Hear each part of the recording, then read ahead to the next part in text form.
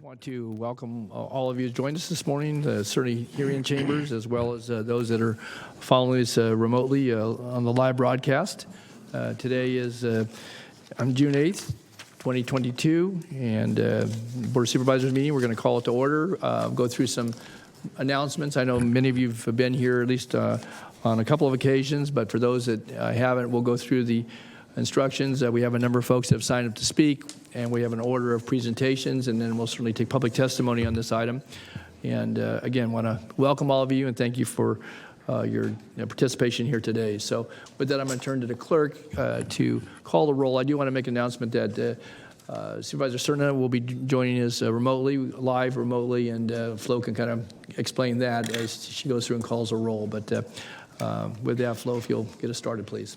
And I'll just continue with that, just to say that for the motions and votes, I'll have to do a roll call in this instance. So I'll go ahead and get started. Supervisors Cerna? Bless you. Bless you. Bless you again. Third time's a charm. Bless you again. Okay. Supervisor Cerna, can you hear me?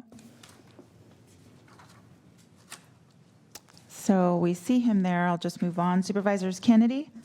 Desmond? Here. Frost? Here. Natoli? Here. And you have a quorum.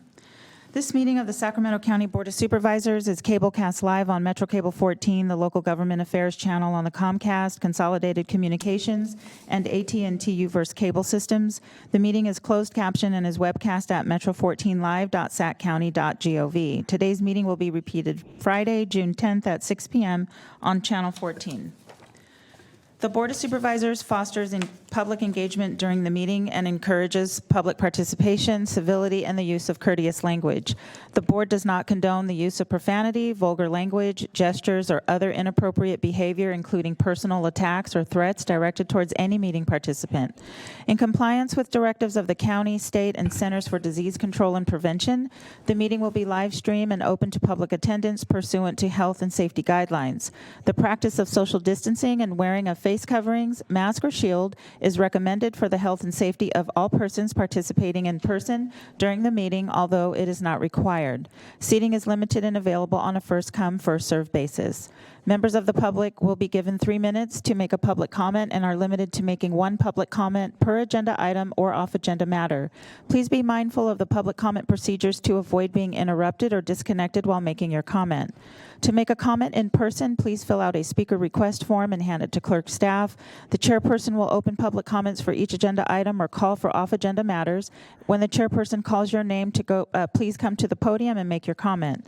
To make a public comment by phone, dial 916-875-2500 and follow the prompts to be placed in queue for a specific agenda item or off-agenda matter. Please refer to the agenda or watch the meeting to follow along to determine when is the best time to call to be placed in queue to make your public comment. Clerk staff will transfer calls into the meeting accordingly. Each agenda item queue will remain open until the public comment period is closed for that specific item. You may be on hold for up to an extended period of time, and your patience is appreciated. You may send written comments by email to boardclerk@saccounty.gov. Your comment will be routed to the board and filed in the record. If you need an accommodation pursuant to the Americans with Disabilities Act or for medical or other reasons, please see clerk staff for assistance or contact the clerk's office at 916-874-5451 or by email at boardclerk@saccounty.gov. Thank you in advance for your courtesy and understanding of the meeting procedures. Thank you, Flo. If you'd all rise and join me with the Pledge of Allegiance, please.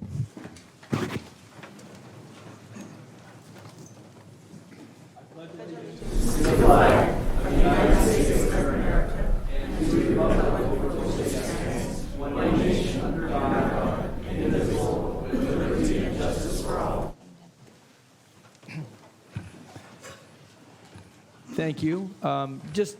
Before we call the agenda item, I just want to note we do have many folks who've signed up to speak, about 20 thus far, and I know we have a request and granted through the chair and the clerk's office to allow for a group presentation that will be limited to 20 minutes, and then other speakers who wish to speak individually, as the clerk noted, we will take both folks in chambers as well as on the phone.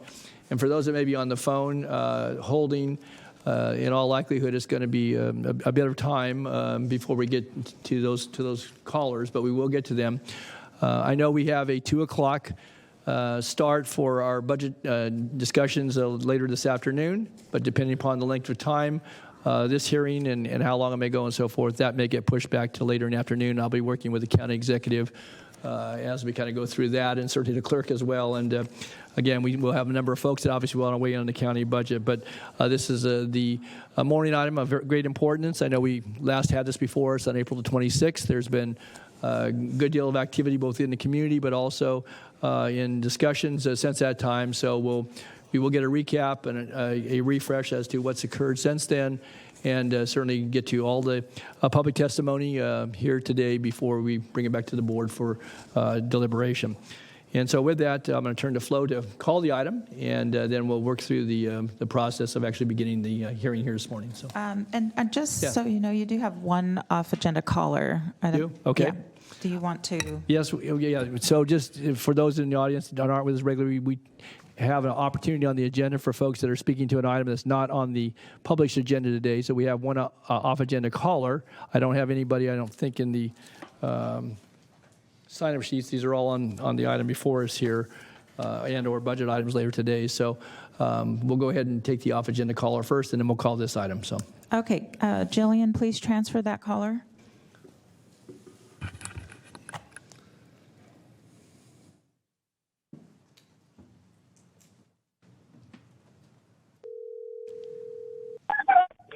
Hi, caller. Please start with your public comments. You have 3 minutes. Thank you. So this is Gabrielle Ingram, and I missed calling in yesterday for the grand jury item, so I'm going to do it as off agenda today. But we wanted to say that regarding the board's response to the grand jury on recommendation 6, that it will not implement an ordinance for law enforcement to enforce public health emergency orders. It is good the board has addressed in writing that they do not have the authority to direct independently elected officials to exercise their discretionary powers in any particular manner. It's nice to see that the board is taking a stance aligned with the will of the people on this. Senator Richard Pan with SB 1464 tried to put law enforcement under public health officers. The people stood up, voiced their opposition, and the bill did not even make it out of committee. The enforcement ordinance that was presented to this board in December 2020 was incorrectly cited by the grand jury as being pulled by the board when it was in fact pulled by Dr. Bellianson, former director of health services. We were there that day and witnessed this happen, in addition to learning that a record was set for this board in email public comment, over 2,000 emails. It had over 100 phone calls as well. Since 2020, we the people have been more engaged in the local government decision-making process and how those decisions affect our lives. For once, we agree with this board on their position for something surrounding COVID. The people will not live in a medical police state and will continue to be vigilant around the state and local politicians' decisions to respect or attack our liberty. We encourage the board to sit down with us and come to strategic solutions for a reasonable path forward. Thank you. Thanks, Gabrielle. Okay, that's our only off-agenda caller? No, that's it. That's your Okay. final caller. All right, so then we will close the off-agenda comment period and then move into our agenda item. I just wanted, I don't have a sub-agenda, but so the order of things is, as we get started, again, we have folks in chambers that have signed up to speak. We've received a good deal of communication. So is the order then to have staff make the presentation, take, and I'll just kind of walk through this and have any board member questions at that point in time. And then, Yes, so we'll start with staff presentation, and then obviously if you have questions or comments, Okay. and then we'll have the community presentation and then public comment. Okay, very good. All right. Okay, so that's the order of things. And again, if you haven't signed up to speak and you intend to, certainly it's timely anytime during the proceedings, but I will work down through these in the order that I received them, and then we'll go to the phone callers following that. So, okay, very good. Again, good morning, and go ahead and call the item, Flo. Okay, item number 2. This is to approve the site located at 8144 Florin Road as a safe stay community. Approve funding from Phase 1 of the American Rescue Plan Act in the amount of $6,462,127 for the Department of General Services to purchase pallet shelters, design, construct, and operate the Florin Power Inn Safe Stay Community, and in the amount of $1,212,055 for the Department of Human Assistance to operate the Florin and Power Inn Safe Stay Community. Okay, thank you. Good morning, Emily. Good morning. And Flo, I was hoping you could pull up the PowerPoint. Good morning, members of the board. I'm Emily Halkin. I'm your Director of Homeless Initiatives. And here with me today is Jeff Gasaway, Director of General Services. We're both available, as is Bruce and Ann, for any questions as we talk about this project.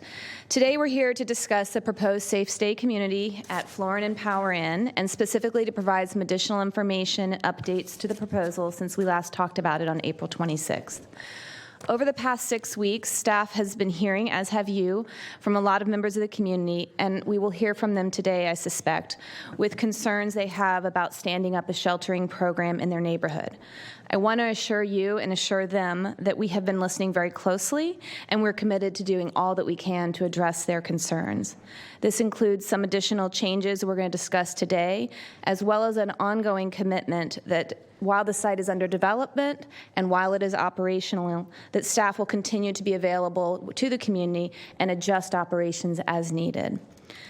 While staff is confident that should the project be approved, it will make a demonstrable difference in this community, which currently is challenged with some very serious negative impacts related to unsheltered homelessness. We do know that our success is in large part tied to our accountability, transparency, and availability to those that you're going to hear from today who are in opposition to the project. And it's with this frame that I want to share with you some details on the project, some additions since last time we met, and our recommendations for moving forward. As a brief reminder, in recognition of the crisis that all of us are experiencing here throughout the county of Sacramento of unsheltered homelessness, the board has taken many steps to help provide relief. Just this fiscal year, you've committed over $9 million in general fund, as well as $59 million from your first tranche of the Arpa dollars to increase outreach, sheltering, and services to help people transition out of homelessness, including ensuring access to critical behavioral health and housing supports. You've also offered additional assistance to enhance mitigation measures to help provide relief to communities who are feeling the impacts of unsheltered homelessness. And you've also committed to continuing to build and subsidize a variety of permanent housing solutions so that people can successfully exit.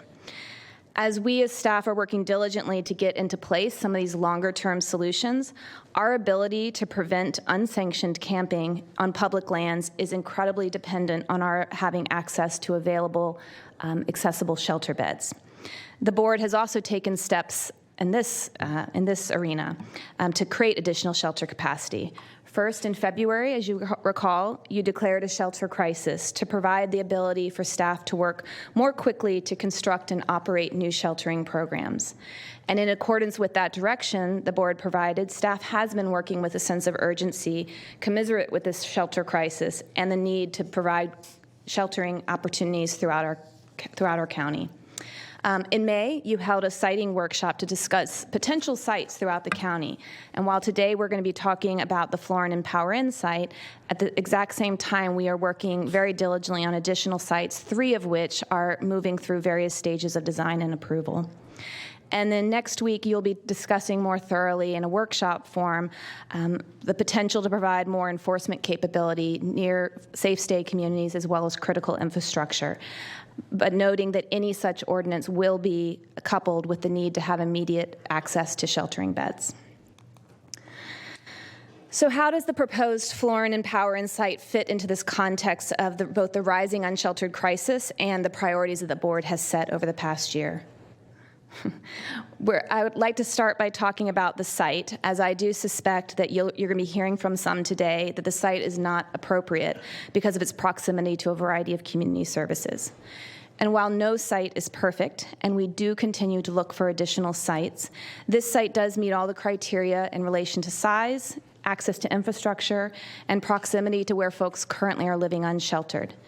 In addition, the pure size of this site really has allowed for a much more thoughtful design that ensures that the sleeping cabins are set back from all surrounding uses, that allows for plentiful on-site space for both formal and informal gatherings, storage of items, pet relief, delivery of necessary food and services.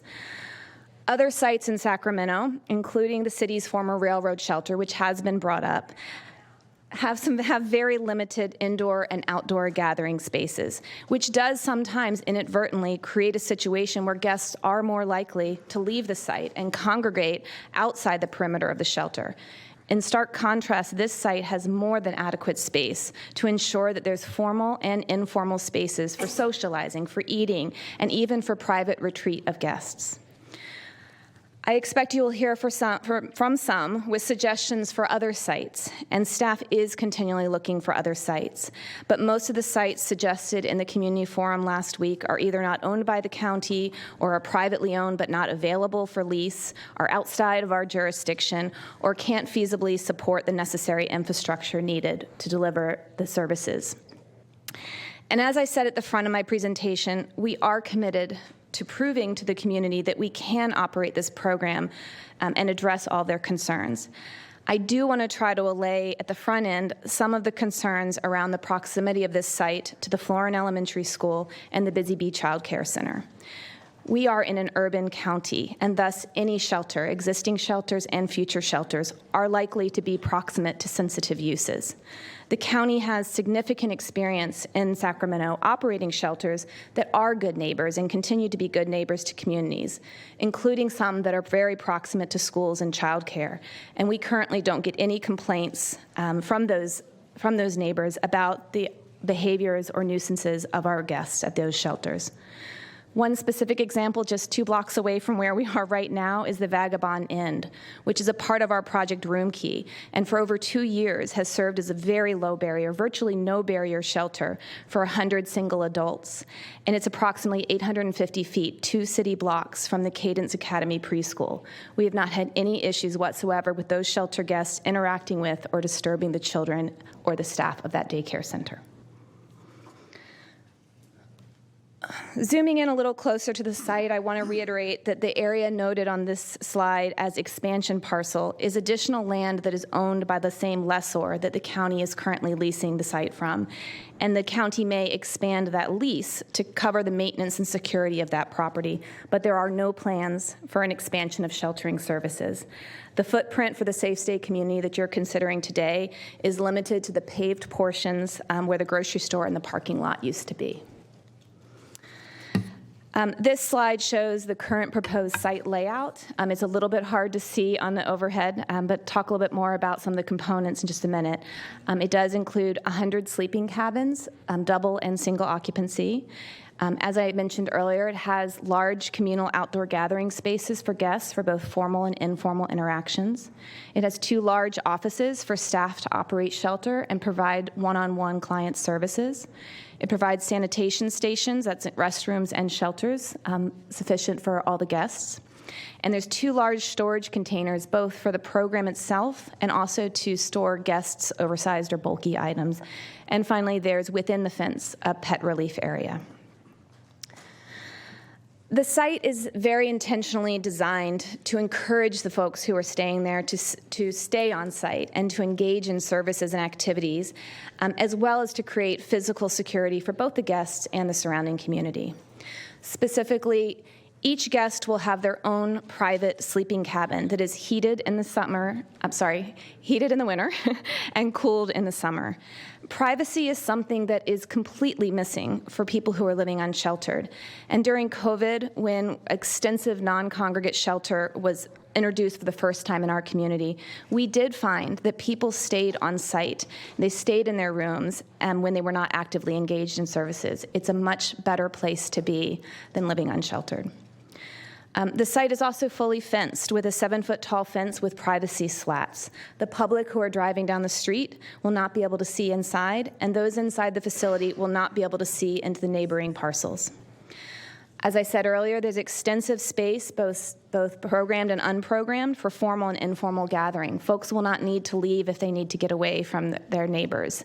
They will not need to leave the site to walk their dog. They'll be able to do all those things within the fence. There is a pet relief area inside the fence. Access is controlled and monitored 24/7, with guest access limited to 1 access gate. People will only be able to come and go who are authorized to be there. And as I said earlier, there's large storage containers so that we can even serve folks who have very large quantities of items, bikes or tents, et cetera, and that they can be encouraged to accept shelter and not have to give up their possessions. In addition to these physical characteristics of the site, and in response to the community requests, we are committed to enhancing private security patrols in the area. In addition, we are continuing to work with the Sheriff's Office to address any criminal activities and to help address nuisance behaviors. The final benefit of this site and the physical part of the site, and using the pallet shelter product specifically, is the ability to both quickly stand up the program, but also, if needed, close it down. Should there be any issues at the site, which we don't anticipate, or should there no longer be the need for this type of sheltering program, the county can cancel the lease, the county can remove the shelters, and the county can return the site to its current condition.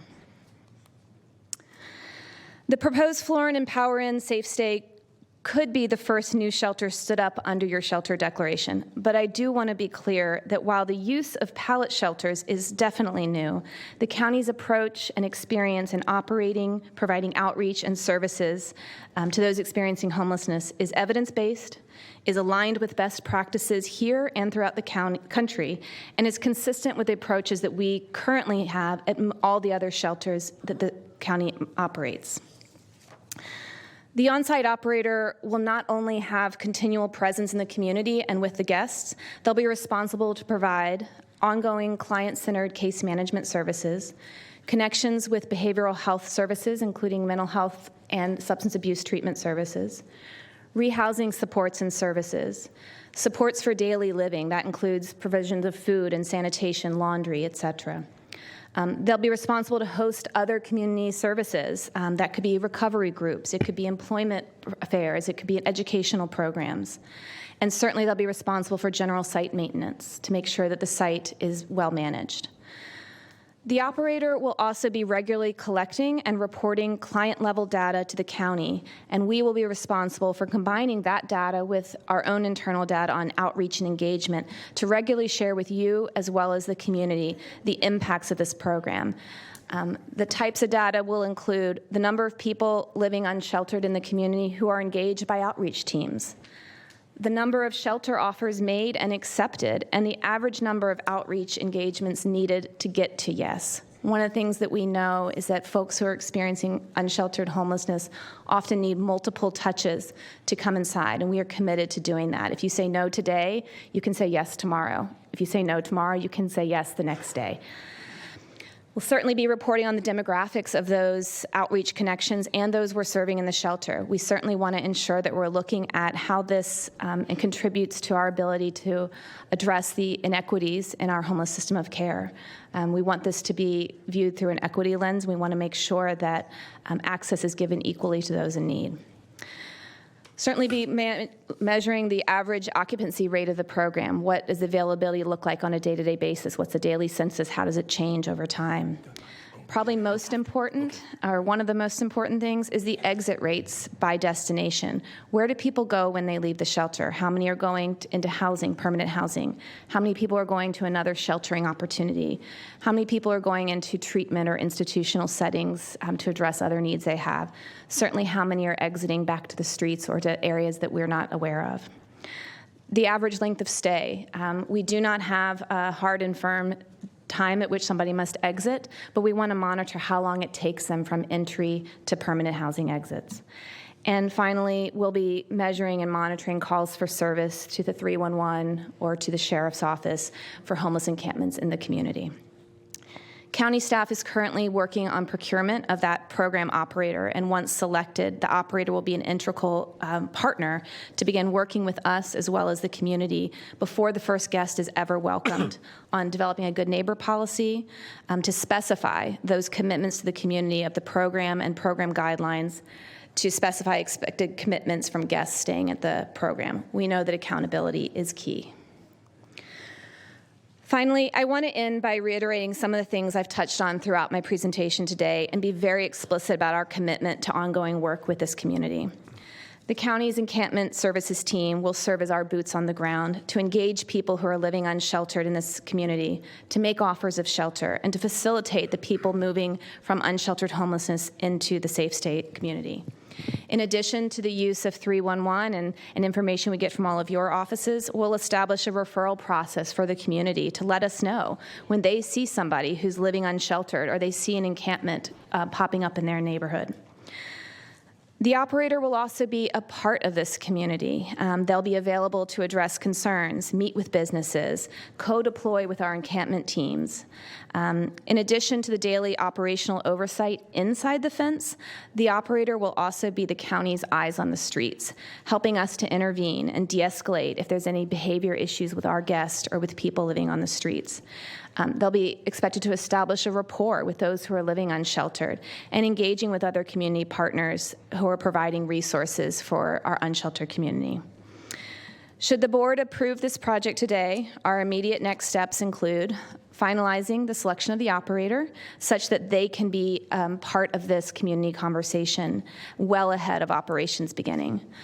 Forming a community advisory committee who will work collaboratively with county staff and the operator to develop good neighbor policies, to develop reporting mechanisms and protocols, and to develop some communication materials. And certainly finalizing the site plan and starting construction. Today's approval is the start of what will be an ongoing conversation with those who are here today in chambers and others who are impacted by this project and interested in ensuring the success. This concludes my comments. I look forward to the conversation today and after today, and I'm happy to answer any questions you may have. Mr. Chairman, if I may, just offer a couple of additional comments. Sure, Bruce, go ahead. Thank you very much. First of all, Emily, thank you for your presentation and for all your work on this. But Mr. Chairman and members, I just wanted to emphasize a couple of key points here. You heard Emily with the updates and the points that she made in terms of the extra steps we've taken with security, the commitments we've made to have an experienced vendor on site, the services that we're going to provide on site to keep the residents there, and very importantly, the strongest possible commitment to an ongoing dialogue with members of the community and with your board, regular reports to your board on the status of this should you approve it. To the people in the community who are here today and who were at the forum last week and that we've heard so much from, we hear you. We hear you and we understand the concerns that you're raising. I would say to the board that based on our efforts, based on the efforts that we've seen in any jurisdictions, any site that we propose is going to run into strong concern and opposition. I just want to remind the board that our effort to expand capacity for our homeless neighbors is critical to the county's overall plan to address homelessness. And the success of all of our other efforts will be severely limited if we don't have the ability to expand capacity. And at your direction, at the board's direction, we have actively and thoroughly pursued potential sites. We have actively and thoroughly pursued potential locations. This would be our first. And we know that if we're going to do more, and we would like to do more, we have to succeed at this site. So I would want just to assure the board and the community that there would be the strongest possible ongoing oversight and dialogue and immediate attention to issues that are identified. And with your support, if you should support this today, and if we move forward, there would be regular status reports to your board, and very importantly, should there be major issues that we don't anticipate or that we don't address adequately, you can pull the plug. You can pull the plug on this site if you're not satisfied with how it's going. We can pull down these pallet homes just as quickly as we put them up, if that is your desire, and if that is the experience that suggests we need to do that. So here we are. If I may, Mr. Chairman, here we are. This is the point that you've asked us to get to. We believe strongly that we have a very strong, comprehensive plan for the operation of this site. It's as strong and as comprehensive as any that I've seen developed by any jurisdiction that has proposed these types of sites. I strongly believe that. So I just ask you to consider all these points. We're going to listen very carefully to the community's concerns, but we are committed to an ongoing dialogue, and we just would hope that we would get your support today so that we can continue with this approach. Thank you very much. Thank you, Mr. Wagstaff, and appreciate your comments. I know we've got Supervisor Cerna on the phone. I do have Supervisor Kennedy punched up, and then again, Flo, do you have a way of knowing when Supervisor Cerna wants to? Is there a hand raising? I don't know that I can see it, but I'll work something out with my staff so that they can notify me because Okay. they have a different view than I do. Okay. Mr. Chair, this is Supervisor Cerna. Can you Yes, hear me? Phil. Yes, we can. Yes, we can, Phil. Yes, I understand Supervisor Kennedy's in the queue here, so I would like to make a few comments after he speaks. Okay, very good. Thanks, Phil. All right, and then we'll go to other board members for questions or comments. So with that, thank you, Emily. Thank you, Bruce, for your presentations here this morning. And we'll next go to board members of Supervisor Kennedy, followed by Supervisor Cerna. Thank you, Mr. Chair. And Supervisor Cerna, I hope you're feeling better. I'm going to make a fairly, Emily, you might want to sit down. I'm going to make a fairly lengthy comment, and I'm doing something that I rarely ever do. As those who have regulars of our meeting, I'm going to make a lengthy comment, and I'm going to read, neither of which are my strong points. But this is extremely important. It's important to the community. It's important to our region, frankly. So I'm going to read from a letter that I wrote to Bishop Jaime Soto recently, and I'm going to cut out some portions. But basically, I'm going to reiterate a lot of what Emily said because I think it's worthy of repeating. First of all, the location was identified after a lengthy and ongoing search for an appropriate site and one with a landlord willing to lease the county the property. This property was deemed appropriate in part because it includes a 3.5-acre cement and concrete pad with access to utilities and is bordered by 2 very busy streets and approximately 7 acres of undeveloped space as buffers. It's critical to point out again that it is owned by a property owner willing to participate in the program, which we have found and the city of Sacramento has found as being very elusive. This Stay Safe community is proposed to have 100 air-conditioned heated pallets, and the name, by the way, pallets is the name of the company. It's not made of pallets, which some have thought. These would consist of 75 single units and 25 double units for those identifying as couples for a total maximum occupancy of 125. Ironically, the vacant building was torn down largely due to squatting by homeless people and fires that were started by encampments.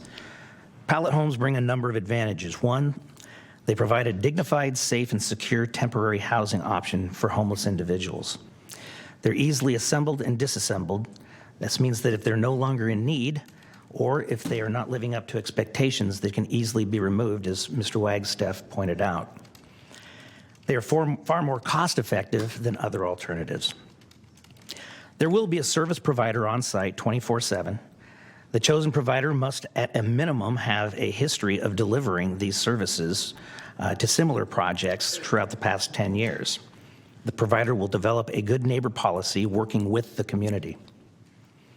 There will be 24/7 security on site. There will be a security fence with privacy slats limiting visibility in and out. There will be 1 point of ingress and 1 point of egress staffed by security. Only those who are allowed to be there will be allowed in and out. That's a critical point. There will be no walk-ins. All occupants will be identified through outreach workers, which will, among other things, limit the number of people coming and going and congregating outside the facility. This has been proven to be very effective at other sites.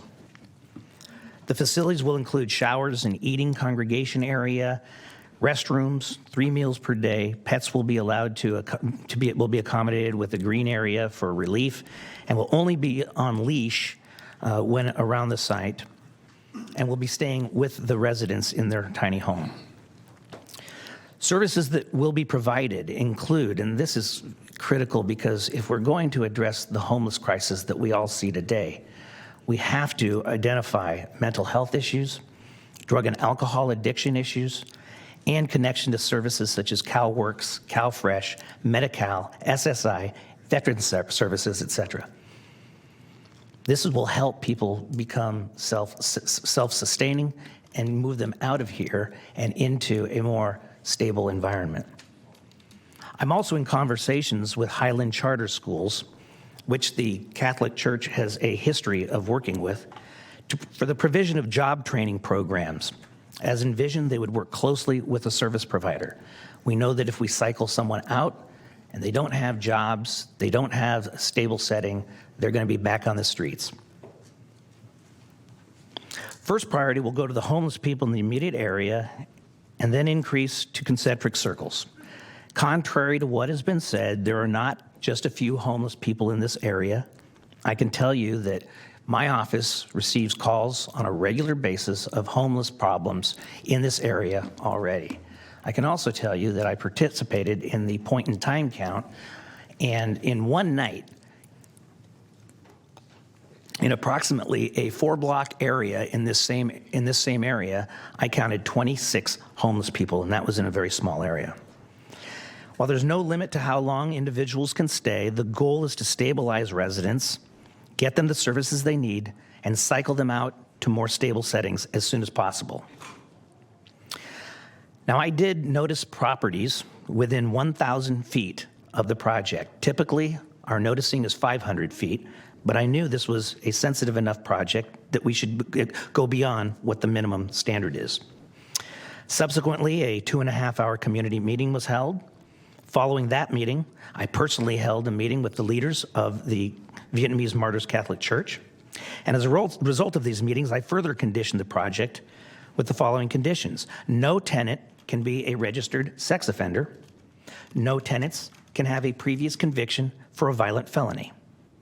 Additionally, I intend to, if I have the opportunity to make a motion later today, I will condition it the following. As part of the Good Neighbor policy, which will be developed between the service provider and the community, a community advisory council will be established that will include 2 representatives of the Vietnamese Martyrs Church, 2 members of the Florin Historical Society, and 2 members from local business community, and 1 member representing Sacramento County's Department of Human Assistance.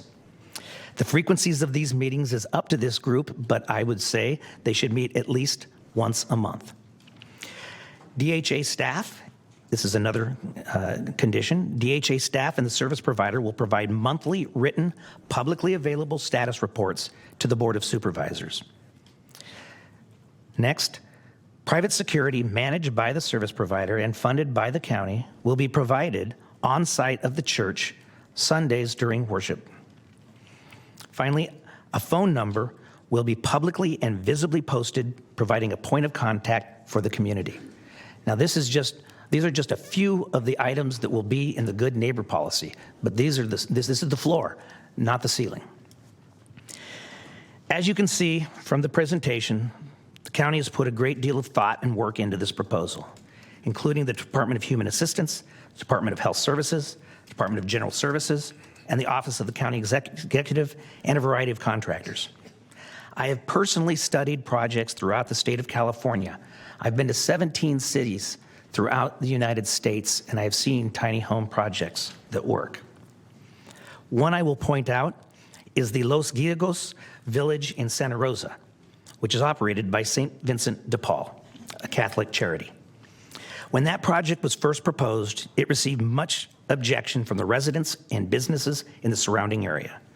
Since that time, upon renewal, all of those organizations have shown support and written letters saying so, because it has been successful and it has actually improved the community and businesses around it. County staff has also visited homeless programs run by St. Vincent de Paul in San Diego, where their mission is, and I quote, to help our neighbors in need break the cycle of homelessness and poverty by promoting self-sufficiency through an innovative continuum of care, multidisciplinary programs, and partnerships that come together in the spirit of our creed.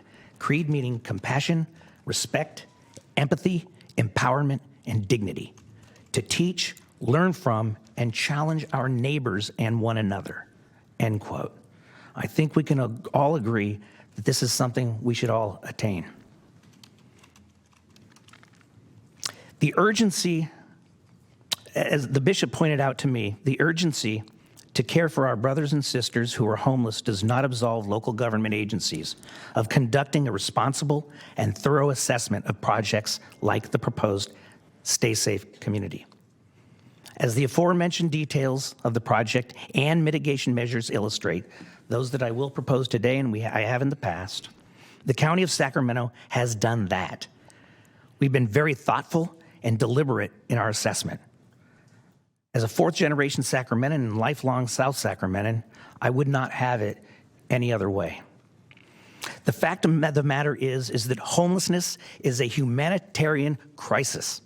It cannot be addressed without identifying and treating the root causes, such as substance use disorders and mental health. That cannot be done while a person is living on the streets, in our parks, in creek beds, on church steps, or sleeping in business doorways. We have to get them immediately into a dignified, safe, secure, even temporary living environment if we are to treat them and move them into a more permanent setting. I truly believe this is a step in that direction. I'd like to end this part of my presentation with a few quotes.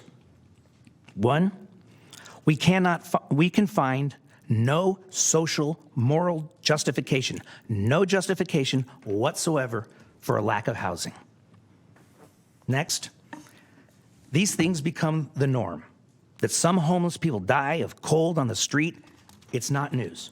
In contrast, a 10-point drop on the stock markets for some cities is a tragedy. A person dying is not news, but if the stock market drops 10 points, it's a tragedy. Thus, people are disposed of as if they were trash. And finally, you pray for the hungry, you feed them. That's how prayer works. Those three quotes are from Pope Francis. I'd also like to address some of the things that have been said about where we should put this in an alternative. I've been told the Sacramento Zoo. Well, first of all, there's a zoo there. And even though they're moving, it will take minimum of 10 to 15 years to move a zoo. And I just want to point out, it's in the city of Sacramento. We have absolutely no jurisdiction over the Sacramento Zoo or its properties. Arpa Arena, it's owned by a private owner who's not interested in doing this because they have development potential for that property. And again, it's in the city of Sacramento. We have absolutely no jurisdiction over Arpa Arena. Cal Expo. We have explored Cal Expo. They are also operated by, it's owned by the state. They are operated by a board that is appointed independently. And again, it's in the city of Sacramento. So it's a state agency in the city. We have absolutely no jurisdiction over Cal Expo, though we have tried. Many have said, why not put it in your neighborhood, Supervisor? And believe me, and I will say, I appreciate the courtesy that you're giving me, and I promise you, when you get up to that podium, I will show you the same courtesy today and not interrupt you. Why not put it in Pocket Greenhaven in your neighborhood, Supervisor? Well, again, city of Sacramento. I have no jurisdiction there. None. I welcome people to look at other projects like The Grove in North Sacramento, which is very similar. It's not pallet homes, it's tough sheds, but it has the same type of operations, same type of services, same type of ingress, egress, one point of contact, 24-hour security, services 24/7. Has not been a problem in the neighborhood. I've knocked on the doors around it. They've all found it to be an improvement because it got people off of their streets. Again, I ask you to look at the site that's run by St. Vincent de Paul in Santa Rosa, which has proven very successful.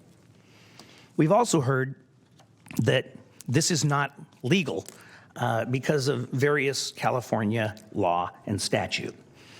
That is all irrelevant at this point because we are in a housing and shelter crisis.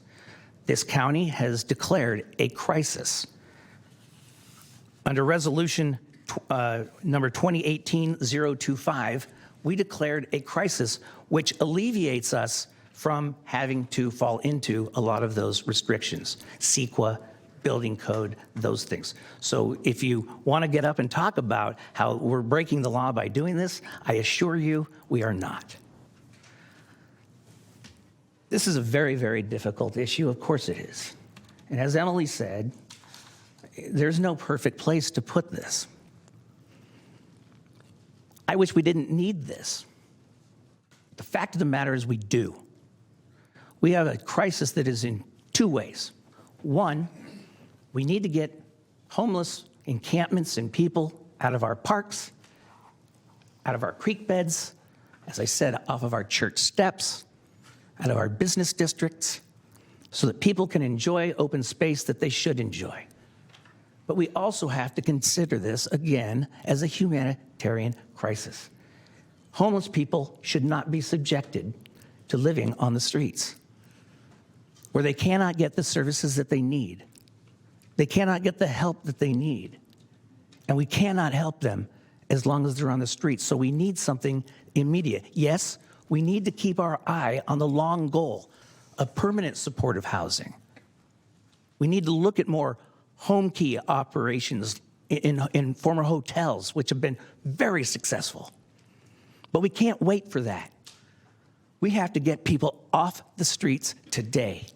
It's good for the community, and it's good for those people who are suffering.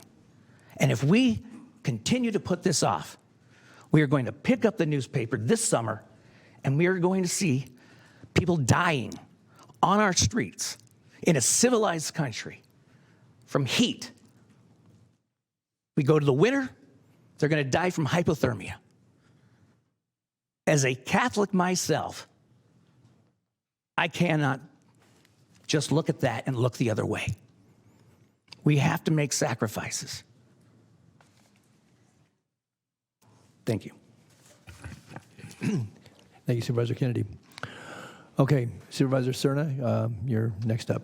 And then Supervisor Desmond. Great. Thank you, Mr. Chair. And first of all, let me apologize to all of our constituents that are in the phone queue and in chambers today. I am watching from home, and believe me, I've done everything I can to attempt to be there in person. Unfortunately, my back issues are keeping me from doing that today, as some know. Secondly, I want to say to Supervisor Kennedy, thank you for that very eloquent explanation of your position and, quite frankly, our position as it relates to the proposal that's in front of the board today, and that will be the subject of the comment later. I guess I want to start my substantive comments by reflecting on the fact that on April 26th, when this first came to the board, I made it clear that I was extremely frustrated, given the fact that I had only learned about some of the details of the proposal hours before the meeting. I had to learn about the general proposal through the media, as many constituents, both constituents of District 2 and District 1, also learned of this proposal.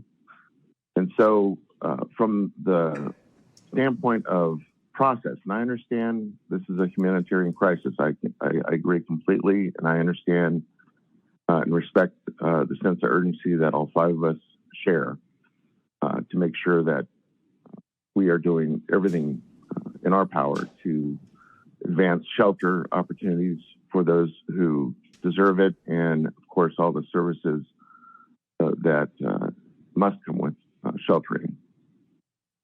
But to learn about it, again, hours before a meeting, a proposal that arguably will have equal, if not more, possible impacts, both positive and adverse impacts, both districts, because of its unique location right at the border of two supervisorial districts. For instance, I have I represent the Vietnamese Catholic Church on the north side of Florence, and certainly they've been very engaged on this proposal. I feel an obligation to be able to at least speak with some, authority about what is being proposed. And I wasn't even equipped to do that because of the surprise, quite frankly, that we were all responding to back in April. So there was obviously a process problem issue for me and for those both Supervisor Kennedy and I represent. That was clear.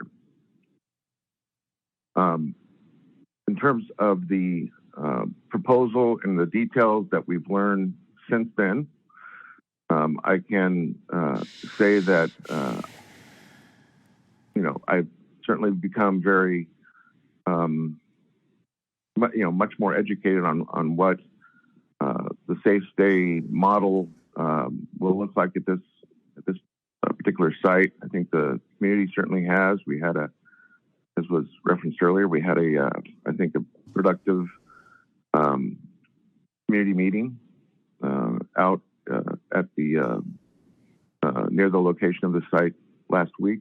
There's probably 150 people in attendance, many of whom had many concerns and questions that were responded to and answered to the best of our ability. Us being staff, my staff. So, in terms of letting the process in the community have a rightful place in consideration of this proposal, I think we did it obviously after the fact because of the way that this was teed up to begin with. But it was at least completed in some fashion more extensively than it was prior to the lead up to April 26th. That was my intention. My intention was never to hold up this proposal, to kill the proposal outright. It was to make the proposal better. And I can tell you this, based on Supervisor Kennedy's comments, I could already tell the process is better, the proposal is better, because of the time that we've taken to necessarily engage with the community and to educate not just the community, but myself. And so that necessarily had to happen. It's unfortunate that, again, it happened in the sequence that it did relative to the first hearing. So I think we've all learned something, if nothing else, in terms of the expected process moving forward for future safe stay sites is that staff and board members, myself included, have an obligation to do the requisite outreach that the community deserves anywhere where we're going to be proposing these sites. That is not only the fair thing to do, but it is the right thing to do in terms of garnering the support that we will need. To Bruce's comments earlier, that we will need to make sure that not just this site, but future sites are supported. And so, again, Mr. Chair, and to the people in chambers and on the phone, I want to make clear before we hear from the public what my intentions are, what they were, is to make this a better proposal. Now, I appreciate Supervisor Kennedy explaining and prefacing the good neighbor policy elements that he touched on briefly as the floor, because quite frankly, as I explained last Thursday to the community, I believe there is support on this board today to move forward with this proposal. But this really is the community's first opportunity to expand on that floor in terms of good neighbor policies that Supervisor Kennedy touched on. I said that last Thursday, that this is the opportunity for the community to provide some insight about what they would like to see, at least as a conversation starter relative to the work that the Community Advisory Group will expand on as part of this proposal moving forward. I have some very specific elements of what I think that floor should include today, not in the future, not after debate, discussion, and input from the advisory board, but I have some other specific elements of that I will like to touch on after we hear from the community, Mr. Chair. But with that said, again, I appreciate Supervisor Kennedy and his explanation. I think it, again, is evidence that this is already going to be a better proposal than it was presented on April 26th. Thank you. Thank you, Supervisor Cernan. Okay, next, Supervisor Desmond. Thank you, Mr. Chair, and thank you, Supervisor Cernan, for those comments. I agree that there have been definitely some improvements in the proposal, and that speaks to the engagement and the leadership of Supervisor Kennedy and our staff on this. And this is very difficult stuff. We are at an inflection point in our community, in our region, in our state, in our country when it comes to this homelessness crisis. And I'll have more comments at the end, but just to dovetail when Supervisor Kennedy talked about, if we don't do something different, we are going to see more people dead on our streets. We're going to see more pain, more addiction, more suffering, more disruption to our communities, more degradation of the quality of life in our neighborhoods, because this crisis will keep getting worse unless we do something different, something bold. But I'll have comments at the end. But in the meantime, so Emily, I'd like to ask you a few follow-up questions, if you don't mind. So you brought up a good point, something I hadn't thought about. I mean, a lot of the concern for this site, any sites that we look at, is people are looking at it through the context of other sites that they've seen. Just a maybe low barrier sanctioned tent encampment area that is placed right near a lot of other homeless camps. And it's made the situation worse, or it's been, at best, I guess, status quo. You talked a little bit about how this is different, how this has a lot of features that makes this site different. So I want to talk about that a little more. You made reference to the Project Room Key efforts at the Vagabond Inn, but there are other efforts. Can you talk a little bit about the other Project Room Key experiences, the capacity, the people who have been served, and maybe some experiences at these other places? Because it seems to me that this is analogous to a Project Room Key in a lot of ways. It's not in an actual hotel, but it is in terms of a temporary arrangement where someone has their own safe sleeping area and access to services. It seems like it's very similar in that regard. So can you talk about that a little more? No, I appreciate it. Thank you. This is working. Yeah, I think that the lessons learned from COVID, if we can find some silver linings there, were how to operate shelters differently so that folks who previously have not engaged will. One of the definite lessons learned from Project Roomkey, including the Vagabond site, but at the height of Project Roomkey, we had 4 sites throughout the county, is that people who in previous outreach and engagement attempts for congregate shelters or for a tent encampment would say no, said yes. And they said yes in part because what we were offering them was significantly different, provided them privacy, provided them some dignity. I think that the one thing that, we were also under a pandemic. So the challenges that we saw with Project Roomkey were primarily around management of the pandemic. We were in a lockdown. We're no longer in that state. And as Project Roomkey has transitioned from a real project to prevent the spread of disease to more of a traditional shelter, we are not seeing problems at those sites. We are seeing people stay in their rooms. We're seeing people engage with service providers. We're not getting complaints from the community. And so I do think that this, I would feel comfortable comparing it to that, primarily because the non-congregate nature.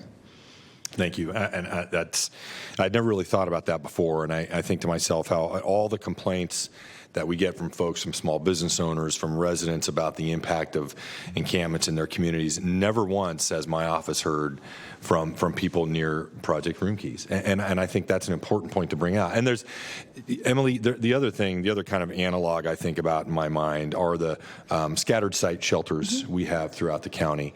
Can you describe what those are, how many they are? Because those also seem to me to be something that is, right. There's a lot of comparisons with what we're trying to do here. Yeah, I agree. The only difference there is the scale. They're very small. Right. So we currently have, I believe, 145 beds in, that would be 20 or so houses scattered throughout the county.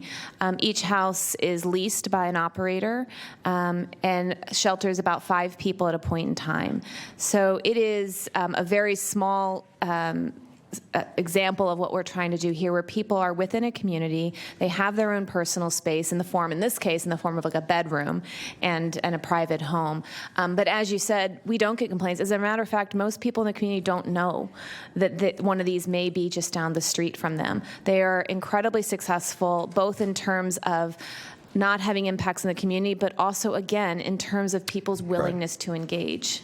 Right. Okay. Thank you. And yes, obviously, this is a much larger scale than that. But there are also nonprofit organizations that run homes within communities, right. And it seems like we have drawn on a lot of those best practices in what you're designing here. And something you also talked a lot about is. And Supervisor Kennedy mentioned also bringing on Highlands Community Charter to also provide job training in addition to all the other services that we're providing or recommending to be provided at this site.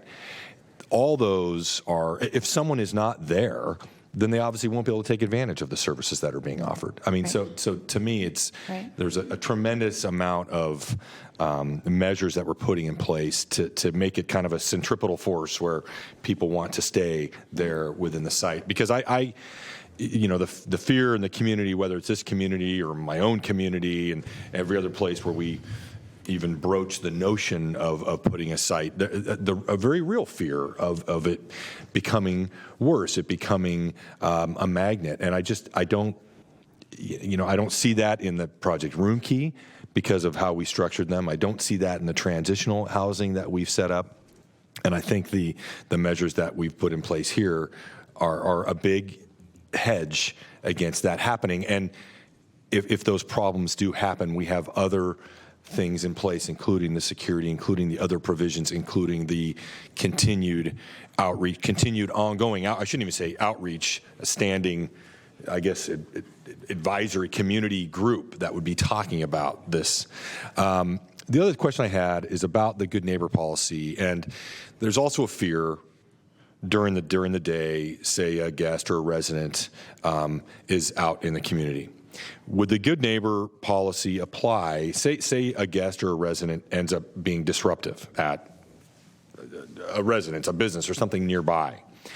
Would that good neighbor policy apply to that residence in terms of their continued eligibility to be a part of the program? Yeah, so certainly within the Good Neighbor policy, but also within the program rules. This is not a program that does not have rules. So every guest will be will be expected to and held accountable to program rules, which include your behavior inside the facility as well as behaviors outside. Certainly if a resident, a guest of the shelter is leaving the facility and, disrupting neighbors or certainly committing crimes, there are repercussions, including not being able to stay at the site. But more important, or just as important, is that the operator selected will have deep experience in working with folks and helping to de-escalate before issues get to that level. They will have the experience. A lot of them employ people who have lived experience and who have been there and who have successfully exited homelessness. So our intention is the operator is intervening way before issues arise to a point where the community would call. But certainly, if those issues exist, there are repercussions for the guests themselves. They cannot engage in those behaviors and still remain on site. Okay, thank you. I think that's crucial. And Bruce, I want to follow up. I appreciate your points and your commitment to this and your passion about the urgency of this crisis that we're facing. You mentioned how this expanding this capacity is really it's one component of our overall approach, and I think a lot of folks, including my constituents, are so concerned that hey, this is the path that we're taking, and that's it. We're not making other investments. So I'd like, Bruce, could you just say a real thumbnail sketch about, and I don't need you to go into detail. I know we go into a lot more detail during budget and other times, but some of the other the avenues, approaches that we are taking. I'd be happy to, Supervisor. And you're right. This afternoon during the budget presentation, both Emily and Siobhan Katari are going to be speaking specifically to this point. But this is for the edification of the folks this here, is for right? That's right. I'd be happy to give you a thumbnail sketch. But there's a major effort on various fronts to address the homeless situation that your board has made investments in. Emily made reference to that. First and foremost, in the area of behavioral health and mental health. Our use of MHSA dollars, the Mental Health Services Act dollars. We have made a major commitment of those dollars towards the mental health needs. We've also made a major investment in substance abuse, alcohol and drug services for the homeless population as a priority for how we use that's funding. You mentioned the scattered sites. We certainly have done that. We are expanding our outreach in the community big time. Your board this year invested a lot in our outreach teams, including behavioral health specialists that are out there with our outreach teams to address the needs that they see on the street and try to make referrals. That's a major effort that we make, to make referrals to those services as well as to our public assistance benefits, CalWorks, food stamps, CalFresh, excuse me, as well as the mental health and behavioral health services. And I'll also note that every week we pull together all of the departments in the county for an encampment discussion. And that's most of the departments in the county, I might add. So not just human assistance, not just health services, but waste management, transportation, water resources. All of those departments are engaged in ongoing discussion about how we can address encampments. We've invested in cleanup services, as you know, and the board supplemented that this year. And we'll be talking about that in our budget later today as well. So there's an overall effort, Supervisor, to address this crisis. But the point still remains that we need to increase our capacity. Right. We're all familiar with the Boise case. We're all painfully aware of the elements of the Boise case. And it really limits what we can do if we don't have an expanded ability to place people somewhere. So, well, I think that's very helpful to me, and I hope it's helpful to folks in chambers and who are listening to know that this is not something we're doing in a vacuum. We've done a lot to bring a more comprehensive approach to, at times with this municipality, other municipality is a fragmented approach, and we've also really done a lot to demonstrate that we know this is not only a housing crisis, as Supervisor Kennedy said. This is such a multifaceted challenge and crisis caused by so many factors, and by having these stay safe communities, that is probably our best chance of getting people on the path they need to change their life. And I think the other thing that I'm glad you've had a discussion with law enforcement, because we need to continue to have those discussions too, because let's be honest, there are a small number of people who either prey on the homeless or maybe even exist in homeless camps that do need a different approach at times. Ideally, we'd be able to get them into services and change the behavior, but we also need to make sure that we are enforcing the law against people who are doing damage in our communities, doing damage to our small businesses. So that's part of it too. And the way I envision this is this will help identify, separate out the folks who are not willing, ready, and able to get help. This will help identify folks who might be amenable to other interventions, like that are things that are being proposed in their state legislature right now for an increased or an expanded conservatorship process. This is one of many steps, but an incredibly crucial step. Well, Supervisor, I'll kick myself later if I don't mention that we've also devoted as a priority our ARPA, American Rescue, help me. The American Rescue Plan Act, that the funding from the federal government for COVID response to the homeless question. $10 million, for example, for landlord engagement, to work with landlords to try to promote the placement of our homeless neighbors. So that's also a very significant part of our overall strategy. And I failed to mention it before, but I did want to make note of it. Okay. Thank you, Bruce. Thank you, Mr. Chair. Yeah, thank you, Supervisor Desmond. Supervisor Frost. And we'll get to public testimony here in just a moment. Well, first, I want to thank Supervisor Kennedy for the beautiful presentation of, what's going on in your head and where you're coming from and your thoughts regarding the project. It was helpful for me to have some of those points reiterated. And I want to thank Emily and Bruce and everyone who worked on this. Thank you for the detail and the precision. Your attention to every little detail, and the way you've responded to the community. It's obvious that you really care, and you're trying desperately to figure out how can we make this work for everyone. So I appreciate that. I have just a couple questions, Emily, regarding your presentation, some of the things that have been said. My first question is relating to the diagram that you brought up in your PowerPoint of the site and how the sheds or the cabins, tiny homes or whatever we're calling them, are on the back side of that lot. My question is you said it would be fenced, I think, and I'm wondering, is the fence just around the pallet homes, or is it around that area in front of the pallet homes, so that when you're looking from across the street, are you going to see people loitering in that parking lot, or is there going to be a fence right up to the street and you won't see any of it, or how will that work? Right. So I put the diagram. It's a little bit hard to see here, but just visual to try to. But the fence line is right up to the street. This, you can't see it probably here, but this black line is the fence line. So as you can see, it goes right up to the street here. It juts in a little bit for vehicular access, and then it comes right back out to the street and along here. So yes, when you're driving down Florin Road, the fence will be right up at the sidewalk. And so, like, if they have cars, their cars will be parked in that area right there? You mean if the guests have cars? Yes. Yeah, at this point, we haven't talked about accommodating guest cars, but certainly there is space within the perimeter behind the fence. There's plenty of parking if guests or visiting staff or staff, yes. Or RVs, for that matter. I talked to someone just a week ago who had an RV.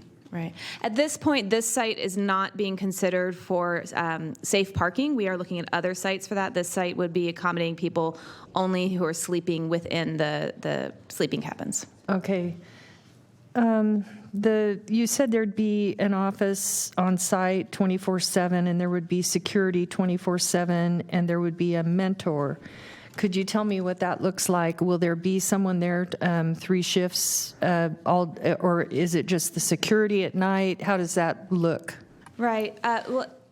Once we have an operator, we'll get to the exact specifics depending on how they provide staffing. But typically, there will be during the daytime there will be robust amount of staff: a shelter operator, case managers, housing specialists, and then during the night there would be what we might call security or monitors. Sometimes they are actually employees of the provider themselves, so people trained in de-escalation and in engaging with the clients. Sometimes the provider will subcontract with like a private security company. Because we haven't selected the operator yet, I can't tell you which of those two, but there will be on-site presence of staff who are trained to engage with these clientele 24/7. And at nighttime, it will primarily be more security-type staff. Okay, and I'm just thinking, it doesn't matter what area you put one of these, is there one phone number people can call day or night to get to a person who's on that site to deal with a problem that they see happening? Sure, I think I heard Supervisor Kennedy include in one of his recommendations that there will be a number posted that probably will, at this point, what I'm thinking, will probably ring through to that security desk, because that is the 24/7, on-site presence. Okay. And you mentioned the Community Advisory Commission with 2 people from the Vietnamese community, 2 people from the Historical Society, 2 people from businesses, and 1 from DHS. Mm-hmm. The commission, what will be, what are your ideas about this advisory commission? Do they have the power to vote to say, let's call and ask them to pull the plug? Or what is it that this commission, how does this commission operate, and what is their authority in changing a situation that they perceive is not working well for their community? So I'll field that one because it's not her. Oh, okay. That was mine. Okay. I'd rather call it council than a commission. But it would be the eyes and ears of the community. It would have, there wouldn't be voting authority, because it would be just that, an advisory commission, or council, sorry, you got me going there. It would be a council in which to provide those eyes and ears to us, to the county, so that we are in touch with the community on a daily basis, and they have input into what's working and what's not working. But also, the most important part is to provide that input to the provider who's there, boots on the ground every day. And hey, we've noticed this is happening.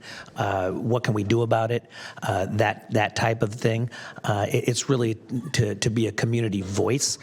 It also, quite frankly, could be a voice if this thing, and as Mr. Wagstaff said earlier, we don't anticipate it, but if this thing goes south, is going south, they would be a very loud voice as to, what is the future of this site, whether or not we maintain it or not. Okay, thank you. Mm-hmm. The other question I had was relating to, I perceive, and it's my understanding, that this is a low barrier site, although we're talking about job training. So when you say low barrier, I'm not sure what you mean. Does it mean they can bring their pets and their drugs and their everything and everything goes? Can you explain what low barrier for this site means? And because if we're doing, it's hard when someone hasn't made that decision to, maybe if it is an issue with drugs, that could impact the success, that did impact the success we actually had in prior programs for work training, because we couldn't get them, we couldn't find anyone who was ready to cross over and stop the drugs. So again, let me, please, go ahead. Just because I don't want to put Emily on the spot for my conditions that she hasn't necessarily even seen. The job training that I'm talking about, I've been in conversations with Highlands Charter School. They do adult training, job training. I think you've been out there. Oh, they're amazing. Yeah, they said that they saw you. Yeah. And actually 20% of their population currently is homeless. So they have a long history of working with the homeless population. So that's why I specifically am working with them, and this is because of their track record in that area. So we'll get back to the what low barrier means, but I want to follow up on that. Okay. So, senior moment. Let's talk about low barrier, and then that'll come back to me. I'm still confused about what low barrier means. Can they take drugs into that complex? No. Okay. So how I would frame it is that we're trying to screen people in as much as possible versus screening people out, with the exceptions that have already been put on the table, that you cannot be a registered sex offender or have a conviction for a violent felony. But other than that, it means trying to encourage people to come in. So that means accommodating people with their pets, with partners, with possessions, of sort of 3 Ps a lot of people talk about. You cannot take drugs on site. You cannot, but we're not drug screening. Again, the operator will be trained to identify if somebody's at a crisis moment and needs an intervention, maybe needs to go to the hospital. But no, there's no allowance of using drugs and alcohol on site, but not screening out. Again, we're trying to encourage folks to come in who currently are living unsheltered with all of these issues and allow them to access the services on site. Okay, so I'm going to come right out and say Please. there could be drug dealers in the neighborhood. So if there is, I'm not trying to, I'm just asking, so we are, there won't be loitering within a certain distance, is my understanding. Right. So that we'll be doing everything. They will be able to come and go, but there won't be the ability to hang out in front of there with any of that, outside that fence. Right. And the operator will be responsible for managing the immediate perimeter, and that includes, picking up trash and stuff, but it also means telling people you can't hang out here. This is not a hangout spot. You're in the shelter as a guest, or you might be walking through the community for good reasons, but you cannot loiter right outside the fence, no. And if they opt into job training, are they bused to Highlands, Supervisor Kennedy, or does Highlands come to there, or how is that working? Well, we haven't worked that out. Oh, okay. That's really going to be something that's going to be worked out with the operator, because this is an organization that has experience doing this, so they know best. So I don't want to be too, dictating how they operate. But I will tell you this, that I've already been in contact with Regional Transit, and should we need to provide transportation services to medical appointments and all of that, that can all be worked out. Okay. And then if you were to remove someone, or if we were to pull the plug, where do we send them? 140 people. Sure. So I think there's sort of 2 questions. If somebody is evicted from the program, like one at a time, the commitment is that the operator will help transition them back to where they come from, or to a family member, or to another program, whatever's appropriate. Okay. I want to encourage everyone. They cannot just to the audience. I'm asking questions. I'm sincerely asking these questions. I'm hoping you'll be respectful, and like Supervisor Kennedy said, we will respect you when it's your turn to speak also. As much as possible in all of our shelter programs, we try to limit people just walking out the doors. And it means a variety of different things. We do transport folks into higher levels of care sometimes. It's more appropriate. We may transfer them to another shelter program if they're more successful there.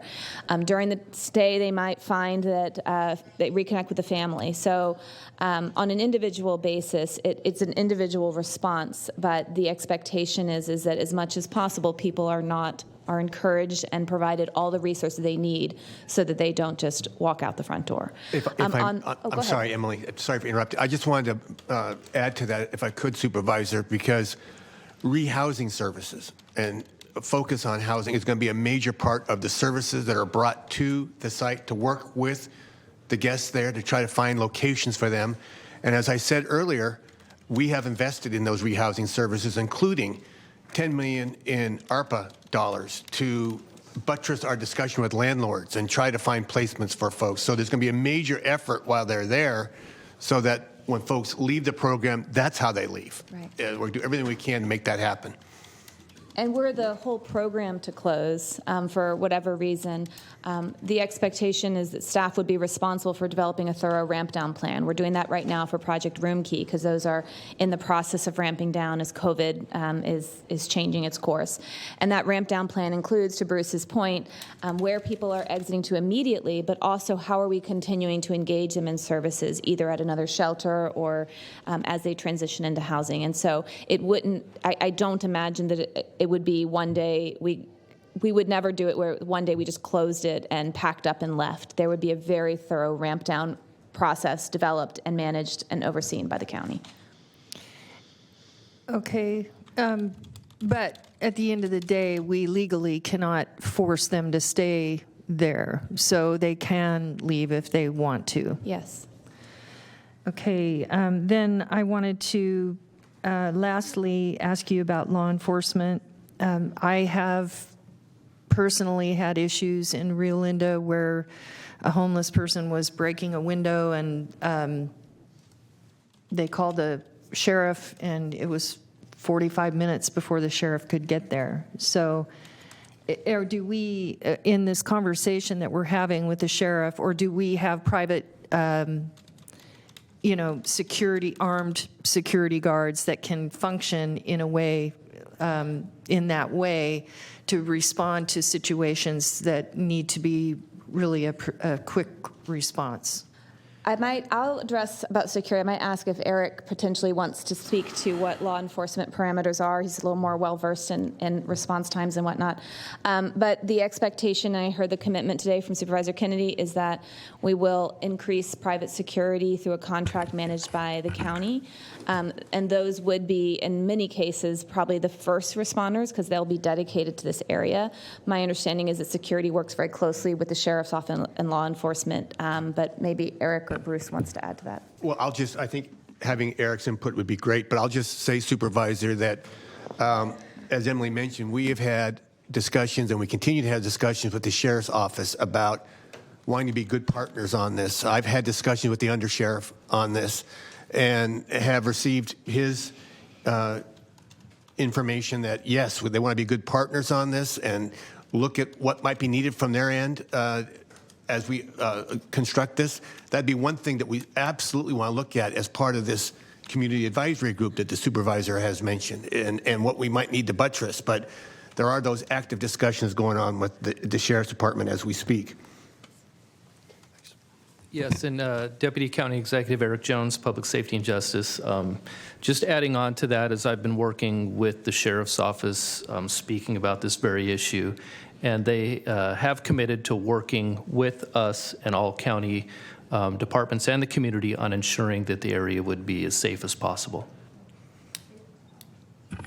Okay, those are, Do you mind if I comment on No, that not really at quick? all. So one thing to keep in mind, I know certainly in District 3, the Sheriff's Department, the community prosecutor, code enforcement, they have these business watches where it's usually where a real troubled intersection and businesses are affected by a lot of quality of life crimes, sometimes related to homeless encampments, oftentimes not.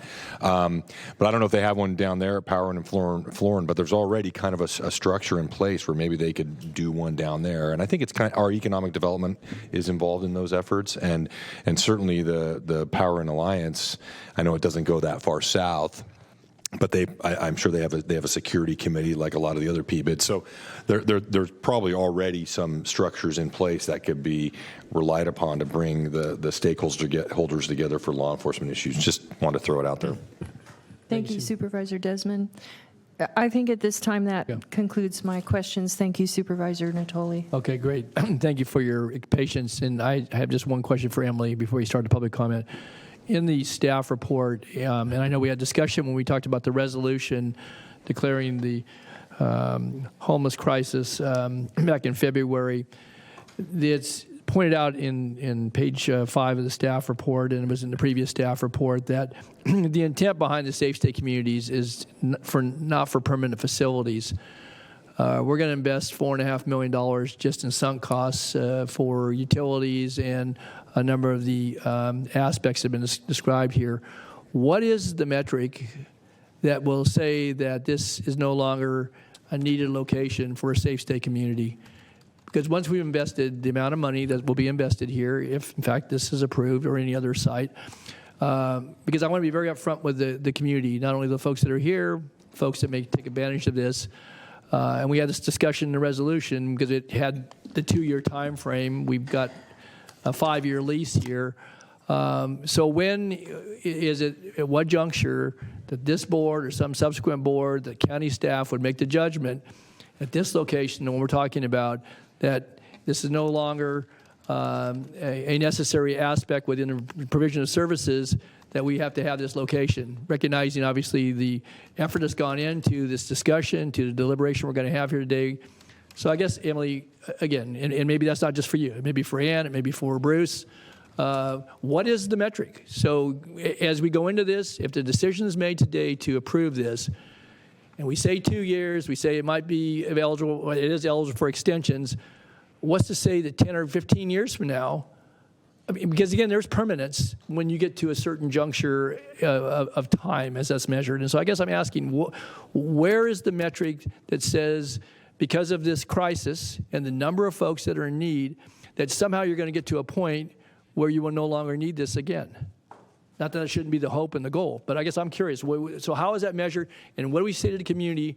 Because it would seem to me that we're going to a direction where this is going to have, I'll say, semi-permanency, if not permanency, because, again, I don't see, no matter what our best efforts, that you're going to, get out from under the need to have some of the safe state communities. Yeah, I appreciate that, and I think it's a very valid and big question, because the issue in front of us is growing, and it's going to take a long time to turn the tide. Where the point in time count is going to come out in a couple of weeks, and none of us are going to be surprised, I don't think, to see very large numbers. And so, your specific question about this site, I mean, certainly we are asking for a commitment for 2 years. So in 2 years, the board could choose at its discretion to close it, even if the point in time count numbers have not gone down.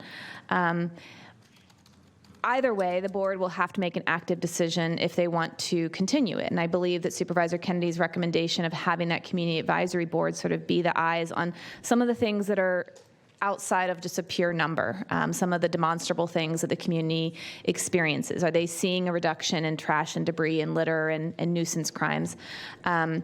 I think that it's a very difficult question to say. It's like, it's this one point. I mean, I would love to say that in 2 years, we're going to see a dramatic reduction in homelessness, but I'm also realistic. And so there will be an ongoing need, but perhaps at that point, it's appropriate to say, let's go to another community, because there's needs everywhere in the county. A little bit of a non-answer, so I apologize. No. Well, again, but I pose the question because I think it's real, and that there should be no misconceptions about one, certainly the need, but misconceptions about what's considered temporary or permanent. Because even if you deal with issues in a given geographical area, the county is a big place, and the numbers are staggering. But I just think we need to be very clear that just as we're deliberating this today, that whoever sits here 2 years from now, or 5 years, or 10 years from now, hopefully we have a report that we've made some inroads. But ending homelessness can be all of our goal, and we could wish it away in this very moment. But that's not how it's going to happen, and I grant that there's been a lot of thought to this, but I just think there should be no misconceptions about temporary versus permanent, and certainly commitments that would say that if things went sideways, that you could pull the plug. Again, I would just say that, having sat on the board for the years I have, to walk away from all the sunk costs, because we get criticized oftentimes for doing things and then saying, oh, no, we made a mistake, and walking away from $5 million in investment. That certainly can be done, and I don't think that we're being, without making that commitment in good faith. But I will also say that if this decision is made, whether it's today or in some subsequent time, that I believe it's going to be here for much longer than 2 years, probably much longer than 5 years. people just need to know that. And whether it works out well or not, we are at a very crucial point here, and I appreciate the comments. But I want to be on the right. If there's anything else anybody wants to add, because there's no real metric to it, because you can take care of it in the area and say, well, we got to move to another neighborhood. That'll be for someone else to judge, I guess. But okay. All right, with that, thank you, Emily. You've all been very patient. extremely Supervisor patient. Natoli? Yes. Can Yes. I add a couple more, Yeah, one Supervisor more Frost. question? Sure. I'm sorry, Emily.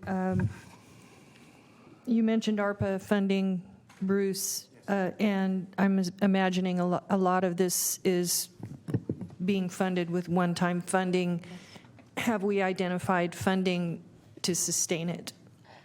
Yes, so the funding for the construction, the capital cost is ARPA. Those are one-time costs for the most part. A portion of the ARPA funds are being used for are proposed to be used for program operations like rentals of the sanitation stations. But the ongoing operations, the contract with the community-based organization providing services is in DHA's base budget with general fund. So we do have ongoing funds for the operational components. We're primarily using ARPA for the capital cost. Okay.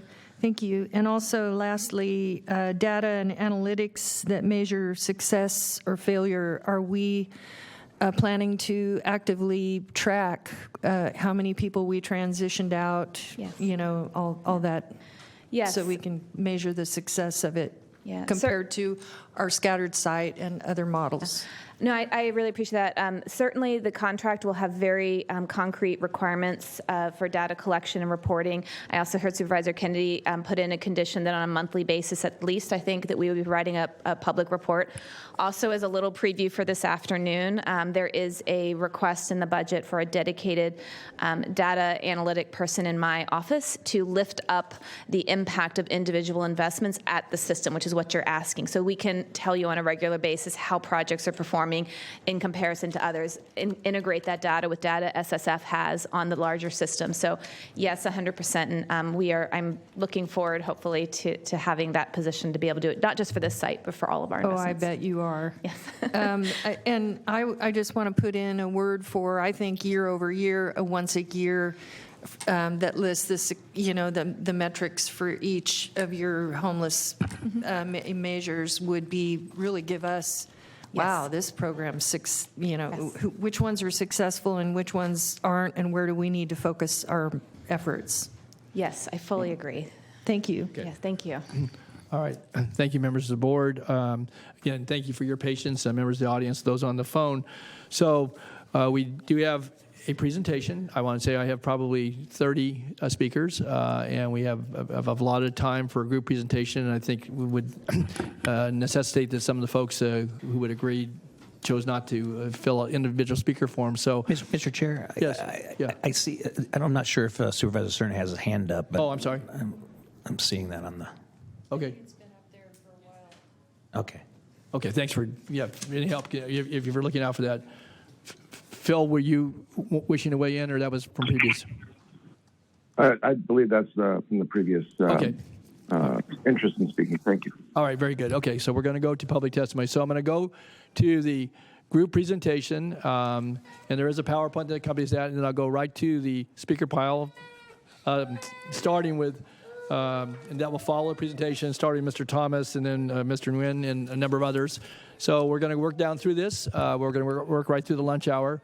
And I know that folks, again, may have other commitments, but we're going to do our best to hear everybody here this afternoon. So, all right, with that then, I'm going to call forward I don't know if it's Tao or who's going to do the presentation on the group presentation. I did agree for 20 minutes so that not everyone had to speak, but we still have 30-plus speakers. So, Tao, you've come forward. And then following that, I'll begin to take the individual speaker sheets and then go to the phone. So, good morning. Thank you for this opportunity to voice our concerns. My name is Tao, so just a brief introduction. I am part of the Vietnamese Martyrs Parish, and here in this room we do have many of our parishioners, and so for those who are here to support our position here, please stand up so that everyone can see.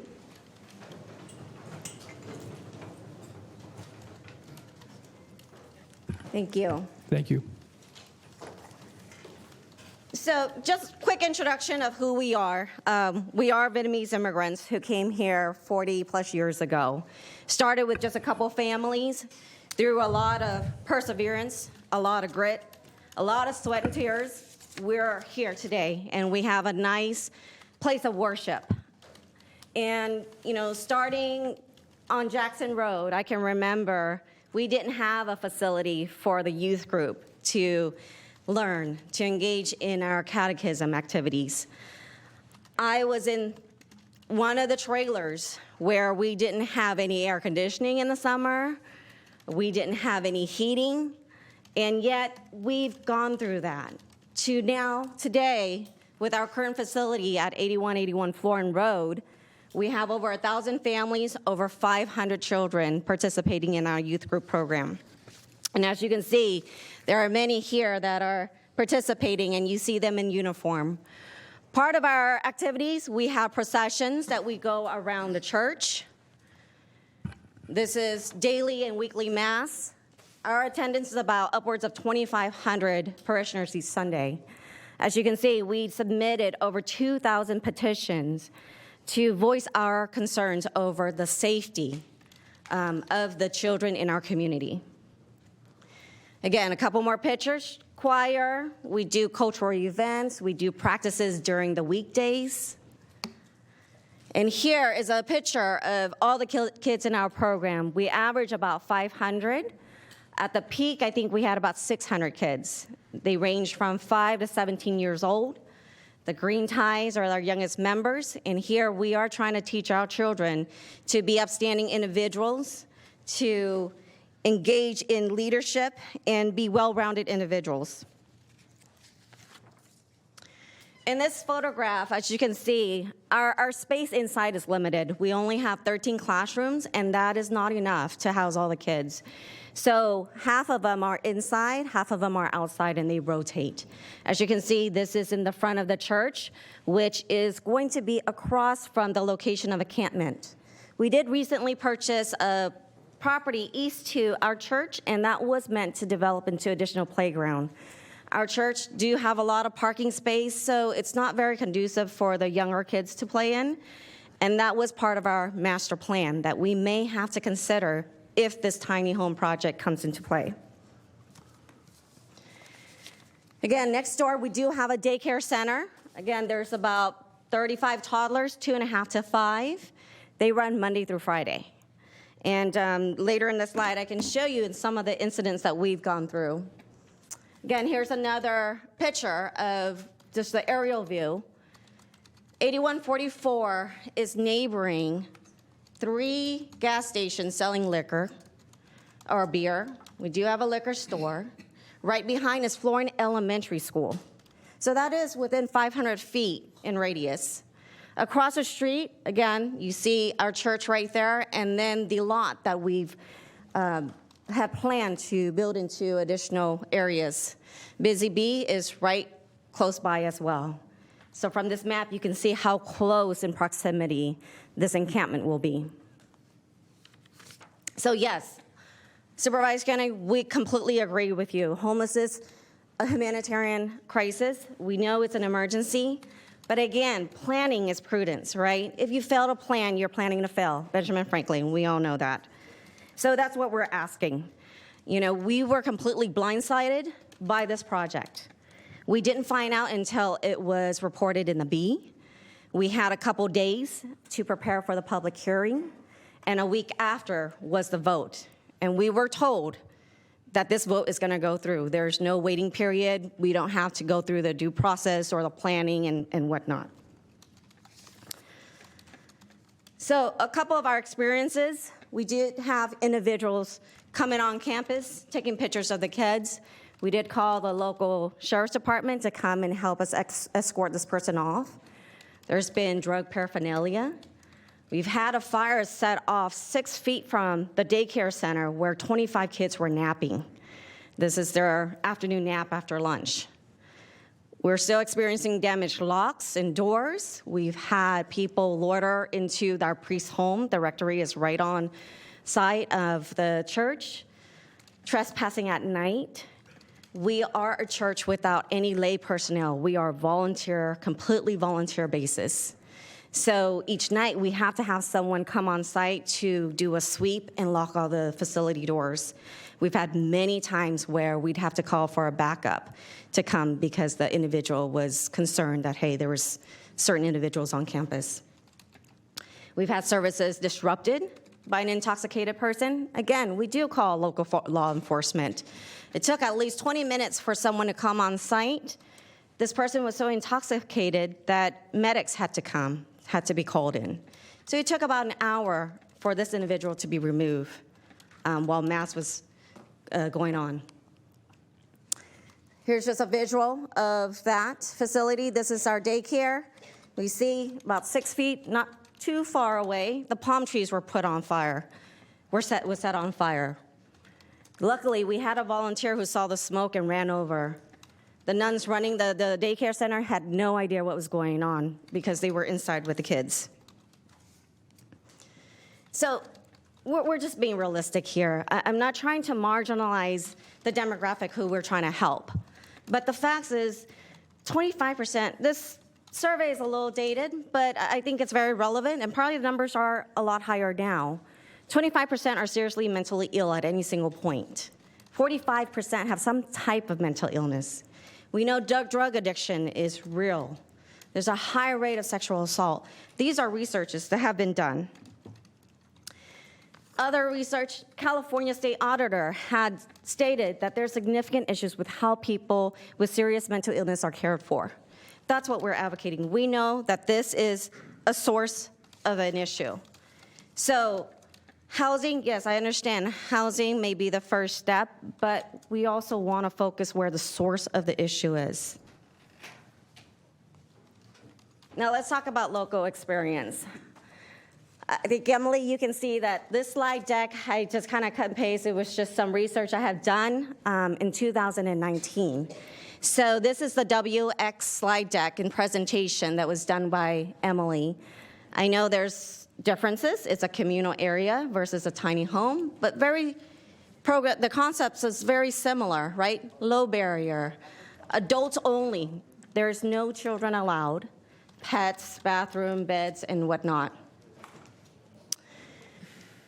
24/7 security, meals, laundry. So you see very similar. And so how do we hold the city accountable? So again, Emily is stating that there's going to be an advisory committee. There's going to be a good neighbor policy. Well, I can tell you the trust has been broken because the minute we found out about this project, there has been absolutely no community outreach. We have not once been approached. And I can tell you to this day, it is a community reaching out to the county board members, asking for a discussion, a presentation. We have not once met with Emily or have the staff team come out to address our concerns.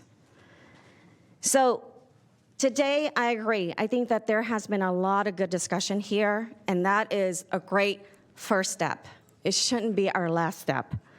It has been very reactive in terms of, yes, you're addressing our concern, but now that we brought it up. And what we're looking for is proactive measures. How do we ensure that the children in this community is kept safe? We don't want the unfortunate of one child getting harmed and this entire project goes down the chute. Again, let me show you with WX, that project is 2 years in the works. This is right underneath the freeway off of 99 and Broadway. This is a road I take every day to go to work.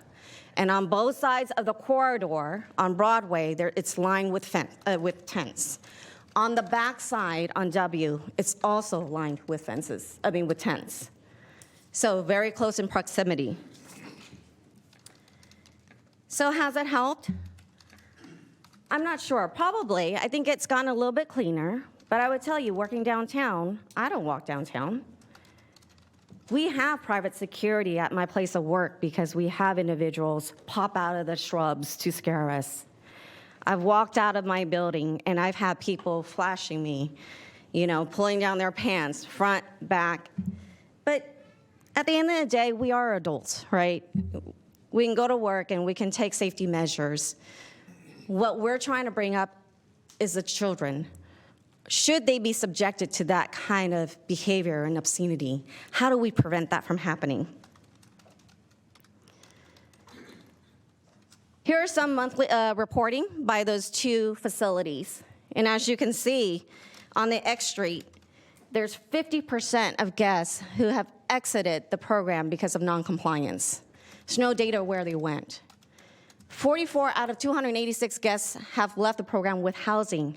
That 15% is our success rate. How do we increase that?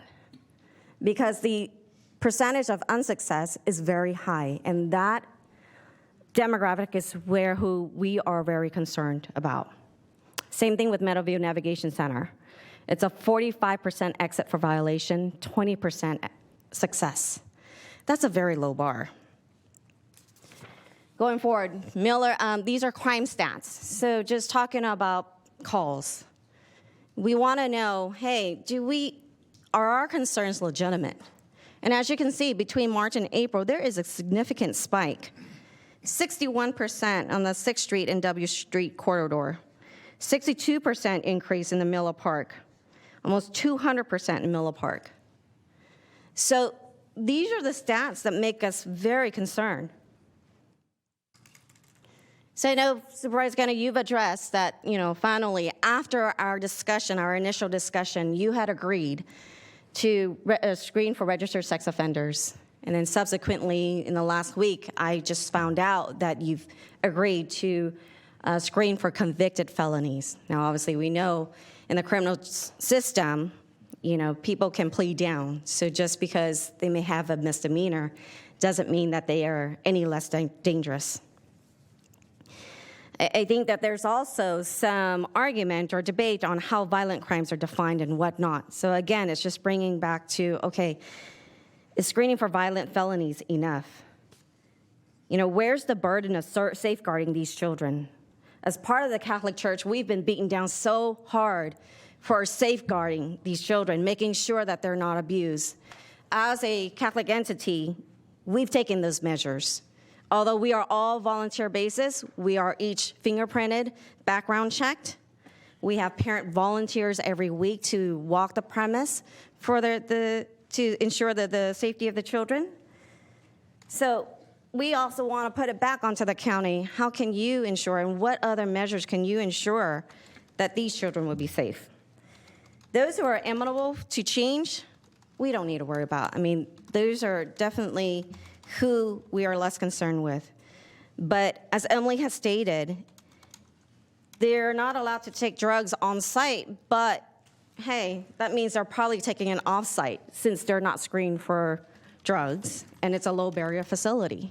So again, there's going to be these individuals in the local surrounding area.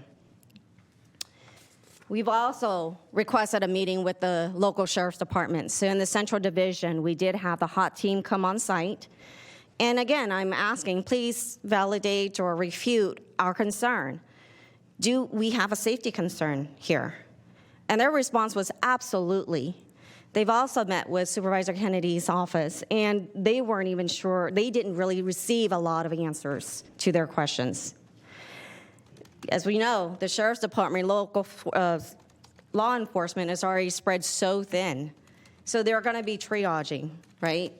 When there's an incident that occurs, how long is it going to take before someone comes and help us? Is that half an hour? Is it an hour? Or might not be anyone? So what we're trying to do is prevent these incidents from occurring. What lessons can be learned? Yes, tiny homes is new to Sacramento County, but there has been precedents.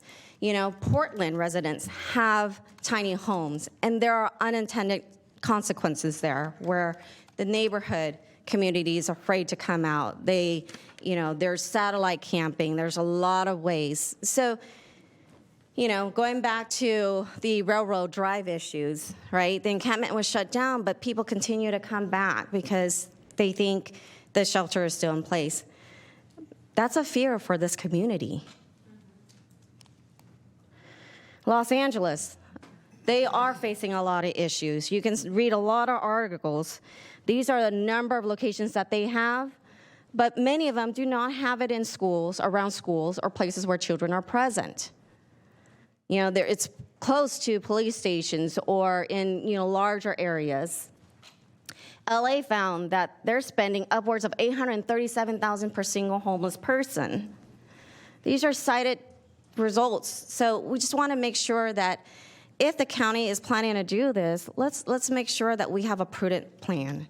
It's not just a moral and civic duty, but in terms of fiscal oversight, we got to make sure that it fits the budget. In another article, they're spending $3,300 to operate each tiny home a month. That's more than a lot of people's mortgages. So recently, we had the city of LA pass an ordinance that they are not allowing safe ground locations within 500 feet of the facilities. Why? Because they have the experience. The superintendent of their school district testified that children are bearing witness to naked people lining sidewalks, often using drugs, shouting profanities within earshot of nearby schoolyards. We face that. That's just the reality. It's not trying to marginalize anyone. It's just, that's what it is. City of Sacramento just passed this in January 2021. So why is the Sacramento County any different? Why are we expecting a different result? Help is needed. We know help is needed, but prudence is a must. So, like I said, going back, this is a starter. I mean, I love the conversation, I love the debate, but I wish this occurred a month and a half ago when we started. But it's coming back to, it's so reactive. Okay, here's a question, now let's try to answer it. Can we have a better plan? Overall, it's just seems like a lack of planning. That trust is broken. Why? Because this lease agreement was executed before the vote was approved. $1 million was committed. There's no contractor in place. Emily, I know you keep mentioning that, we're going to hire the most experienced contractor. We're going to have competent individuals to engage these individuals to come into the encampment. But the reality is that vendor and contractor has not been procured. Lots of questions. So, I know we're going through a lot of it. I think the big one is really going back to what are the measurements and metrics of how to determine if this is going to be a success or not. These children, why are they acceptable risks? I understand that we are trying to help one demographic here, which is the homeless. But again, as one of my parishioners always say, the ends does not justify the means. And the risk of these children is just too large. Remuneration. We know that there's going to be an impact to the community. So is this burden all shifted onto the community to take care of? We, as the church, we don't have the infrastructure. And as you know, Supervisor Kennedy has mentioned St. Vincent de Paul. The Catholic Church has always been a champion for social charity work. And we have many members in our community that is doing that. They're volunteering loaves and fishes. They're giving to the charities of their choice. But, we have to be able to just take bite size that fits within our capability. We can't just bite off more than we can chew at this point. And right now, we do not have that infrastructure to support a community, this encampment at this size. Is tiny homes worth a try? I would say absolutely. I think there's a lot of mixed results. There's been a lot of reference to the Hope of Haven in San Antonio, and I think that project is very different. It's very comprehensive. There's a lot of different resources provided. This tiny home encampment here is not that, from what I can see. And I know, we're bringing up ideas, this advisory committee. This is the first time I'm hearing about it. So, if this was the intent, why hadn't we talked about it? Again, we're pushing for more proactiveness. One is, if we're not ready, this location is just not suitable. And, if you're saying that there's no other choice, then we need to make sure that we have this down in writing. This can't just be hearsay. It can't be just verbal, hey, let's do this. We're looking for something more comprehensive.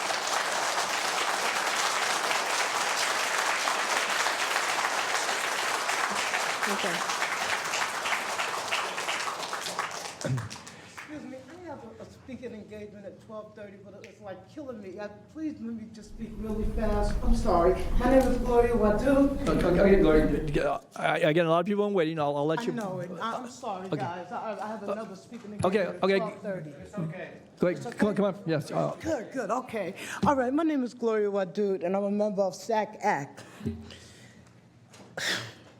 I retired from Alameda County Probation. I used to be a juvenile institutional officer for 17 years. I retired in 2019. So I've been living in Sacramento for 25 years. And I see homeless people, you see them with the signs and stuff, but I never actually seen them except for sitting on the street with all this garbage around them.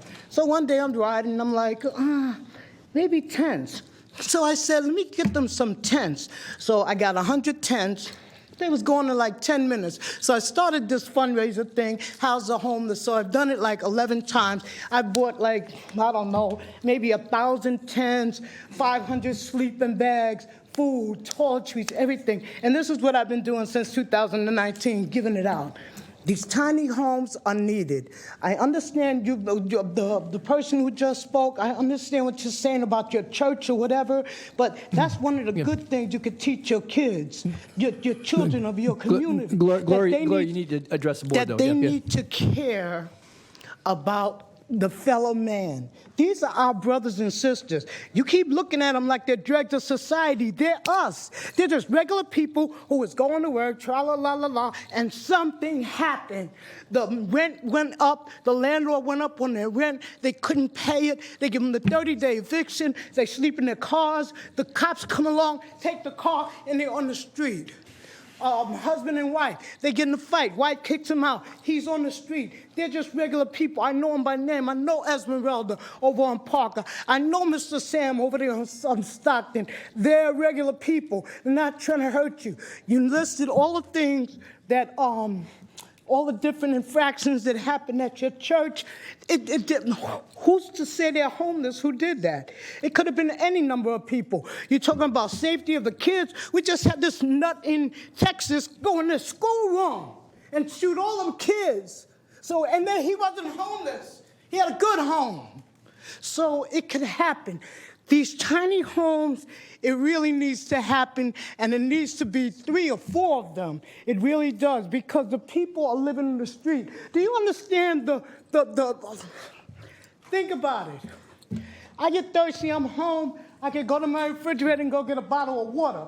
If I gotta go to the bathroom, I go to the bathroom. These people are going to the restroom on the street. They don't have no refrigerator. It's hella hot. In the summertime, it's so hot, I go past our ice cold water and I see the little hands coming out, barely can even, sick, whatever. They don't have stuff.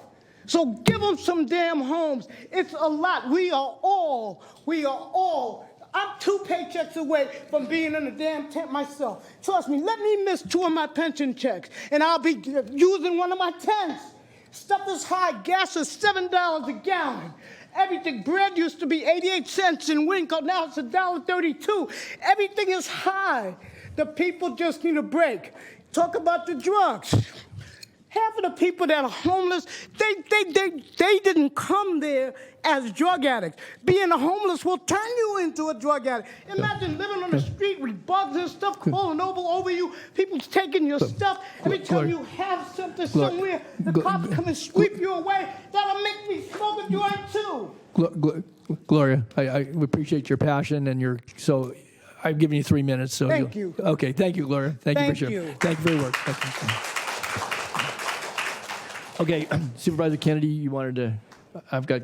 Thank you, Chair. I want you, rest assured, I don't intend to, have a debate with every speaker, but I was personally called out on a couple of slides that I wanted to clarify and didn't want just hanging out there.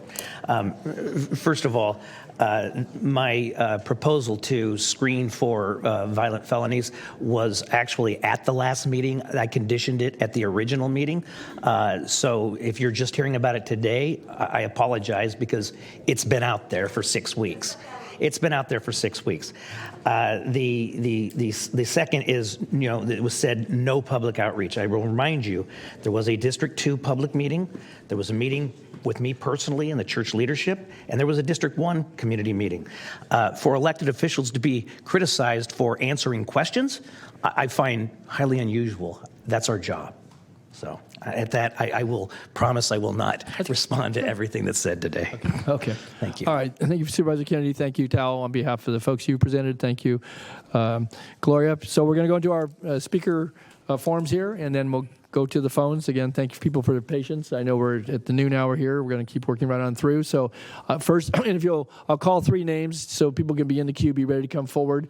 I have Matt Thomas, followed by Thon Nguyen, and followed by Michael Cook. Those are the first 3. So. Would you call first? Yeah, Mr. Thomas, and then I think Mr. Nguyen. Okay. You're next. Okay. Yeah, so yeah, You want that's to right. go? You can go. Yeah. Okay. So Mr. Thomas, Mr. Nguyen, and Mr. Cook. Okay. Okay, I spoke before. First off, I appreciate everything you guys are trying to do. Supervisor Kennedy, I don't agree with you at all, but I appreciate everything that you're working on. I, more than anybody, want this homeless thing solved. I live with Elder Creek behind me. The last 2 nights, cops have been to my house because of me calling them. Make a long story short, I've told them I'm not calling them no more. The next guy that will call them will be the guy behind my house. But I want to thank Supervisor Cerna also. I believe he's really taken a lot of care in this, and all of you. You've answered most of my questions, so I've changed everything that I practice. I was going to talk about. You asked the question, Supervisor Frost, earlier.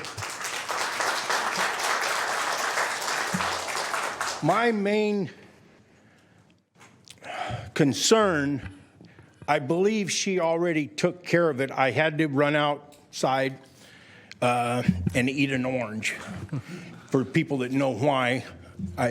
Anyways, this is my main concern. I've lived in Florin all my life.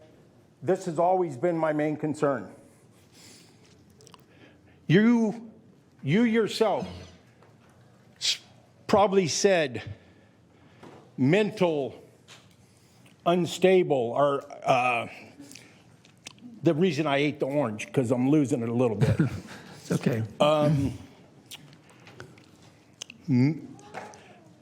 People with a mental problem is most of the homeless. They're unstable. I won't say they're mental, but they're unstable, or they wouldn't be in this situation, a lot of them, 50% of them. You want to put 150 unstable people on their front porch. Last time I said my front porch. I'm not going to be selfish this time. It's their front porch, and you want to put these people within spitting distance of where they are every day. She just addressed a guy with a gun, an 18-year-old kid going to school.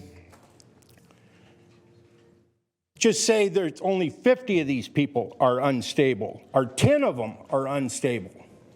They're next door to this school.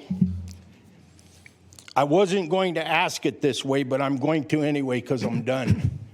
Would you be voting on this if these were your grandkids?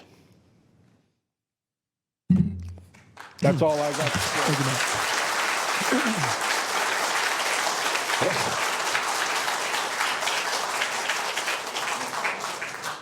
Okay, thank you, Mr. Thomas. Mr. Nguyen. Good afternoon, with the chairperson and member of the board. Good afternoon. I am the former chairperson of the parish financial council of the Vietnamese Model Parish. I'm coming here, and first of all, thank you for Mr. Kennedy, who has actually presenting very good presentations. And I believe that as a Catholic, we are concerned about the homeless, the people who could help.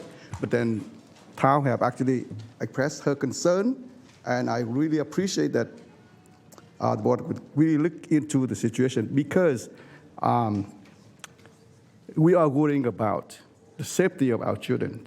As you see, we have 500 or 600 children every Sunday, and also the next door, there's the nuns that children coming to the school every day. And Mr. Kennedy, Supervisor Kennedy was talking about not having those drug addicts or criminal offenders into the camp. But those drug addicts, those are mentally health, we cannot control them. What happens if they are in such status where they can do things that we cannot think about? We don't want to subject our children to a testing. What happens if one student got problem with homeless? We don't want to subject our children to the testing at all. So we would ask you, the board, to consider this project carefully and to consider that to locate it somewhere where it can protect the children that we are concerned about. Thank you very much. Thank you, Mr. Wayne.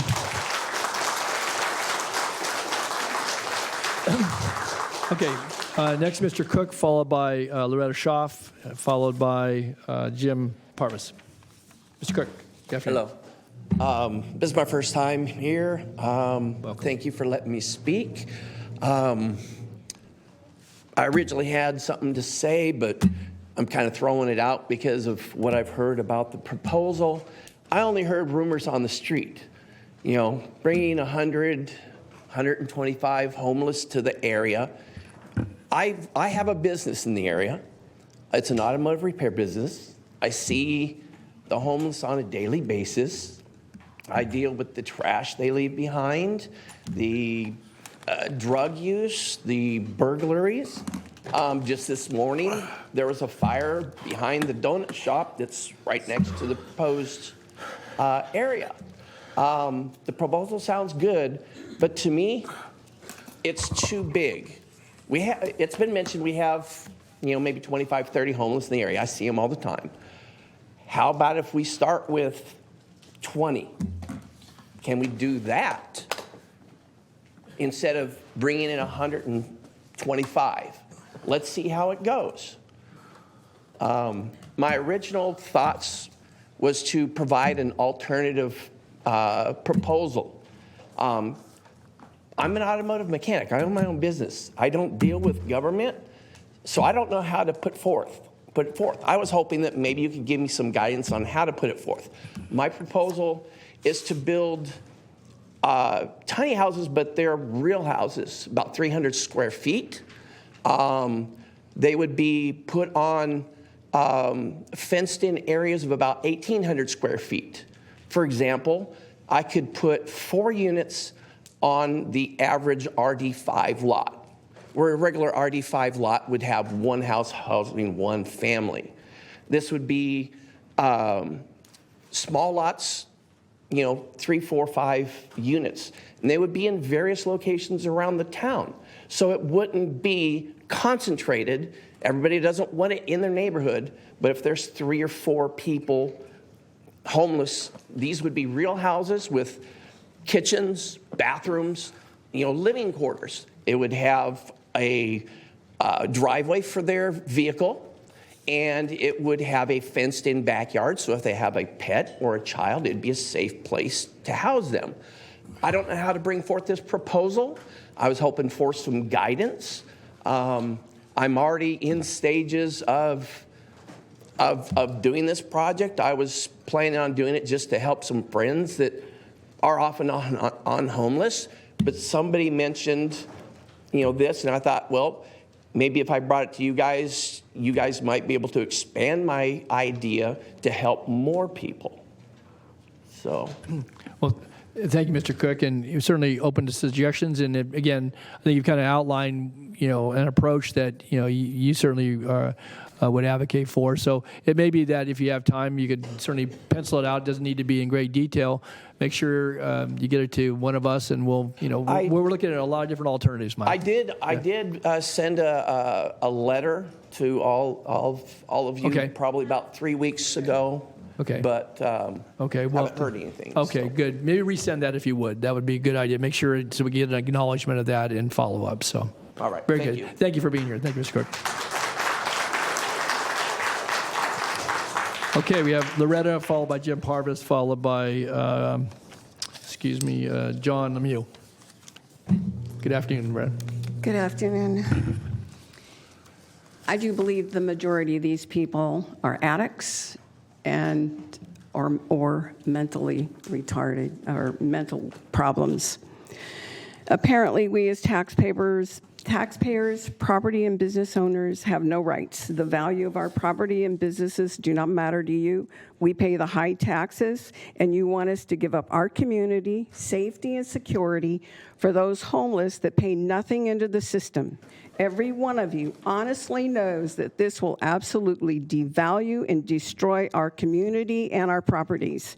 You 5 supervisors will determine who you will value the most: the safety of the children, the schools, the residents, the businesses in our community, or the homeless, of whom many choose this way for a lifestyle.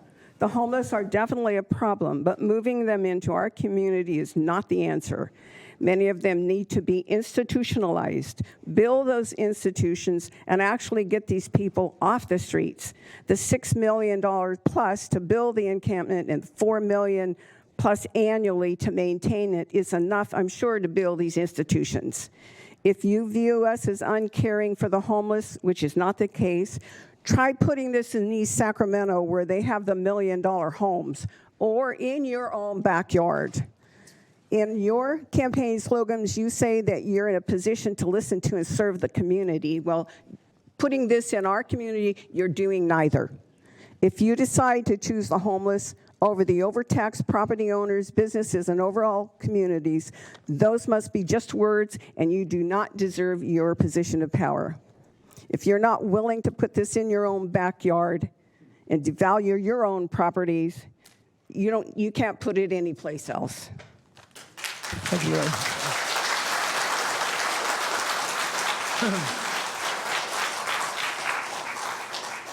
Okay, Jim Parvis, followed by John Lemieux, followed by Bishop Chris Baker. Good afternoon. Thank you, sir. Thank you, all of you, for being here and allowing us to speak today. I have 7 pages of stuff that I wanted to go over, but Emily, you did a great job of covering a lot of that. Mr. Natoli and Sue Frost, the questions that you asked were my bullet points. So I'm going to skip over some of that stuff because you've all heard it before. This is, unfortunately, I think what we're saying, though, is still pie in the sky. There needs to be a lot of definition. There needs to be performance issues that are resolved, as was said here earlier by the lady that gave the presentation, great presentation. But you're going about it in the whole wrong way. You know, it's not a crime to be poor, but poor shouldn't get, a free license to be criminals. And a lot of this stuff is bothering me, is criminal activity, resulting from homelessness. Enforce the laws that they're already on the books. We don't do that. Why not anymore? Jail the drug dealers. They're poisoning these people out there. What do we got going in the way of budget for the sheriff? You guys are going to vote this afternoon to cut the budget of 1.5, I think it is. I can't remember that. I read through the documents and it looked like it was in the negative, about 1.5%. Take some money, give the sheriff some money to dedicate people who are going to be at this location or very near this location when the shit hits the fan, because it will. When this turns into a shit show, and it will, because can you bring up your thing, your little map where you show? You've got 3-point-some acres surrounded by a potential 5 acres. Well, look at the map. You've already got trails going through where the homeless have built camps right up against the fence. They're right there right now today. Pass them today. If you build it, they will come, the movie said. Well, you know what? If you're serving 125 people, you're going to get 250 people on their tail. And it's not economically feasible. You're spending $54,000 per person. I've got a proposal. Give them a gift certificate for $30,000 and a one-way ticket to Texas. Just save money. I think you said that there is additional money down the road, because right now, we're putting a lot of COVID money into it. But darn it, are you sure that money's going to be there if it's needed? I don't. It's pie in the sky. And with my last seconds, 2 years ago, I wrote a letter to you guys saying, hey, we got this problem. And at my personal cost, I will collect up all the garbage in my neighborhood created by these homeless people and deliver it to your driveway. I didn't get a response. I didn't even get an acknowledgement. A little uncivil disobedience might be in order. Thank you.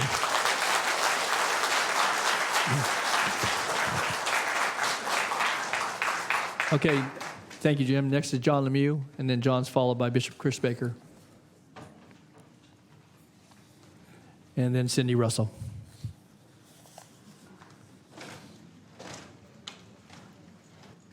Good afternoon, John. Afternoon. The thing that concerns me more than anything is the amount of homelessness we have in our area. You're going to be bringing new people in. A lot of the people in our area don't want the help. What are we going to do with those people? So now all of a sudden, we've got, let's say, 100 homeless staying at the tiny homes.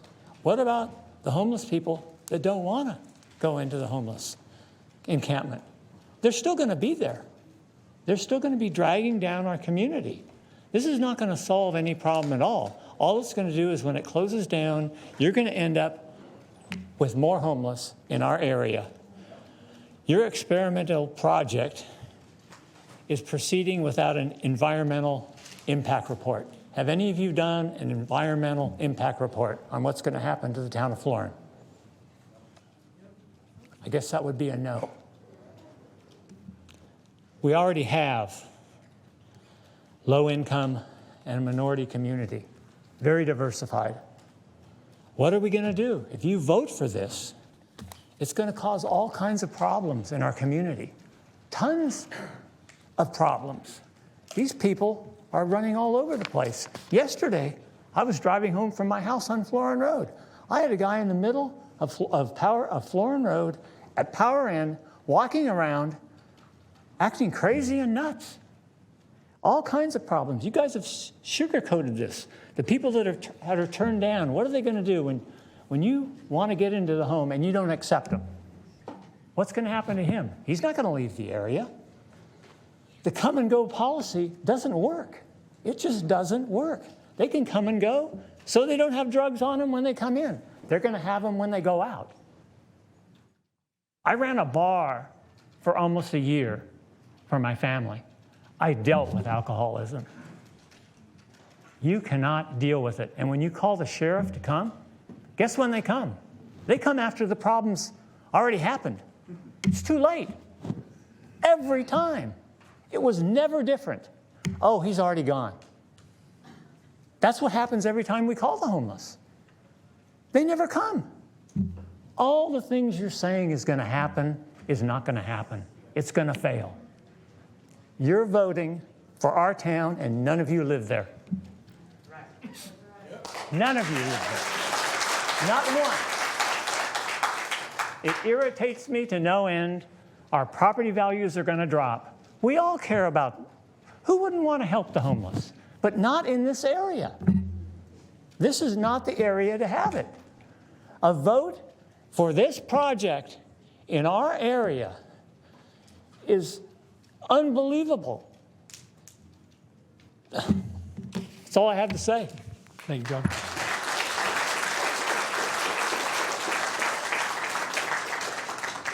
Okay, next, Bishop Chris Baker.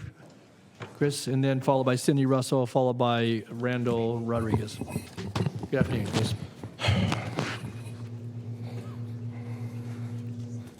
You know, as a man of faith and a faith-based leadership, I sat here and listened to everybody's concerns, and from the county staff to the supervisors and everybody in the community. And if you're a faith leader, if your faith is true to your heart, as the lady said earlier, we are obligated to do something. If we continue to get up and talk about who's doing what, who's doing this wrong, who's doing this, we'll never get where we need to be. We have an obligation to house these people. If there's something wrong with some of them, we have an obligation to find a program for them. That's what we have to do. I want to share a story with you. I heard people in here saying different things, and I'm not up here to attack no one. I'm speaking from my experience and my heart. In the South area where I live, there was a home encampment on Mack Road. It was called a tent encampment. Everybody would complain about this, that. So I took it on myself to take my exercise walk, put on some shorts, I fitted in, and I used to go down and talk to them people all the time. But my God, when I heard the story of a lot of them people, because the rent went up, they're living under a tent. They had to give their kids to family members because their kids were not in school. CPS coming after them, so their kids live out of town. We are here to make a difference. And I'm going to say this from my heart, not attacking no one. And I take real offense when we get up here and start criticizing these Board of Supervisors and other staff members. I've looked at the reports, and Patrick Kennedy, I want to nod my head to you for your heartfelt care of what you're doing, and each and every one of you. And that's the faith I live by, not to criticize no one, but be of some help, be of good courage, and work together. All the concerns we all had here, if we come and share it with one another, put your differences aside, being angry, we didn't hear about this, we didn't hear about that. Just think what we can improve if we work together with no animosity, no finger pointing. We can get this done. People are dying out there. They are dying, and we're sitting in here bickering about because I didn't hear about this. So we need to work together, put all the foolishness aside, and Board of Supervisors, I'm going to stand here and tell you, I want you to approve this thing. This is a start, and it needs to be a national model start, and that's my comment. Thanks, Chris. Okay, thank you, Chris. Next, Cindy Russell. Cindy. And then Cindy's followed by Randall Rodriguez, I believe, and Brian Rao.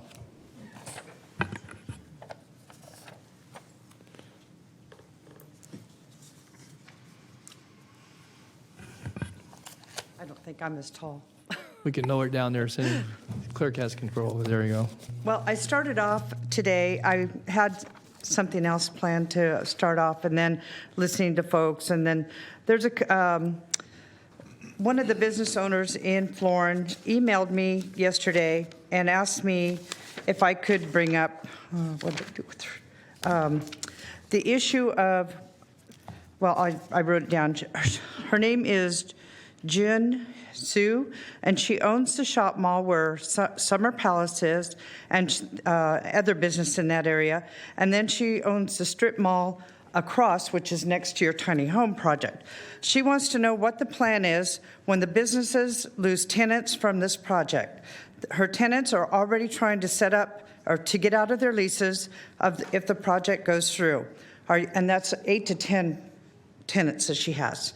She wants to know if you're planning on helping to make up the loss for the tenants that when the damages are for damages, and are you going to help relocate or help these business owners.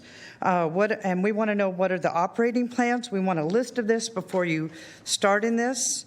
And this is mine, health and safety issues. The fire marshal, in your little ordinance here, have you guys contacted the fire marshal? Couple of the issues are maximum occupant load of 49. Have you got an exception to exceed that from the fire marshal? Also, they're saying they want a 24-hour fire watch, smoke and carbon monoxide alarms. I'm just going to highlight a couple more. Prohibiting smoking in the facility. Have you taken that into account? You're going to put these people in there, so they're going to go in and out, in and out, and in and out every 20 minutes to have a cigarette. And you're going to be able to monitor that. Are you also going to monitor how much, are you going to pat them down and police them when they come in and out with drugs and paraphernalia and all of that stuff? I mean, I'm just asking some simple questions. Is this going to go in and out, in and out? Because you're going to, if you enclose them, it's going to be like a prison. So And the other thing is, are you only going to have one person monitoring 125 people? You said a security guard and a monitor. So only one person for 125? I've worked at a daycare. We have to have one person for every 8 children. One person, 8 children. We have to be fingerprinted, we have to have background checks and everything else. And you're going to tell me one person is going to monitor 125 people. One last question. Kennedy, Emily, Bruce, are you guys all planning to stay maybe a week at a time at this facility to make sure it does work? That's all I've got. Okay, thank you, Cindy. Next, Randall Rodriguez, and Randall's followed by Brian Rao. Is the material being able to be put on the Yes, we can put that up. Yeah, we'll get it. Just put it on the white screen out there to your right there. Yeah, it'll project it up. There we go.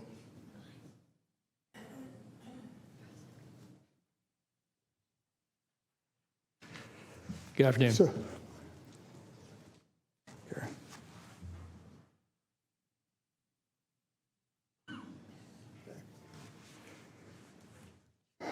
Okay. So your staff directed us to Government Code Section 8698, a state law, as the legal authority for these permits to put in these tiny homes. That's the statute they cited. Based on the materials that you distributed to the public, and also based on the statute, you cannot vote in favor of this proposal because it violates state law. Let me give you a hand. I will place here, you can pick it up. Somebody made the representation that complies with state law. Well, and somebody else said you get to do this for 5 years. State law says this exception expires in December 31, 2024. There's no explanation how you guys are going to get to 2027 when the state law says 2024. It's also 90-day terms, not forever. Nothing has been mentioned about the 90-day terms. So you are not complying with state law. Make it clear. I've given you code citations.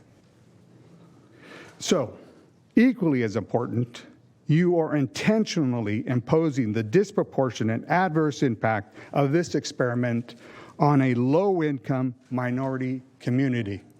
This is what you are intentionally doing.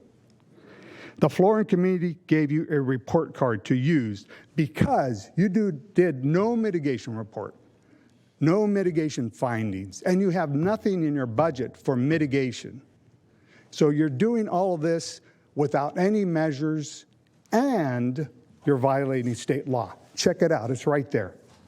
And the citations are there. This proposal proposes to violate state law. To say otherwise is false. And if you vote, you now knowingly, because the citations are there and this copy of the state statute is there, you are going to do it intentionally. You have to vote no until you can analyze these citations. This is 2022. This is the 50s and the 60s. This proposal proudly proclaims to the Florida community discrimination now, discrimination tomorrow, discrimination forever. Vote no. This is California and not Texas. Do not risk the lives of these children. You stated that you had wanted accountability. Well, in that regard, the Florida Committee gave you a report card. Use it. And if you choose, will you agree now to use a report card? It's a yes-no question. Yes, no. Also, another yes-no question. If any child is hurt or killed, will you immediately resign? 2 yes-no questions. Will you agree?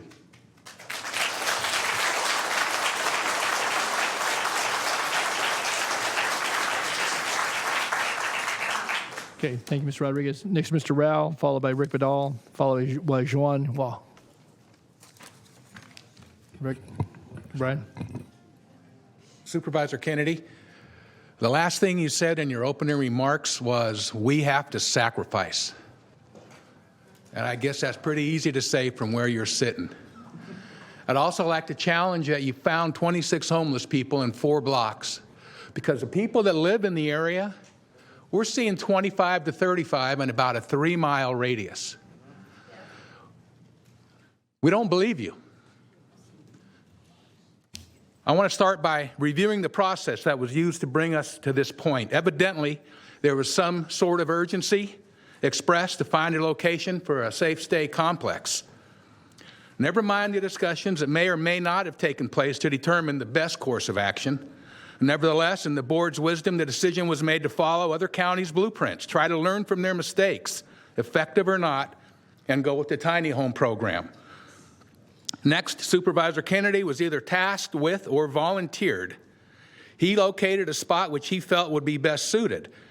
It met his criteria for having basic infrastructure in place. He met with the owner of the property. He agreed to the terms. He signed an intent to lease and began to prepare the property for habitation. Roughly $20,000 was spent by his own admission before the Florin community was given notice and a chance to express concerns or offer alternate locations. This was all done without following proper protocols, nor was there any communication of this process to any other of the board supervisors. You were all kept in the dark. Why was that? Do you all now feel pressure because money has been spent, invested? Do you feel pressure to vote yes? I wonder if that was the plan from the beginning. Because of this closed-lip nature in which this project got started, I suspect Supervisor Kennedy knew the location that has 5 schools within a mile and surrounded by 3 subdivisions would be a problem for the community. We know he doesn't care, but what about the rest of you? So here we are. It's time to stand up and be counted. Since this location is near families, churches, and schools, you should ask yourselves, will this project be a detriment to the community? Finally, and arguably most importantly, if and when the program ends, what is the plan for this new concentrated homeless population? Are you going to bus them to the next location? Can you tell them where to go? What do you really think is going to happen to this new population of homeless?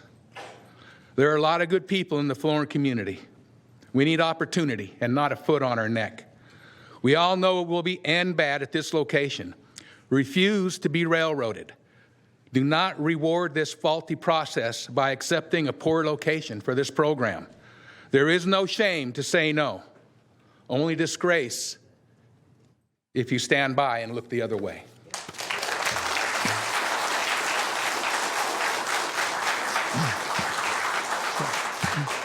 Thank you, Brian.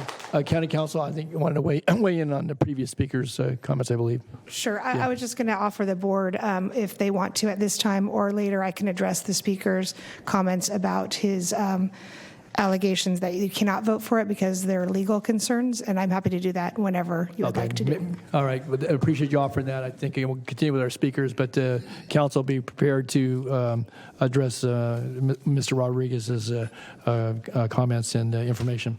All right. So next Rick Badal, followed by Juan Ha, followed by, I already had, Matt Thomas already spoke, so Stephen Waters.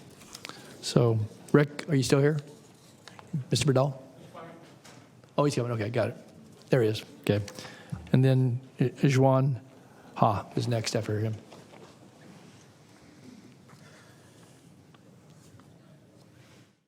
Well, I was going to say good morning, but I think it's good afternoon.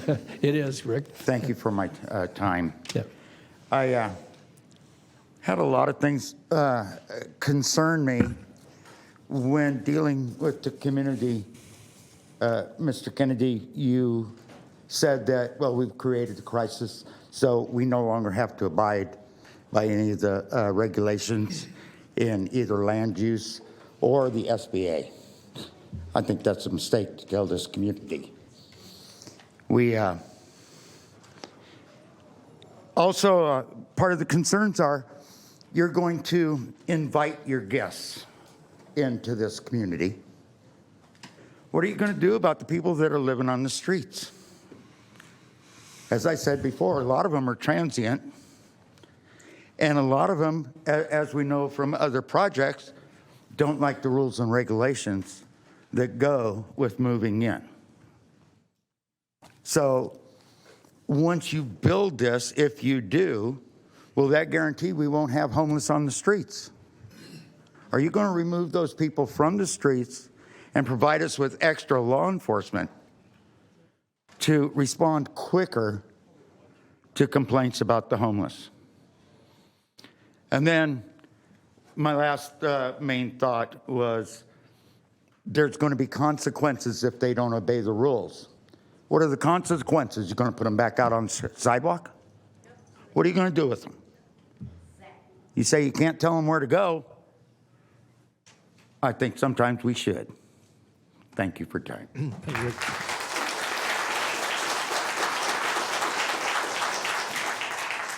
Okay, next is Juan Ha, Xuanha. Oh, there he is. And then Stephen Waters follows, and then Dennis O'Flaherty. Good afternoon. Good afternoon, Supervisor, Chair Don Natali, and the board supervisors. Thank you for this opportunity for me to stand up here and raise my voice, my concern. I'm a member of the Vietnamese Martyrs Parish, and I really do appreciate and want to acknowledge the supervisors for your hard work and making building project home for the homeless and to make it a reality. As Supervisor Patrick Kennedy puts it, homelessness is a humanitarian crisis. It is not only a humanitarian crisis, but it is a religious and moral obligation. We are not here to prevent you from doing what is good to the least of our brothers and sisters. So just as Patrick Kennedy put it, we are not against the project, okay? We are here for the project, okay? We are against the location. So I am here today because I'm compelled to be here. I'm here because my conscience, my moral obligation, religious belief, responsibility, and civic duty. As head of the PTA, I am here to represent the parents of 400 kids who are unable to be here today. And also we have 4 kids here. Can you stand up, please? You can see that these are the kids, as I promised last meeting that I'm gonna bring my kids, so those are 3 of my kids. So they are representing 400 plus kids at our parish. Thank you. So I wanna make it very clear that we are here to support the project that the supervisors are doing, okay? Building homes and helping those who are marginalized and less fortunate than us is absolutely the right thing and charitable thing to do. The book of Leviticus, chapter 19, verse 18, Gospel of Mark, chapter 12, verse 32, and Gospel of Matthew, chapter 22, verse 39, all talk about love your neighbor as yourself. The book of Leviticus 19:18.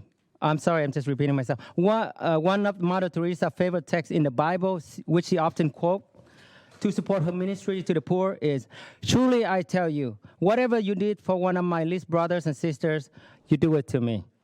The golden rule is treating others the way you want to be treated. The Sacramento loaves of fishes, and our church has Sunday collections, which we send donations to the diocese to support the true and homeless, to the poor and homeless. So it's not like we're not supporting the homeless. It's not like we are not doing anything. It's we are doing a lot of things for the homeless even before this project proposed. So the loaves and fish is a charity in Sacramento dedicated to feed the hungry and the sheltering the homeless. Though many of us here are for different reasons, I might go over a little bit, just That's please good. give me Okay, some time. fine, I will. For a lot of reasons, but I think all of us here have one thing in common. That is for the safety and the well-being of the children. That's our most concern. So one of the things that Emily brought up earlier was about the Project Room Key, that she said that there is 0 incident reported. 0 incident reported.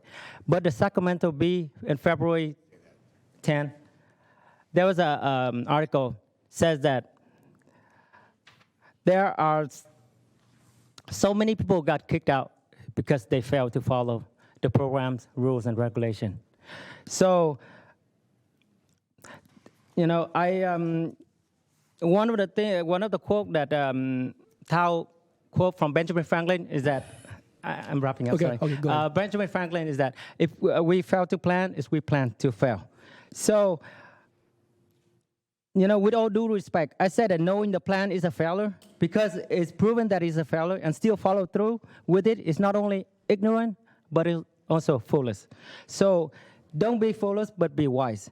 So I ask that the Holy Spirit to open your heart and mind to be wise and do not only what is right, but what is proper and safe. And I ask you as a representative, and we request that you represent us by listening to our concerns with more than 75% of us here against the location of this project. Okay, so I hope that 75% of the members of the board will vote no to this project. Okay. Okay, Juan, you need to wrap up. I come here hoping that the best, hoping for the best, but also prepare for the worst. Just in case that 3 of you vote yes, what assurance do you have for us? Will you pay us for all damages being done to individuals from the encampment? Will you provide us for increase to pay us for increased security and extra spending for this project? If you approve this project today at 8144 Florence Road, many parents will hesitate to let their kids attend school and participate church activity somewhere else for fear of their safety. Juan, you need to And follow. so once again, kids represent here today, and I represent the parents. We really beg you to consider this, and thank you. May God bless you. Yeah, thank you, Juan.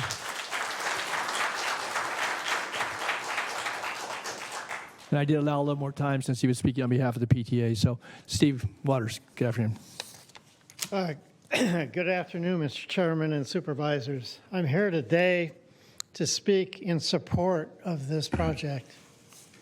I represent First Step Communities. We've been talking to this board off and on for quite a few years with advocating for this type of project to help fill the gap between the demand, the need we have today, and the time it'll take to build the amount of affordable housing we need.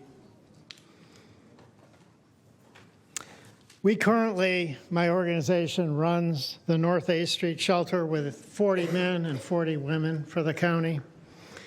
We run the Grove, a cabin community for homeless youth for the SHRA. We run several programs for the city, Safe Ground and a safe parking site. One of the things that we've seen is that this crisis is very real and it's worsening. On a daily basis, we see men, women, children that come to us seeking help, any kind of help, just help. There's nowhere to go. There's not enough services. There's not enough beds. There's not enough food.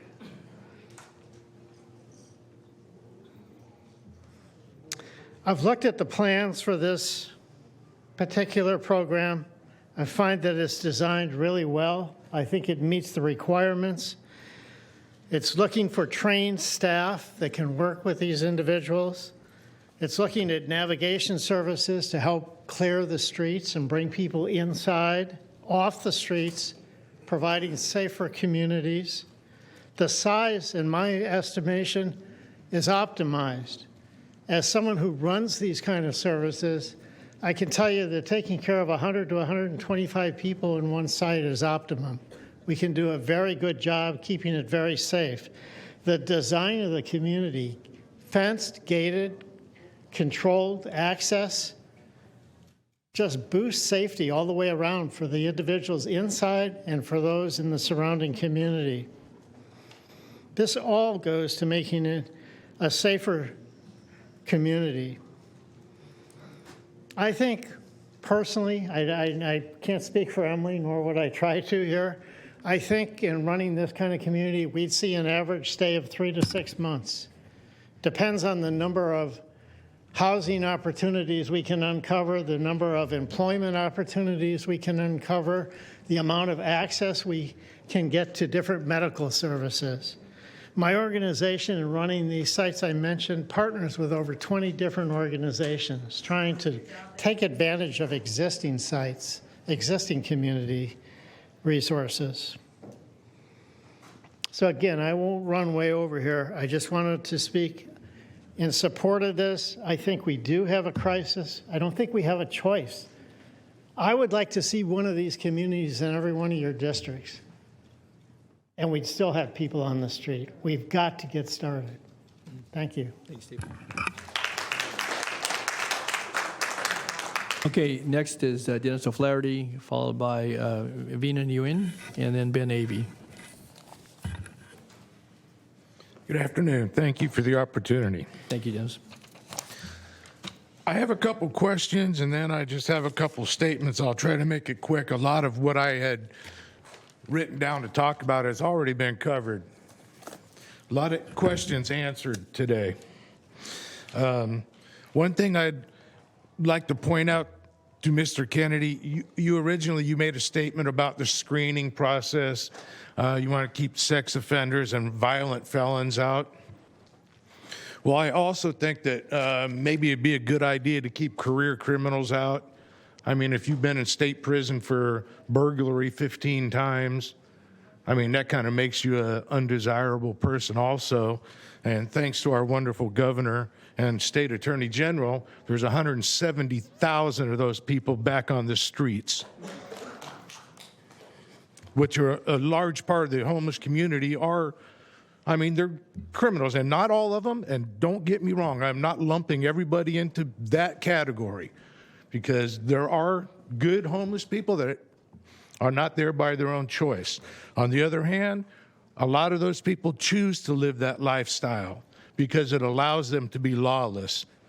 And the Sacramento County Sheriff's Department seems to have a hands-off policy about dealing with homeless people. You call the sheriff and, man, they don't get locked up. They don't get taken to jail. And it's just an ongoing problem. It's an ongoing problem with the same individuals all the time. We have some new businesses in the Florin area. One of them is a Hispanic store that's been open for approximately 6 months. And they have a meat counter. They generally cater to the Hispanic community. And they are some good people in there. And they're already having problems with the homeless people. We have a new grocery store that's getting ready to open in the old Rainbow Market / Jumbo Market area. And man, I mean, they're stepping right into the fire, you know. I think that we don't want to set them up for failure. And they're trying to enhance the community. We need another grocery store there because of what's happened with the past grocery stores. I would like to say that when this first came out and it was stated that there may be up to 125 people living in this community, that maybe if it was started on a smaller scale to try to address the roughly 25 to 40 local, I will call them, homeless people that live in our community, that you may have got a little less resistance and a little less rub back from the community about it. Just a thought. Emily mentioned earlier that the facility is going to have red numbers. I'm going to try to go quick. Okay, that they're going to be able to keep their property on site. So does that mean that they're going to be able to bring all their bicycle rims and stolen carts, shopping carts onto the property? Because that's what they do. I mean, they gather everything they can find. And again, I hate to say they, because I don't want to lump them all together, but you've seen what happens. You say this place is going to be fenced in with a chain link fence. Has nobody seen the chain link fences alongside the freeways? chain link fences don't stop anybody from coming and going anywhere. Dennis, I need to have you wrap up. We still have a lot of folks. Okay, I'm sorry. That's right. So another thing that struck me as strange is why does the crisis status, which overrules the historical district, does not allow you to cross city to county lines for other facilities?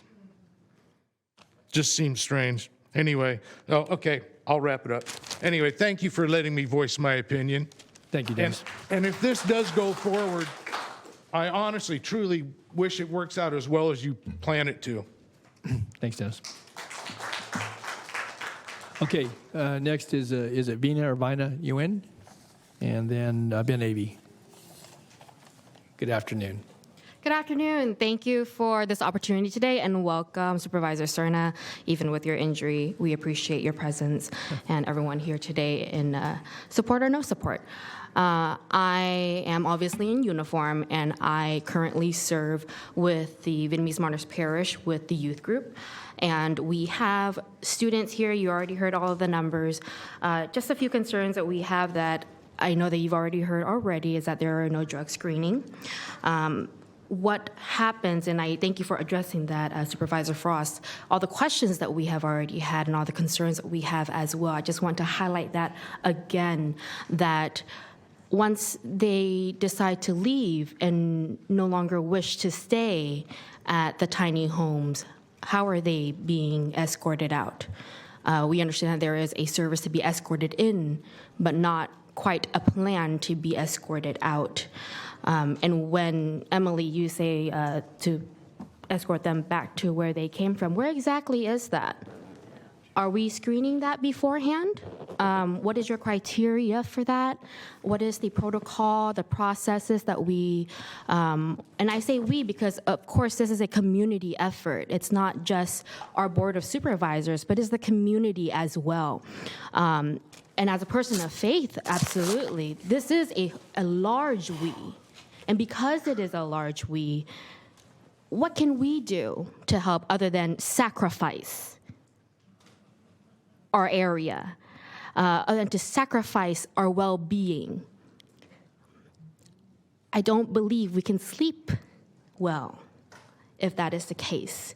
Might be one of the cases with sleeping with one eye open. What about all of the occurrences that have occurred existing without the tiny homes being built yet? All the occurrences that have occurred but have gone unreported because it takes simply too long for law enforcement to show up and to assist, to help, protect, and serve.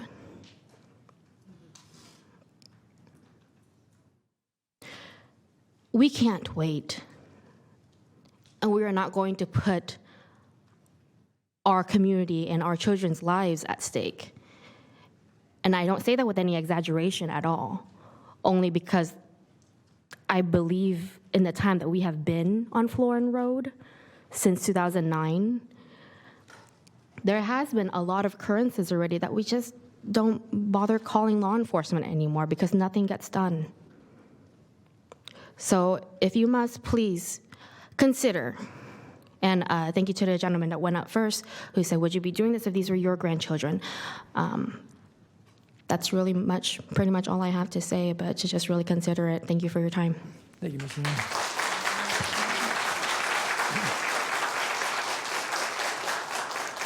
Okay, Ben Avey, followed by Rogelio Chavez, followed by Cecilia Flores. Ben. Good afternoon, Mr. Chair, members of the board. My name is Ben Avey, representing WellSpace Health. I'm joined by my colleague, Dr. Jonathan Porteous, who is in the back of the room to speak in favor of this program. WellSpace Health provides comprehensive health care to 125,000 people each year. 5,000 to 10,000 of our patients are experiencing homelessness, and we serve them at more than 30 centers throughout the region, including at our Florin Community Health Center. Throughout the scope of our care, whether it's medical, dental, mental health, or substance use disorders treatment, we look at housing as a vital sign. In the same way we look at blood pressure, weight, temperature, because housing has a direct impact on the health of an individual. When somebody becomes unhoused, their healthcare conditions spiral, whether it's medical, substance use, or mental health. Once they are unhoused, it becomes more and more difficult to address their issues, their health needs if they don't have a stable place to live. There's been a lot of conversation today about addiction, a lot of conversation about mental health. As a treatment provider, I can tell you we need tiny homes to help in the treatment of substance use disorders. We need tiny homes to help in the treatment of mental health. Housing is the solution to homelessness, and if you want to provide the services and care that are going to make people successful long term, we need them to be housed. That's part of the healthcare solution. It's the compassionate approach. It's the approach that we need to take county-wide. There's a reason we have 30 centers in every neighborhood. It's because we have to be in every neighborhood providing care. It's the same with housing. It has to be everywhere. This is an important project, not because it's going to be the silver bullet that solves all of our problems. This is an important project because it's one more. We need another and another and another, and this is a vital step. I can't underestimate that. Not for this entire homeless problem in the Sacramento region, but for the local community. I know it's hard, I know it's difficult, but as a service provider, I will tell you, we support this program because we do think it is the beginning of the solution, and it's a bold step that we absolutely support the county taking, and thank you for taking on this initiative. Thank you. Thank you, Dan. I had Mr. Chavez up next. I did have a request from someone who is just two down in the pile here that had a 1 o'clock. I don't know if he's left or not. He requested to speak after Mr. Chavez. If Mr. Conway would want to come. Go ahead, Mr. Chavez, and I'm going to call Mr. Conway. Good after. afternoon. Yeah. I'm here to ask you to vote no on this experiment. Throughout the morning, we have asked many questions and being said, well, we'll look into that later on. Ms. Tao, which I believe that's the name of the lady who did the presentation, yes, said that clearly. There's a lack of trust to this project, especially with Mr. Kennedy, because as part of this community, we should have been involved from the beginning. So all this debate, all these questions should have been addressed early. Again, nobody is against helping the homeless. They're human beings, they need help. We're against the pushing of the rushing of this project that seems more like a need to spend money that it was awarded, and if there's no use, it will go to waste. Well, right in my community, you guys can build sidewalks, can improve the pavement, can build a park, can do many things if you want to spend money. But I believe this is not the underlying issue. Basically, you guys know the rules, so somebody declares an emergency, now everything goes. No environmental impacts, no consulting the people, and not even planning how much longer all this money is going to be spending on a project for $30,000, $40,000, $50,000 per person. That is how much money you're planning on spending on each one of these individuals who provide nothing to society. When people who work barely make $30,000, see, and they have to pay mortgages and they pay taxes. So I'm really asking you to say no. Now, to Don Natoli and Mrs. Frost, I'll take my hat off to you guys. You asked good questions. You were proactive, and that's what we need. You failed, Mr. Kennedy. Thank you.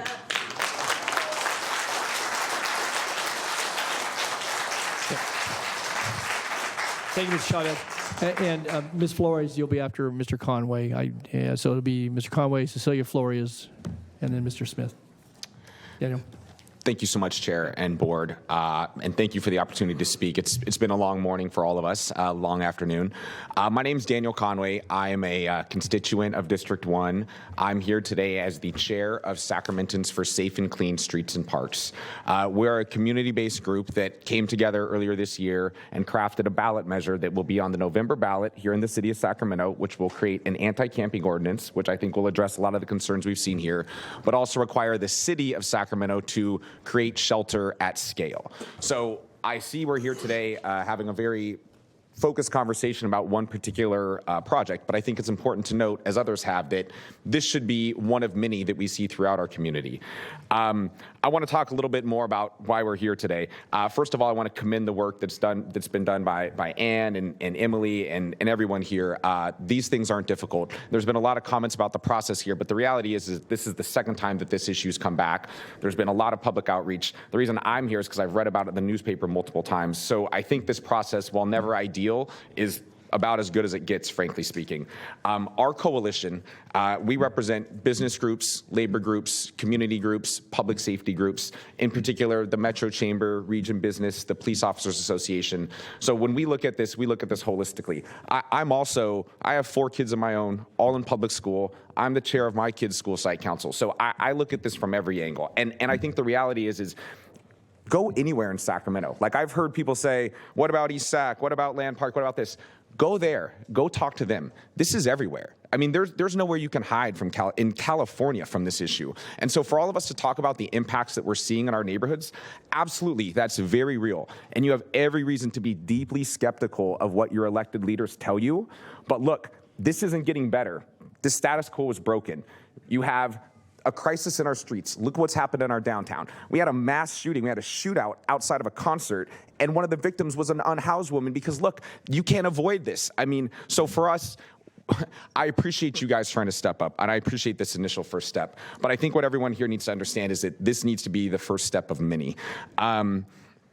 Let me also make a few other points. I think Sacramento, the city and the county, truly has a chance to lead here.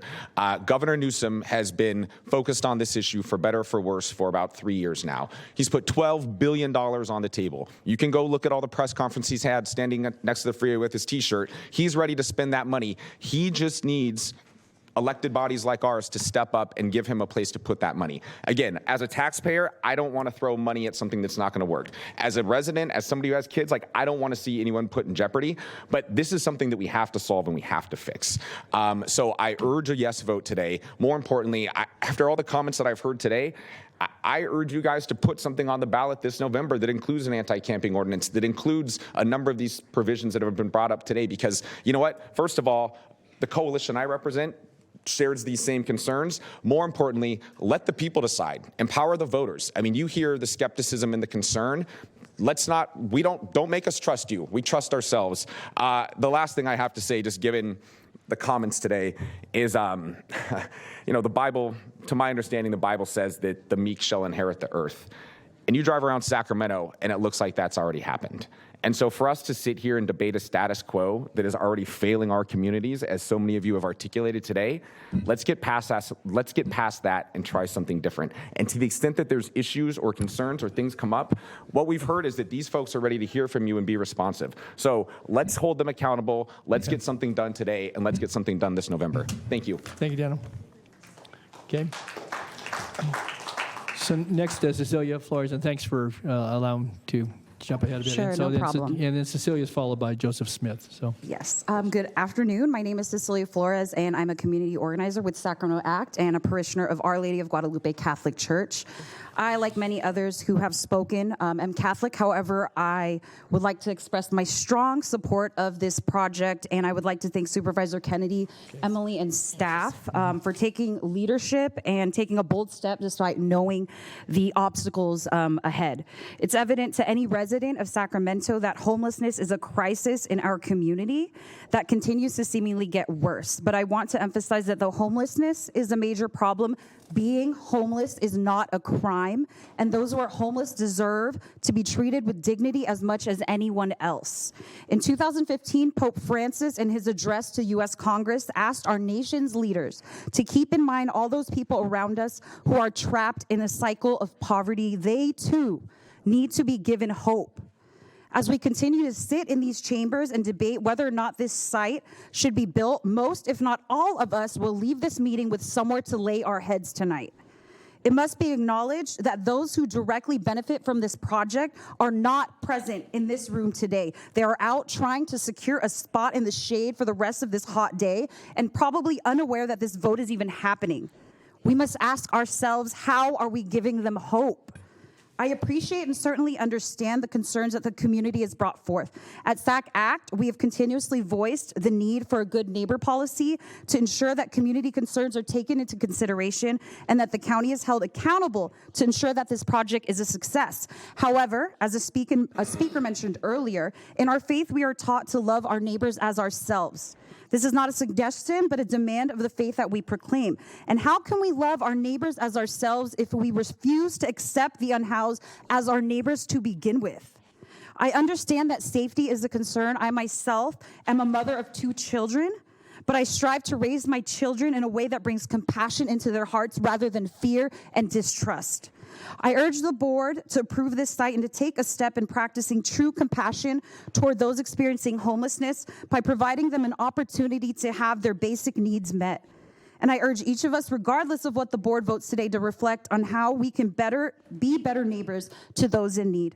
Every person deserves a home, and when every person has a place to live, our whole community can thrive. Thank you. Thank you, Cecilia. Okay, I have Joseph Smith followed by Lamali Shaban. Chair Natoli, Supervisors, my name is Joseph Smith. I'm a resident of District 2, and I support the Safe Stay Tiny Home Project at Florin and Power Inn. I am a person who has experienced chronic unsheltered homelessness here in Sacramento for 5.5 years. I was admitted to the North 5th Street shelter many times, and on April 1st, 2011, I decided it was time to change my life. My medical condition was grave. The staff helped me get care through Sacramento County. They also helped me apply for benefits and introduced me to a program of recovery as I had a serious drinking problem. Because of the medical benefits that Sacramento County provided, I was able to continue to live and heal. Because of Social Security benefits, I was able to afford a room and a house after I left North 5th Street. And because of a program of recovery, I've been sober for over 11 years. All of this would not have been possible without shelter and services. You have the services already. You just need more shelter capacity. That's why I support this project. It will help people who desperately need help. Today, my wife and I are buying a home. A first for me. In South Sacramento, 1 mile from this project site where we live with our 2 dogs. I've been employed steadily for 6 years. I work in social services, and last winter this board saw fit to approve me to the South Sacramento CPAC. From homeless to homeowner to appointed by the county in a decade, I work every day to benefit our community, and I urge you to approve the project and provide others the opportunities I've been given. As a Christian, everything I need to know about approving this project can be found in the Bible. Matthew 25:40 says, "The king will answer them, 'Truly I tell you, just as you did it for one of the least of my brothers and sisters, you did it for me.'" I know that the county and the site operator will make this a safe place and it will benefit our community. I have faith. I hope my neighbors will not allow fear to override their faith. Supervisors, there's going to be many who oppose it. You've heard them all. You're going to hear from more. I hope the noise made in opposition will not be too loud. This is a solid project. Approving it today is the right thing to do. It's the right location. It'll make South Sacramento a better place for everyone. It'll set the stage for future projects. It will save lives just like it saved mine 5 years ago, or after 5 years of living on the street. For those of you, Supervisor Kennedy, you got called out to go stay in the site yourself. For those of you who don't know Patrick Kennedy, I bet he will. For me, I have 3 grandchildren in Kennedy, Rudder, and Florin High. I am not worried about the safety of my grandchildren. If this was right across the street from me, I would be asking what I could do to help it, not what I could do to oppose it. So thank you very much, and I urge a yes vote. Thank you, Joseph. Okay, so Lamali, then followed by Michael Horn, followed by Gabby Trejo. There's about 10 more speakers here in chambers, then we'll go to the phones next. So, Lamali. Hi, Hi, thank you for listening to us and the community's voices. I'm speaking obviously for myself only and our family. I'm coming previously from the Arden Arcade area, dealing with a lot of homelessness there, right outside where we live. I've been there for 5 years and I've seen it continually get worse. I don't think that we should shut out homeless people. I absolutely think we should take care of those who are unsheltered, who are experiencing lots of issues, whether it's drug issues or mental trauma and mental illnesses of all sorts. However, what I don't think is appropriate or is done right is that we're putting this shelter there. However, we're not thinking about, like Emily talked about, having mental professionals, behavioral therapists, and people that can help with those sorts, but I haven't heard anything about how that's actually going to be implemented. I think we need to have something fully drawn out of what's going to actually happen. These people that are going to be there, what kind of help are they going to get? Who is going to monitor them fully, kind of find like a baseline for where they started as they're coming in, and then how are they progressing? Also talking about those who do maybe exit the program and they don't pass, what happens to them? From the first meeting that I heard, I think was it back in April, there were discussions about they would be interviewed in from the area to try to fit the 125 people there. Then after that, for those who do not qualify, surrounding areas would then be reached out to help those that are unsheltered. If that's going to be the case, I totally think that's fine. But if they also exit out because they're failing the program, what happens to them? Do we bust them back out? Do we leave them in the Florin area? What happens to that community? Thinking about just how I've been in the Arden Arcade area, like I mentioned before, I've seen many times where people get shipped out because somebody calls or something happens, and the next day there's a new camp, something going on. Currently, we have people taking over the road.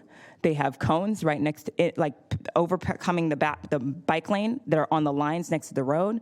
I've called multiple times. I've written emails. I've contacted 311 through phone call, through the app. And the best I get is, well, we'll get to it when we can because we're swamped. So I understand that this is something that needs to be addressed, but how is it going to protect those who are already in the community? I don't have anything against helping them. As a Christian myself, I believe absolutely it is our duty to minister to those who are struggling. But how are we going to do that? I think that there needs to be a well-drawn-out plan of how this is going to work so that we can support it. Right now, I can't agree with saying, well, yes to this, but I have no idea how this is actually going to work out.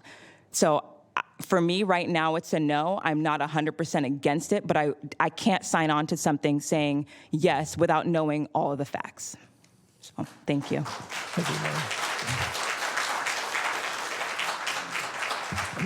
Okay, so next, Michael Horn, followed by Gabby Trejo, followed by Rachel Brown.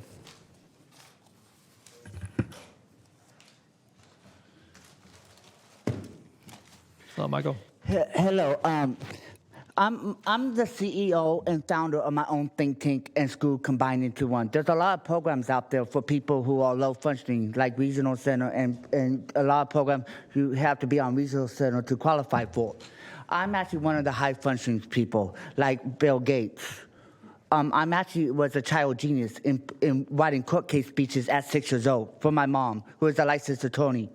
So I'm extremely high intelligent. Plus, I also built robotics at 6 years old. I'm an inventor, and a couple of my inventions will improve the health and safety of Sacramento County and the whole United States. One of them is actually the upgrade to the metal detectors. Instead of just detecting metal, it detects bomb fragments, detect coronaviruses and other diseases and pathogens. We could send them to people to quarantine them when it comes to diseases or pathogens, or contact FBI so they could arrest those people who are going to be doing a terrorist attack in the United States and the countries. So with my inventions, we could solve these major problems that we're currently in. Not just that, but also it has a 3-part tracking system which tracks escaped convicts that escape from prison and profiles, and later they could actually re-apprehend them and send them back to jail. So it has a satellite in space, the computer software, plus a chip where we will install implanted into a prisoner when they get arrested. So if they, in case they do escape from jail, we could actually apprehend them again. And since they are part of the government until they actually get off of parole.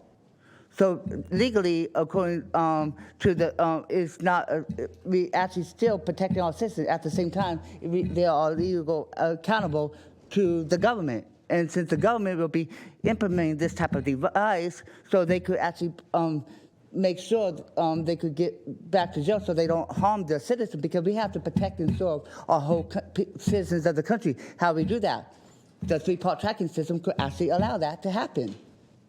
So, but I'm on SSI, I'm on Social Security, so I can't afford to actually hire staff to program it, or even get a building to actually build these inventions. So I was hoping to get onto the agenda so we could help get funding from so we could solve these type of problems that we are currently facing. Not just that, number one citizens that are living on the streets are people on SSI. SSI only make $900 a month. And so, and because of that, we don't make the 3 times the rent that are required for apartments to qualify us. And so that's why a lot of people on SSI are on the streets, because we can't afford it. And that's nothing we have control over. We're like getting penalized for something we have no. That's why we need like a motel where we pay $300 a month for rent, and then the rest of it we could save. So we could actually save up towards that $2,100 that we need to get an apartment of our own. Michael, and a lot of a lot of people can't drive, like SSI. People with ADHD, they're impulsive. People who are actual blind, they can't drive. Deaf, they can't drive. Epilepsy, they can't drive. So we don't have a. That's why a lot of people use shopping cart to move their step, because we don't have a car to move it for us. Right, Michael. I need you to wrap up your testimony. Appreciate you being. You guys, when you consider consider the why we use the shopping cart. Consider why the SSI people wish we can't afford the help. So when you make these decisions about these type of projects, sites, you got to try to help us too, because we matter too. Okay, thank you, Michael, for sharing. Really appreciate your comments. Thank you very much. Okay, next then Gabby, followed by Rachel Brown, followed by. I think Gloria spoke earlier. Okay. Hi, Gabby. Good afternoon. Thank you. And I want to thank Brother Michael for sharing. Pope Francis always talks about how realities are more important than ideas. And he just shared the reality that he has to face about being in fixed income and the reality of where our housing market is at this moment. I'm the executive director for Sacramento Act, a multi-faith community organization who believes that people are created in the image of God. And therefore, we all deserve to be treated with dignity and respect and have a safe place to live. We work to address the root causes of the suffering in our communities. And Bishop Chris Baker earlier said, this is just a start. And I want to share my support for the Safe State community. And I really want to thank Patrick Kennedy, Supervisor Patrick Kennedy, for his leadership, and Emily and her staff for both listening to the community concerns and addressing them. I want to read a statement from Reverend Takoi Porter, who is a senior pastor from Genesis Church, who couldn't be here today. His church had a similar situation happen to him in the city of Sacramento. Their church was down the street from a similar project, and his congregations there shared some of the similar concerns shared today, because they also have a school on campus. And to their surprise, Genesis Church worked with the city to address and mitigate their concerns. And Pastor Porter wanted to share his testimony. And like I said, he apologizes for not being here today. So I'm going to read his statement. My name is Reverend Takoi Porter. I'm the senior pastor at Genesis Church. I wish to express my strong support of the Project Safe State Communities at Florida Road. This is an interim housing solution that provides dignified, safe, and stable housing with connections to critical services that allowed unhoused people to get off the streets and get back to the road of health, stability, and employment.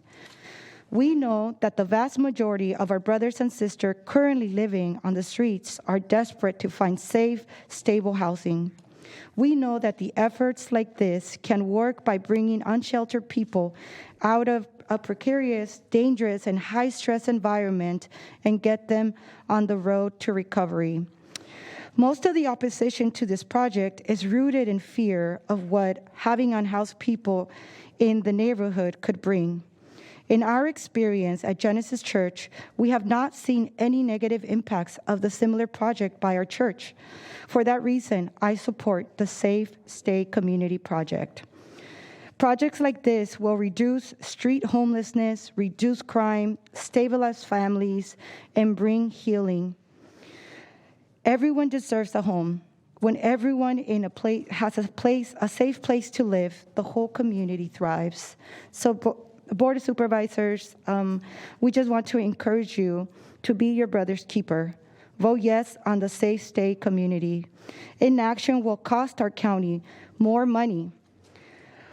And more importantly, inaction will cost us the sacred lives of our brothers and sisters who are unhoused. Thank you. Thank you, Gabby. Thank you, Reverend Porter.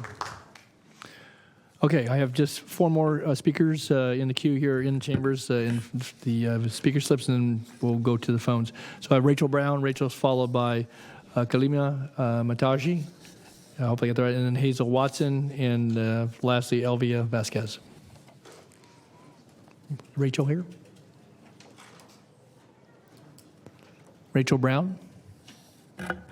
Okay, I'll set it aside for a moment. I know they sent a letter in. And so is Kalima Mutaji? Kalima? She had to leave? Okay. All right. Hazel Watson? Hazel? And then Hazel's followed by Elvia Vasquez.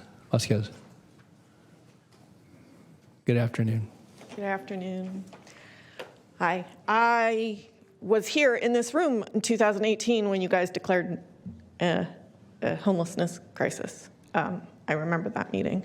I remember, and it was 4 years ago, feels like 4 years ago. That's a long time. You're not rushing anything. I'm speaking in support of this proposal. My name is Hazel Watson. I work for SAC Act, and I'm a new resident of District 3. When my daughter was in preschool, that campus was on a church, and that church campus was very friendly to the unhoused neighbors in that community. So there were people sleeping on the campus, and we got up the next day and put our kids in that campus, the very same campus. I learned the names of the people who slept there. Okay. So if it was my grandchildren, who I don't have yet, in school across the street, I would still vote yes. I would still urge you to vote yes.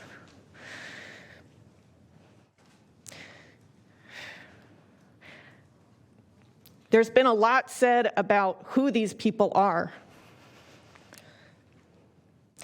These people are our neighbors. These people are human beings worthy of dignity, worthy of respect, and worthy of treatment.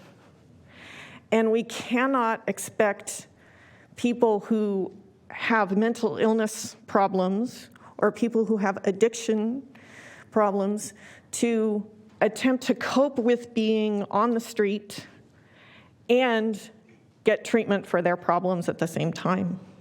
We need housing so that people can start their lives over. And no, it doesn't take every time the first time. The gentleman who spoke about being in the shelter talked about being in the shelter a number of times before it took, right? That is the nature of the problem. That is the nature of addiction and mental illness. But also a lot of these people are just people who had an injury and were suddenly unable to work, or had a rent go up and we're suddenly find themselves homeless. I think that the problem in this county, the problem in this city isn't going to go away, and we can see it every day. And the problems that the people in the businesses and in the school are facing is not going to go anywhere if you vote no, but that actually it could be alleviated if you vote yes, because it'll be a number of people who have the stability to address their problems and to work their way out of homelessness. So please vote yes. Thank you, Ms. Watson. Okay, then the last speaker I have signed up in chambers is Elvia Vasquez. Hi, my name is Elvia Vasquez. I'm from Sacramento Act. And I'm myself, about 5 years ago, I was homeless with kids. So I know how it's been there. And obviously the opposite here says I'm a person of faith too, and thanks to a church that helped me to put myself together and my family. I'm a working person. My children go to school. My son got an honor in academics yesterday. So we are just regular people that deserve to be loved. And we need a shelter, and we need many things like everyone else, like you kids, everyone's kids. And Matthew 15:18 says that what is in the heart comes from the mouth. And obviously here, at the opposite, hasn't been any compassion, pretty much lack of compassion. Sacramento Area Congregations Together, Homeless and Housing Committee, which is to express a strong support for the proposal of safe state communities and floor empowering road. We know the vast majority of our brothers and sisters currently living in streets, desperate to find safe house, and know the efforts that they can, and know the efforts that this can work by bringing and shelter people out of precaution, dangerous and high streets environment, and getting on the road for recovery.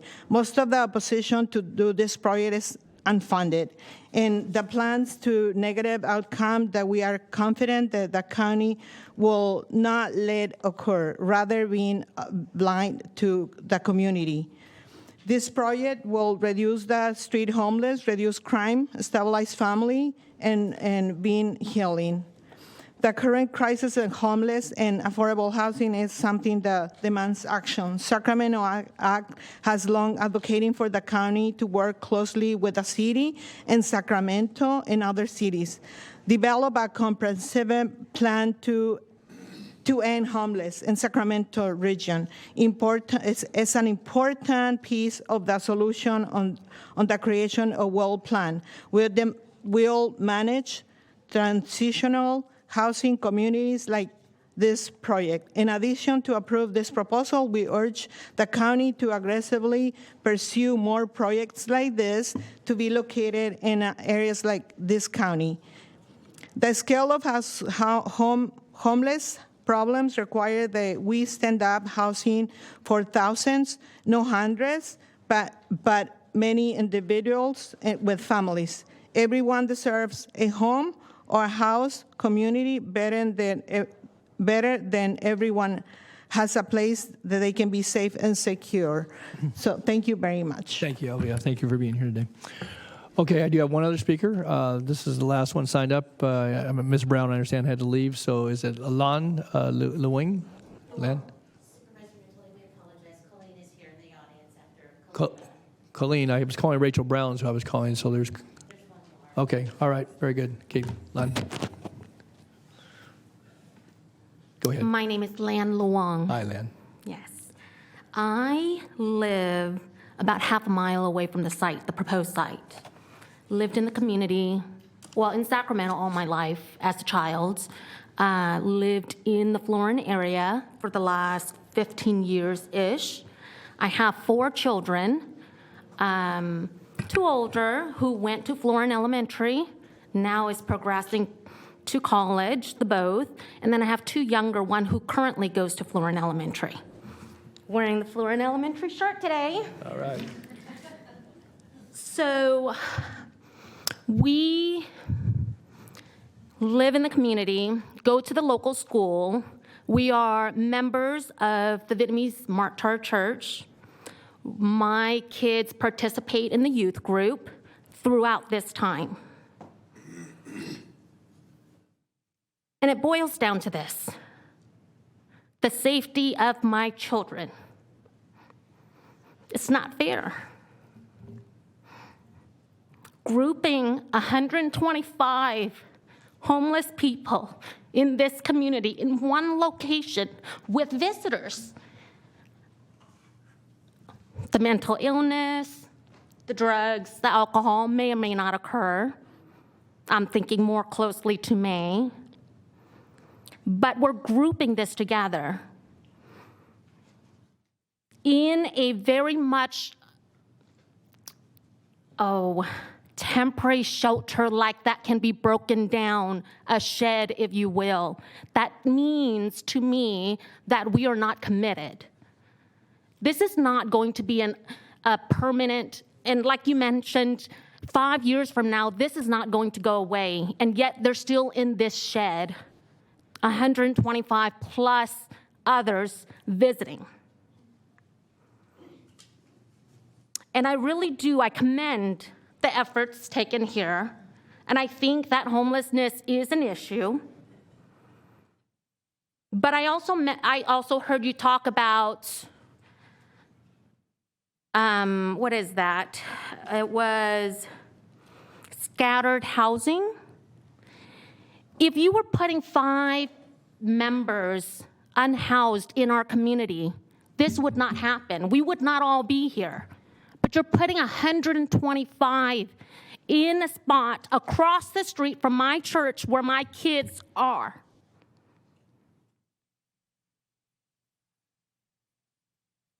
We all need to make sacrifices. That quote means that there is a burden being put on this community, a community of low income, a community of minorities, and we are putting this burden on this community that has many struggles already. I think this burden is too heavy. I think there are other solutions to helping our unhoused neighbors. I think scattered housing has already been operating, spread throughout the county, and I think that is a better solution.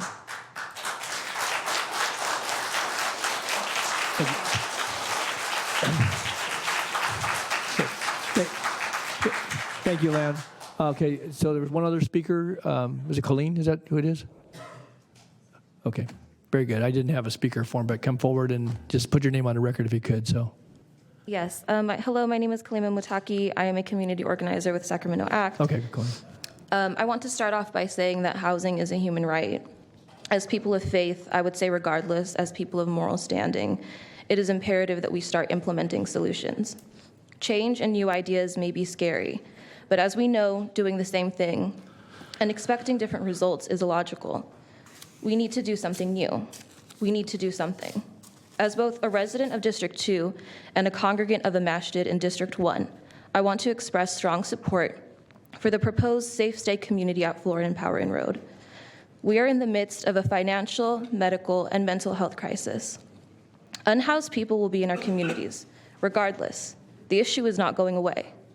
We can either choose to leave it as is or work towards remedying it by housing some of these folks and supporting them towards long-standing solutions.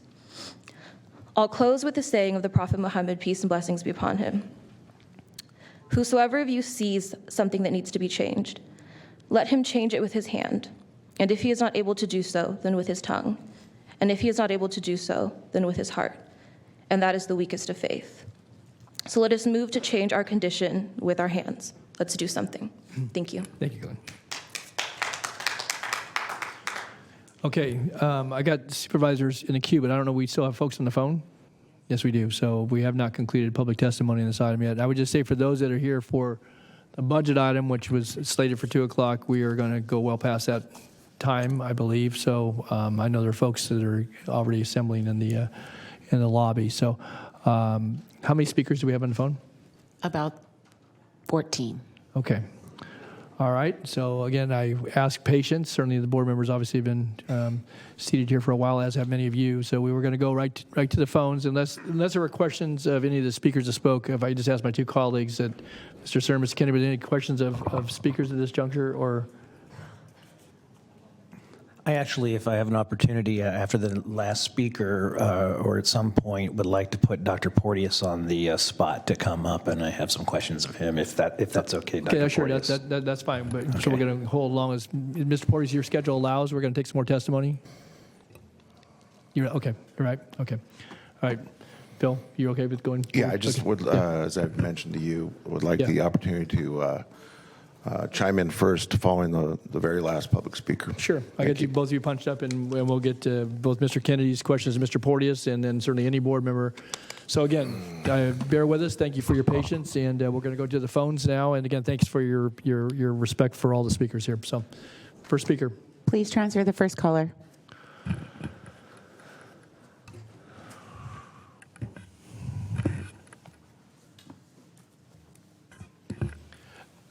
I would notice we're going to caller two that we will, once we conclude this item, however that's concluded, we're going to take a break in between that and the start of budget. So budget may not start till late afternoon. Again, with no predictions about that, but just we will take a break in between this item and the start of budget. So, all right, first caller. Please transfer the caller.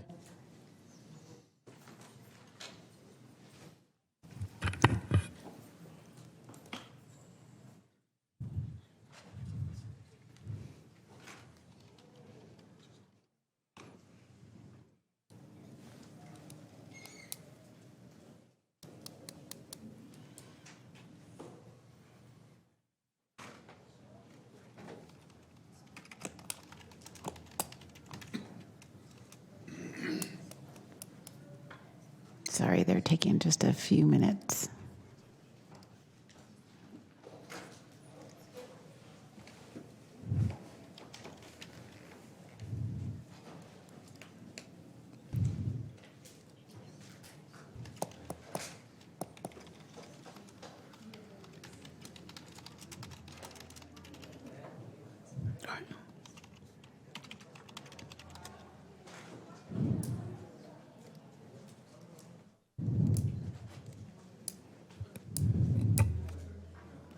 Do we need to break, or are they going to be able to get through?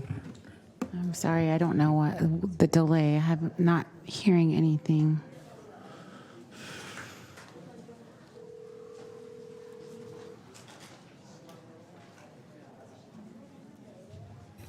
Hello, caller. Yes. Please start your public comment. You have 3 minutes. My name is Paul Kinsella. I am one of Sister Libby's Mercy Peddlers and a member of SACDAC. Yesterday, while mercy peddling, the misery of the homeless I encountered brought to mind Christ's ever-loving embrace of the children of God, taking on their pain and suffering each day. I believe projects like this Safe and Stay community can restore their critical health needs and provide employability skills for this ever-increasing homeless population. Please pray about this project before acting. Thank you. Thank you, caller. Please transfer the next caller.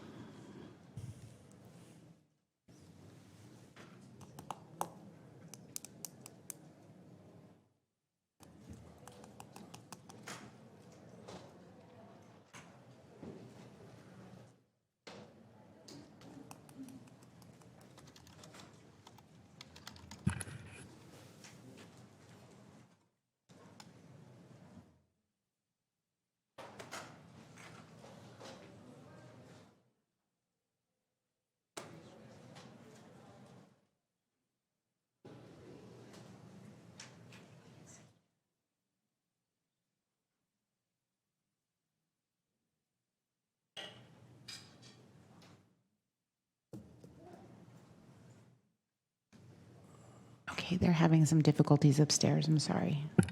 Is there something, if we took a break, it would help with that, or we'll hang in there?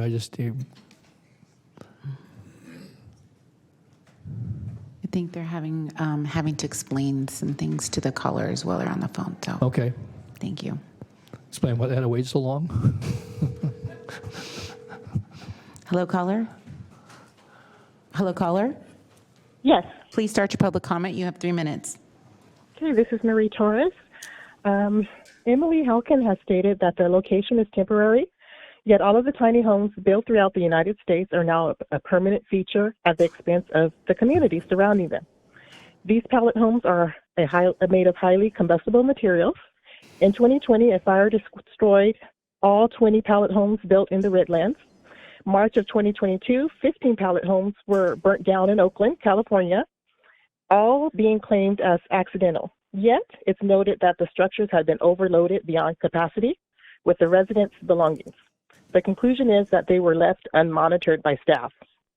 Tiny homes are a temporary solution to those who receive shelter. Only to those who receive shelter. A tiny Band-Aid to a gaping wound. From a 90-day residency now extending to 120 days in the state of Oregon, Oakland, California, Spokane, San Leandro, in Petaluma, Mountain View, all of these pallet shelters, over half of the residents end up back on the street, which will be now our neighborhood. Crime and vandalism, nuisance, open drug use has increased in all of those areas. Emily hasn't spoke of a concrete exit strategy, or even which successful nonprofits are on board with providing services. Standards for this to be a success should be much higher, with collaboration and extensive research to back it up. The National Alliance to End Homelessness has clearly stated the majority of homeless have complex, long-term health conditions, suffer from mental illnesses, substance abuse, and physical disabilities. Sheltering is not enough. Project Room Key is not sustainable. Jenna Haynes has stated it costs $4,000 a room. It's unsustainable. You can't just dump people on the street.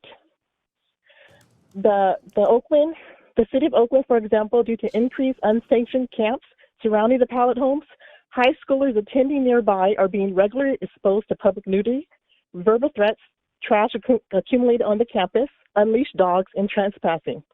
The contract of Tiny Logic has been canceled. The Oakland Unified School District sent out a letter to close it down, stating the students are at risk.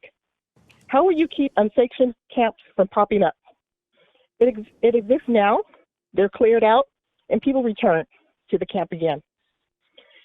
I have been residing in Old Florence for over 26 years. Experience has taught me that this indeed is another empty promise for residents and those suffering from homelessness. Are you stating to us you will provide quality housing and services with another lack of follow-through? It has been proven throughout this state. Why should we be forced to accept the unacceptable and tolerate the intolerable for an experiment that hinders our quality of life? Please vote no. Okay. Thank you, caller. Okay. Next caller, please.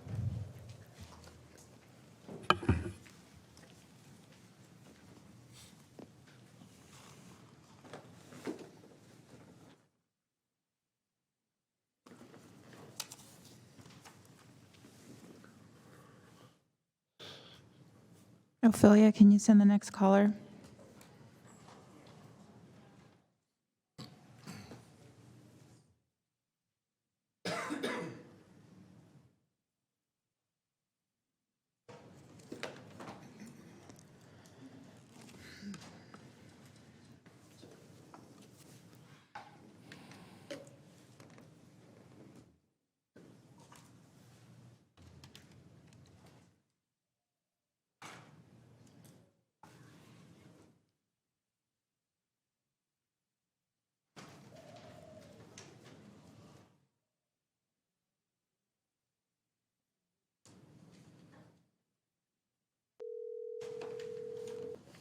Hi, caller. Please start with your comments. You have 3 minutes. Hello? Hi. Can you hear please- me? Yes, we can hear you. Please start with your comments. You have 3 minutes. Thank you. My name is Tammy Dramer. I'm the Executive Director of Organized Sacramento, former Executive Director of Safe Ground, and I serve on the board of the Sacramento Housing Alliance. I am calling in strong support of this project. I've been advocating for affordable housing for many, many years, and this is a good first step to bring people back inside.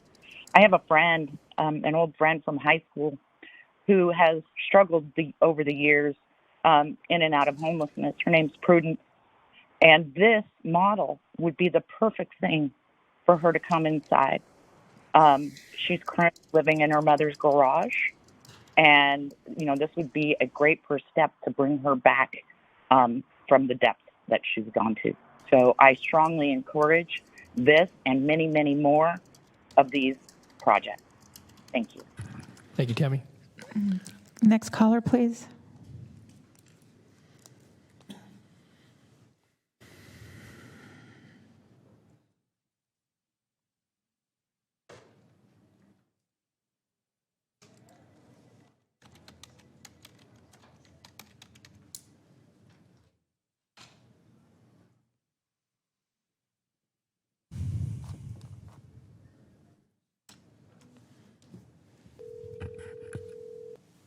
Hi, caller. Please start with your comments. You have 3 minutes. Good afternoon, Chair Natoli and Supervisors. My name is Mike Jasky, and I'm one of multiple members representing SACDAC's Homeless and Housing Committee today. Let me restate up front what I said on April 26th. SACDAC's Homeless and Housing Committee strongly supports this project. We understand that this is the first of multiple comparable projects, and we want this overall effort to succeed.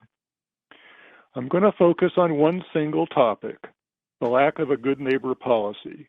We understand a good neighbor policy to address two different elements in the life cycle of a proposed project: the site selection, acquisition, approval, and also perhaps criteria for project shutdown, as Supervisor Natoli commented earlier this day. And secondly, the operation of a project once the site is secured. In her comments, Ms. Halcon has continued to emphasize the second of these two elements. It's certainly important to translate a good neighbor policy into the specifics of the contract for a particular site, but you, the governing board of this county, need to direct staff to develop a good neighbor policy that addresses the totality of all of the elements of a project like this: the selection, the acquisition, the approval processes, as well as the more obvious operational elements. Much of the controversy over this project could have been avoided by a more extensive good neighbor policy, which included a community outreach element that was much more robust than what has happened to date. We urge you supervisors to create a generic good neighbor policy and bring it to this board for review and adoption. The contract with the entity selected with this facility obviously needs to explicitly address adherence to any such policy. Finally, if this project moves forward, the board needs to commit that the resources necessary for it to be successful will be made available. I think we heard assurances from Mr. Wagstaff this morning that that is the case. We need many more of these facilities to begin the process of housing our unsheltered neighbors. And this project's track record will be the basis for a local community's buy-in for all future projects. So vote yes on this project and develop a generic policy to guide all future projects. Thank you. Thank you, Mike. Okay.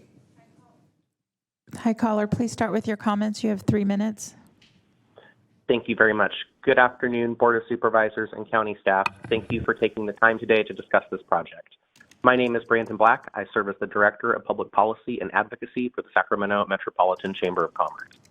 We fully support approval of this project and appreciate Supervisor Kennedy's efforts to bring these tiny homes online for some of those that are most at need in our community. It can be challenging to find appropriate siting for such uses, but we know that the homelessness crisis continues to grow across our region and that more must be done to provide shelter and safety for the unhoused, as well as providing safety for our neighborhoods and economic corridors. We urge the board to unanimously approve this project today. This is one step in a larger effort to curb the dramatic effects homelessness has on our community. The county, as well as other local jurisdictions, have the burden of responsibility when it comes to what is arguably the most difficult challenge of a generation. But we are hopeful that together, we can work to make a positive impact for the next generation. Thank you for your leadership during these times, and again, we urge the board to approve this project. Thank you. Thank you, Raymond. Next caller, please.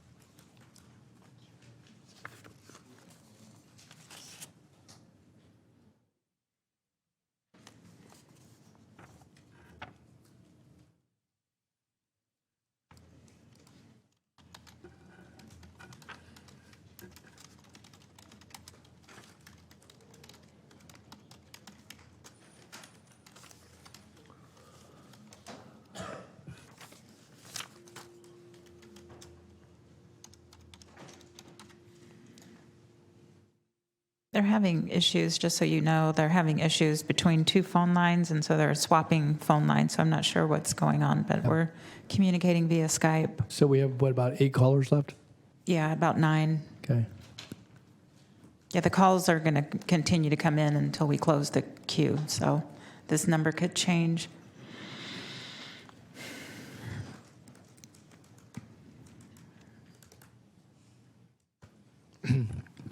You may start getting callers for the budget item pretty soon, too, so.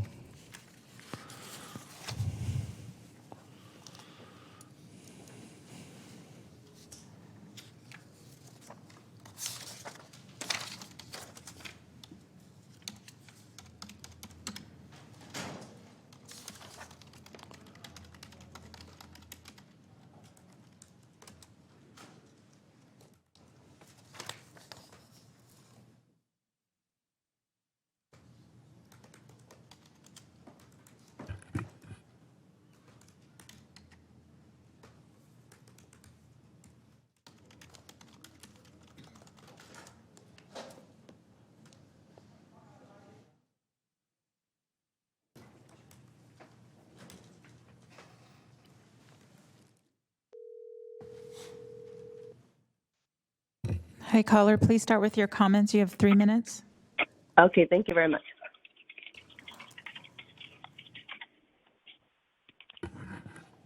Hello, this is Kathy Chow Rothberg from Lau Family. Can you hear me? Yes, go ahead. Hi, good afternoon, Chair Natoli and members of the Board of Supervisors and the public. Thank you, Supervisor Kennedy, for your good public service and your leadership. Having been an elected myself, I know what you're all going through. And thank you for sitting at your seat for nearly 8-9 hours. My name is Kathy Chow Rothberg, and I am the CEO of Lau Family Community Development. We operate 2 office locations on Florin Road, just a couple of miles from the proposed site. And I have been an affordable developer for 28 years. I am also speaking as a homeowner, a resident, a voter of Sacramento County, commercial property owner, and a parent of 2 children in Sacramento County's public schools. I and Lau Family have also in the past been Historical Society members, the Florida Historical Society members, and we are Asian Pacific Islander Chamber members as well. I am not speaking as a representative of either the Historical Society nor the Chamber. I am speaking on behalf of Lau Family regarding 8144 Florin Road and the state community item. We acknowledge that this is a very complicated and difficult item. Everyone who has spoke today, they're all right. They all have a point of view and they are all right in their comments. And also the government also has a point, and they have a good point as well as the need for housing. Lau Family is acutely aware and familiar with the issues that's taking place right now. Annually, we participate in the point of time count in multiple counties. What Lau family would like to offer is an alternative solution on the item that's before you and regarding ARPA funds in solving our housing and homeless issues. What we offer and we want to say is that the same amount of money that you're proposing to spend on this site actually could be used for permanent housing. Lau family wants to offer up to 1,300 units of vacant housing right now, out of which 1,150 are in Sacramento County. In the last 66 months, let me share that we have placed 4,000 people into permanent housing. I would like to share that of these people, 100% exited into permanent housing. One of the sites, actually Supervisor Desmond and his site and his staff, Vanessa, came to visit. And that site, we already exited 88 families into permanent housing. Our sites that we offer wraparound service, jobs, income, health, credit counseling. And our sites are typically 7 to 25 units. Our largest site is in Oakland right now at 200 units. And this is reentry homeless folks. And we have about 220 have already exited into permanent housing with jobs that are $85,000 to $115,000 per person. So we use existing inventories and we repurpose them. They are decent, they're very nice, they're well managed, they're well maintained and operated, and all the families that come in have no funding at first, but they exit with funding. So I'm going to end right now. Okay. I know that I'm probably coming to my minute. So I ask that the supervisors direct the county administrator and her staff to work with Lau family and with me personally so that we can offer a solution that is simpler, that's more cost efficient, that's faster, that's more effective, and that's permanent. Okay. Thank you very much. Thank you, caller. Next caller, please.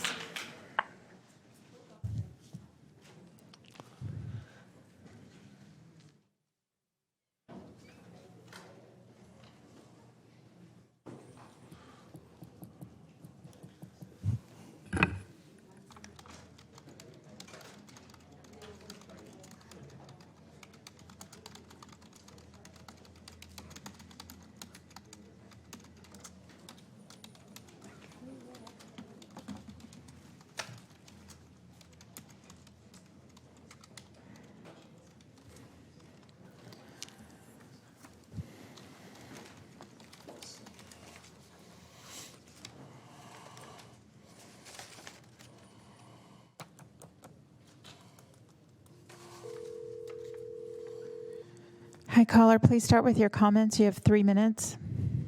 Thank you very much. Hello, board and members of the Board of Supervisors. I'm Karen Humphrey, and I'm another member of the Sacramento Act Housing and Homelessness Committee.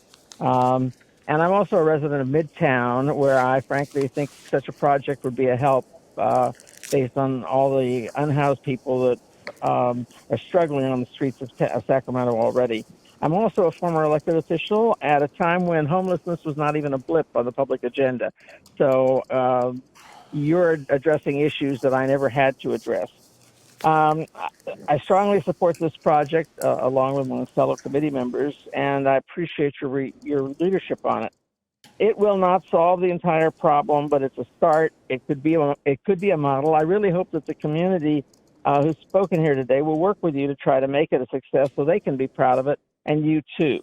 I can't say my reasons better than Joe Smith and Cecilia Flores and a few other people have said. The human and faith issues that support this project moving ahead are large and very heartfelt. I believe everybody in this room has been heartfelt today in what they've said. But I also come at it from a very practical standpoint. I hear people say all the time, there's too many unhoused people in the streets. Do something, do something, do something. When the city and the county now have been working to do something, and something I think that will be very helpful and certainly a good start, then people say, no, well, okay, but not here. I'm sorry, you can't approve a program if you don't have a place to put it. And the county's reasons for choosing this site were, I think, very practical and reasonable. And I if my comment to people is that if not here, where? If not now, when? All of us need to be working together to address the huge human needs of the unhoused population. 15 to 20,000 people are estimated to live unhoused at some point in a year. 20 people a day are estimated to become homeless in this community. It is a huge problem. Nobody can wave a wand and solve it. I wish that were possible. But I do believe that this step today would be a major positive step, and I would encourage your aye vote, and thank you very much for considering my views. Thank you, Karen. Next caller, please.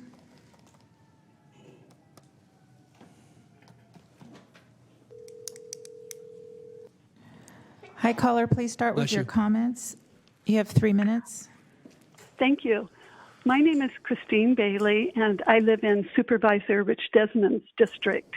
I'd like to thank Emily and her staff and the board members for working so hard to not only care for our unsheltered neighbors, but to do things that I think will improve conditions in the neighborhood because people will have a place to go. I urge you to approve this project.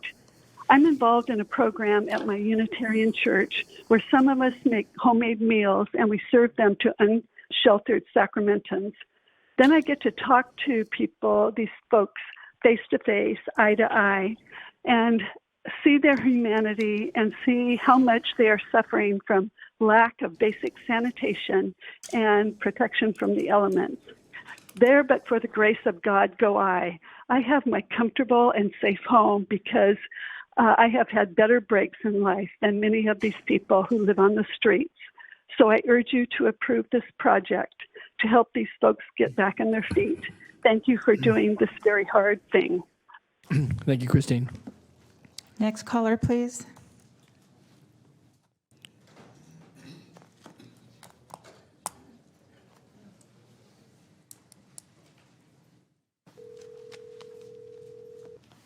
Hi, caller, please start with your comments. You have 3 minutes. Hi, I'm Dan Adler, founder and leader of North River Homes Crew, and I support this bill for safe grounds and homes being built for our homeless.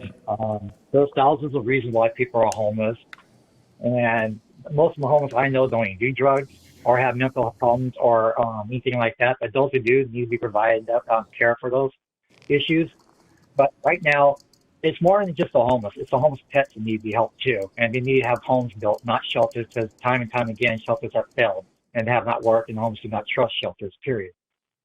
So I'm for the homes being built for the homeless. The homeless out here are everyone's mother, father, son, family members out here. And for those people who are opposing this, homes being built, they wouldn't be saying that if they were homeless. The homes need to be built for our homeless to help them and save their lives off the streets. Thank you. Okay. Thank you, Dan. Next caller.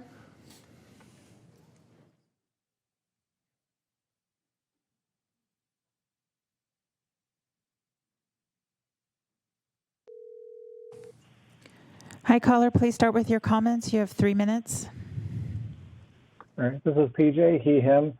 So what you're going to hear and have heard a lot today, and I'm sure you've learned to interpret it as the sounds of concern, but with no real solution, and often the hint at that solutions which feature things like incarceration or vague allusions to the sense of moral depravity, or generalizing all unhoused folks as being bad, as the one man said he didn't want to do, but yet kept generalizing with no sense of irony. The reality is that we have a homelessness crisis. The solution to that is housing. People will claim left and right that the majority of unhoused folks do not want housing. That is complete bull. You'll hear many people asking for solutions like enforcing laws which criminalize poverty. These look like anti-camping or unpermitted camping ordinances, explicit sexual activity charges surrounding people who have to go to the bathroom outdoors and risk exposing themselves as a result. People asking for money from passersby, people sitting or standing in an area for too long. They don't want to say it, but what they want as an end result is for poor people to be jailed because they're inconvenient to look at or because they are inconvenient to be forced to interact with, when those unhoused individuals may have mental issues which cannot be ignored as easily as tents and whatnot. And of note, there is already a Project Room Key in that area. Unhoused people already exist there, regardless of any tiny home community coming or not. The community and services offer a way for them to get out of their current state. NIMBYs will continue complaining forever, complaining about locations offered up always. complaining about the existence of unhoused people, and will never offer suggestions or fixes aside from not wanting to anything in their area. This issue exists countywide, statewide. Every neighborhood needs to participate in the solution, every last one. A delay isn't a solution. Longer waiting periods to wait and ensure every single person is weighed in won't produce solutions. And they will always and inevitably produce people that will still say they weren't consulted. This continued delay will not solve anything. It will only result in continued cruelty to those at the margins of society. It will result in them suffering longer, the medically infirm, those with mental issues, those with addiction issues, those experiencing sexual violence. All of these issues will be delayed in being addressed. I've lived in this county for over 40 years, and I'm tired of NIMBYs in all neighborhoods putting up children as a reason to discard the poor. Anyone in that audience and anyone in the city can become unhoused for a variety of reasons. A majority of us are just a paycheck away from losing our housing. We would expect empathy, and yet many are unwilling to give it. We are a more moral society when we care for the least in our communities. This project is one step in that direction, but we must keep pushing to ensure that the solution spreads countywide into every neighborhood. No neighbor should be afraid that they will miss a rent payment or have a car repair that will send them into homelessness only to be demonized by their former neighbors. We should be better than that. Thank you. Thank you, caller. Next caller, please. How many calls we still have? Of 5? About 3. Okay.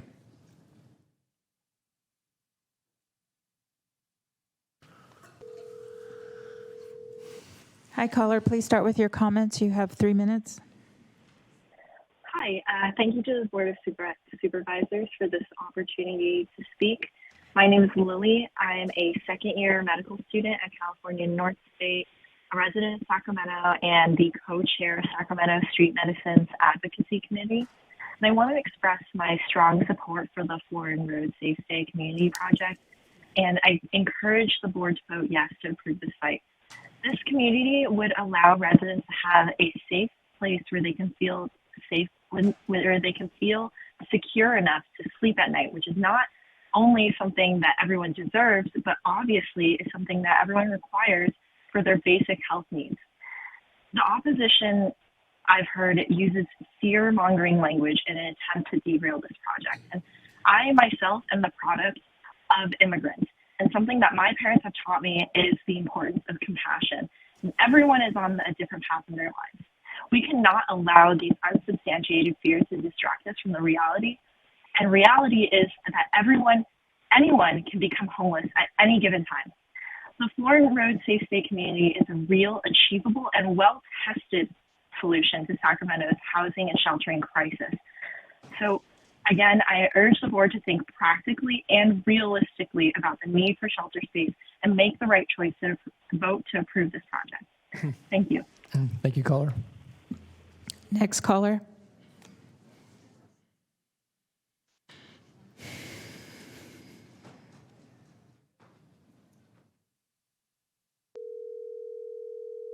Hi, caller. Please start with your comments. You have 3 minutes. Thank you, Board of Supervisors. And I want to take a moment to thank you for your patient listening today. And I also want to thank all of the people who've come to speak today and let their voices be heard. Even those I disagree with, I appreciate you taking the time to engage on this issue. My name is Rick Eaton. I'm a resident of District 3. I also serve on the board of Sacramento ACT. I'm calling in support of this proposal and applaud the work of several of you, particularly Supervisor Desmond, in efforts to develop additional sites like this throughout the county. I want to share that about 10 years ago, I had the privilege of accompanying a group of college students from out of state on a week-long service and study visit to the city of Los Angeles. Several of these students were foreign students studying abroad who were from Vietnam. And I'll never forget the shock, the true shock that these students showed when they realized that there were homeless people living on the streets of Los Angeles. How can there be homeless people here in the United States? You're the richest country in the world. That's what they said. And their shock brought home to me just how much we've become numb to the suffering of our unhoused friends, neighbors, and family members. What I felt then was not shock, but shame. Shame that we as a country, as a community, have allowed thousands and thousands of men, women, children, people with physical and mental disabilities, poor people, to suffer on our streets. I don't want to feel ashamed of my community, and I know none of us do. I want to feel proud of it. I want to live in a place where all lives are valued, where everyone has a place to call home, where everyone can live in dignity and be a productive member of their community. This proposal is a step in that direction. It's a step in the direction of a thriving community in which everyone has a home, in which we can all be proud of. Thank you, and I urge you to vote yes. Thank you, Rick. Okay, let me just see if we have. And can you transfer the last caller?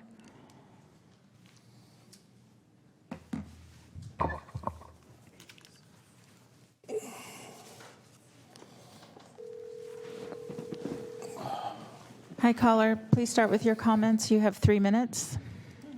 Good afternoon. My name is Lucero Soto. I moved to Sacramento in 2002, and I made Florent my home. We know that the vast majority of our brothers and sisters currently living on the streets are desperate to find safe, stable housing. We know that efforts like these can work by bringing unsheltered people out of a precarious, dangerous, and high-stress environment and getting them on the road to recovery. The current crisis of homelessness and affordable housing is something that demands action. Sacramento Act has long advocated for the county, working closely with the city of Sacramento and other cities, develop a comprehensive plan to end homelessness in the Sacramento region. An important piece of this solution is the creation of well-planned, well-managed transitional housing communities like this project. In addition to approving this proposal, we urge the county to aggressively pursue more projects like this to be located in all areas of the county. The scale of our homelessness problem requires that we stand up housing for thousands, not hundreds, of individuals and families. As an alumni of Florent High School, everyone deserves a home. Our whole community is better when everyone has a place they can be safe and secure. Thank you. Thank you, caller. That's your last call. Okay, so again, that concludes our public testimony. I know we have, a couple items. Supervisor Kennedy wanted to ask Mr. Porteous to come to the podium. I know County Council wanted to weigh in on comments received, and Supervisor Cerna wanted to weigh in as well. I'm sure other board members. So maybe in that order, if you just had questions, Mr. Kennedy of Mr. Porteous, and then we'll have Council, and then I'll go to Mr. Cerna for comments. Good afternoon. Good afternoon, Jonathan. Thank you for being here, Doctor. I asked you to come up because you deal with, particularly with mental health and drug and alcohol addiction issues with WellSpace on a regular basis. I'd like a couple of things, and we've had opportunities to talk about these issues pretty significantly, including in South Sacramento, not far from this site. I'd like, first of all, to get your colleague spoke earlier, but I'd like to get your perspective on the international work that you've done, as well as the correlation between substance abuse disorders and mental health and homelessness, and how that correlates. Thank you, yes. Thank you very much for having me. Dr. Jonathan Porteous, CEO of WellSpace Health. You know, we all carry a mask, and lots of people are wearing a mask here today. That's because that's basic public health policy. That's what protects us. And we're trying to figure out how to live in community with each other. Basic public health policy shows that giving people a roof helps. Basic public health policy, and as a psychologist, you ask about substance use disorders and mental health.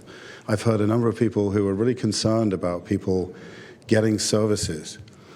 What can do more than 100 therapists is to give someone a roof. That is the first big start, is to give someone a roof.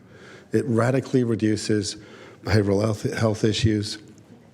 It radically reduces substance use issues. I heard someone say, you know, that they're fed up with people walking around with shopping carts. Shopping carts are the best way to put everything you own in one place.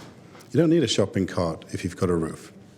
So we've got lots of solutions to a public health issue that are wrapped up in this. I think culturally, though, something that surprised me, and I'm surprised you remember this, I had the honor of working for the UN and building the drug treatment system for the Republic of Vietnam. And what I saw, especially in the Catholic community in Vietnam, was that people embraced the issue, that the community came in and stepped in. Leviticus was used as a reason to step in and support, not to push away. This is about us all living together. And this is not about people who are coming into a community. This is about serving the people in your community. I live in North Sacramento. I know all about putting programs into our communities. What I've seen with the programs that have been put in is that people end up using restaurants, not peeing behind them. People end up using grocery stores, not peeing behind them. People have the ability to start living the life everyone else lives and not doing the things that so many people are worried about. Thank you, sir. I appreciate your perspective. Thank you, Dr. Porteous. Okay. Rich, did you have a question, Dr. Porteous? No. Okay, good. Okay, thanks, Jonathan. Okay, we'll go to County Council, just give some clarification. Then I have Supervisor Cerna, Supervisor Desmond, and I trust other members of the board as well. So go ahead. Lisa. Sure. I just wanted to address the power or the overhead that the speaker put up, because there are a lot of inaccuracies in it, and actually none of the arguments that the speaker brought forward are legally a problem for this project. I'm just going to go down them really quick so that we have a record, if that's okay with you. Sure. Okay. So number one, I won't read them. I'll just refer to them as the number. The section that he cites is not applicable to Sacramento County. Number two, the allegation that we did not adopt standards required of the building code, that is also incorrect. The board adopted the California Building Code provisions on February 15th, 2022. Number three is not applicable to Sacramento County. We're not a city with over a 3.5 million population, and we are complying with the building code for emergency shelters and fire code. The same with the allegations of number 4 and number 5 and number 6.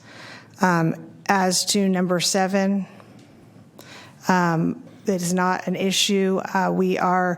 The code allows for political subdivisions to use the standards in place of the regular adopted standards. So that is not applicable as well. As far as the CEQA allegation, this project is exempt from CEQA under the CEQA guidelines as a specific action necessary to prevent or mitigate an emergency. Therefore, there is no finding necessary under CEQA needed to be made for this project. Okay, thank you, Lisa. Any questions by board members of council's a read on the information was presented? Okay, if not, then with thanks to all who've addressed the board, we can bring it back to the board, starting with Supervisor Cerna, then Supervisor Desmond, and I trust other supervisors as well. Thank you, Mr. Chair. And I too want to begin my comments in response to speakers by thanking everyone for their patience, both those who've joined us here in chambers and those that waited to address the board telephonically this afternoon. I think the fact that you've been here for the duration since 10 o'clock underscores the import of what is being considered by this board today. It underscores your, I think, rightful concerns and reasonable questions for staff and for the board. And so I do want to acknowledge that and express my gratitude for your willingness to participate in this process. As I mentioned earlier today, albeit remotely via phone, my interest, despite my frustration with the early part of this process, which I think was completely broken, many speakers have referred to that, and I don't want to repeat too much about that, but despite the way I had to learn about this, and despite the lack of interaction with county staff and my district office about this proposal, I want to again remind everyone that my intent is to make this a better proposal. It's not to outright vote against it without consideration of how to make it better. I think the way we do that is through community engagement. Again, it's regrettable that we have to do it in a kind of hastened environment with folks in the chambers today speaking from the podium. It really should have been the product of, quite frankly, probably months of community engagement.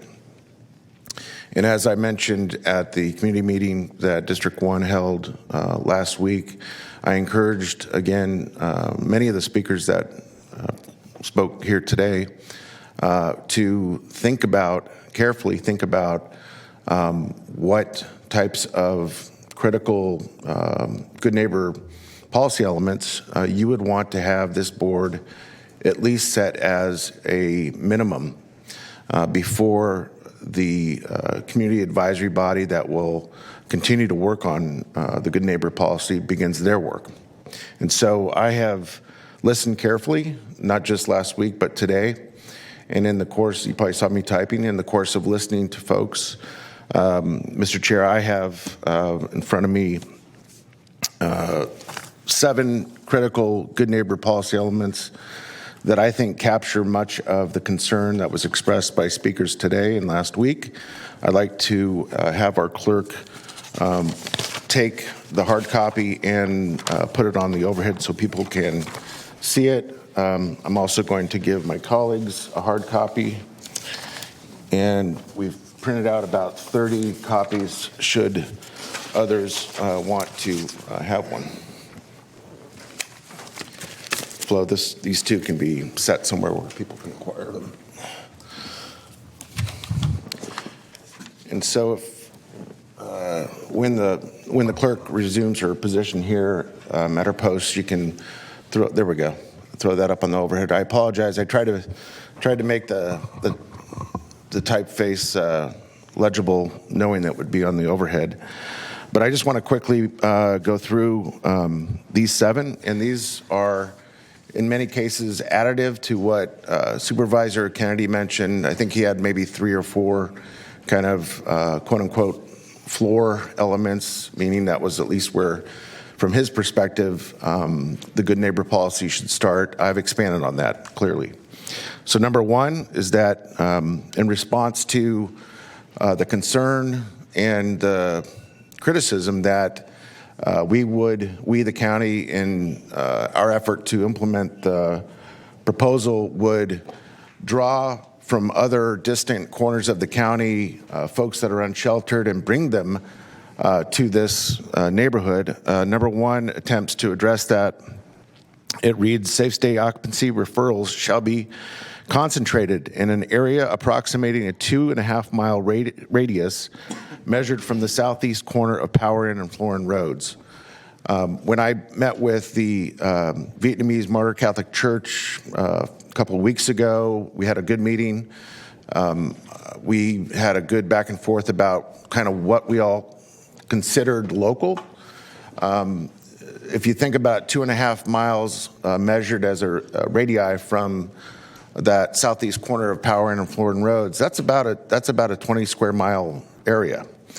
But I think it's reasonable to have, as a matter of the good neighbor policy, that focus so that the community knows that the intent of the county is to bring the folks that are currently, as Mr. Kennedy mentioned earlier, sleeping on church steps, creek beds, and in front of businesses.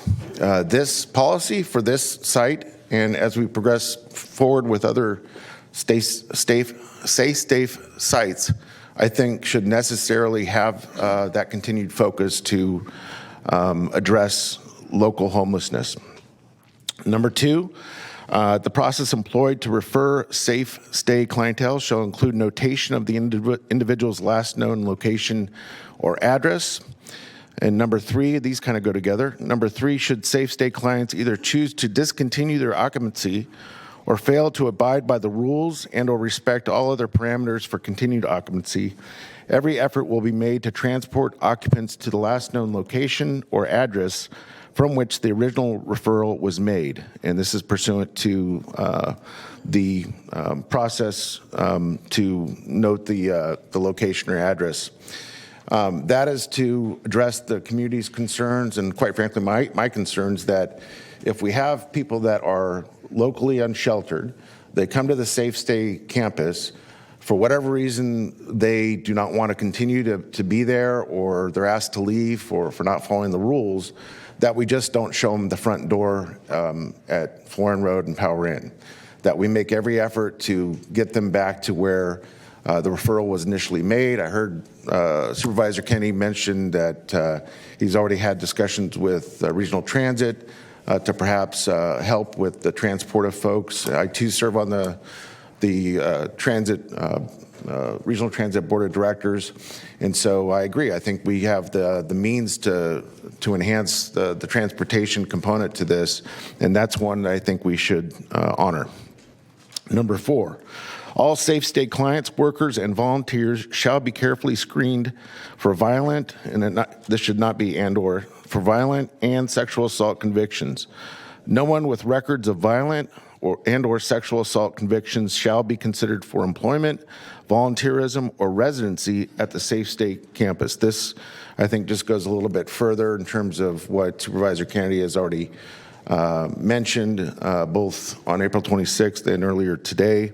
You'll note that I don't make a distinction in terms of felony convictions, and I think we should also extend the same rules, quite frankly, to those that would work or volunteer at Safe Stay compared to the occupants themselves.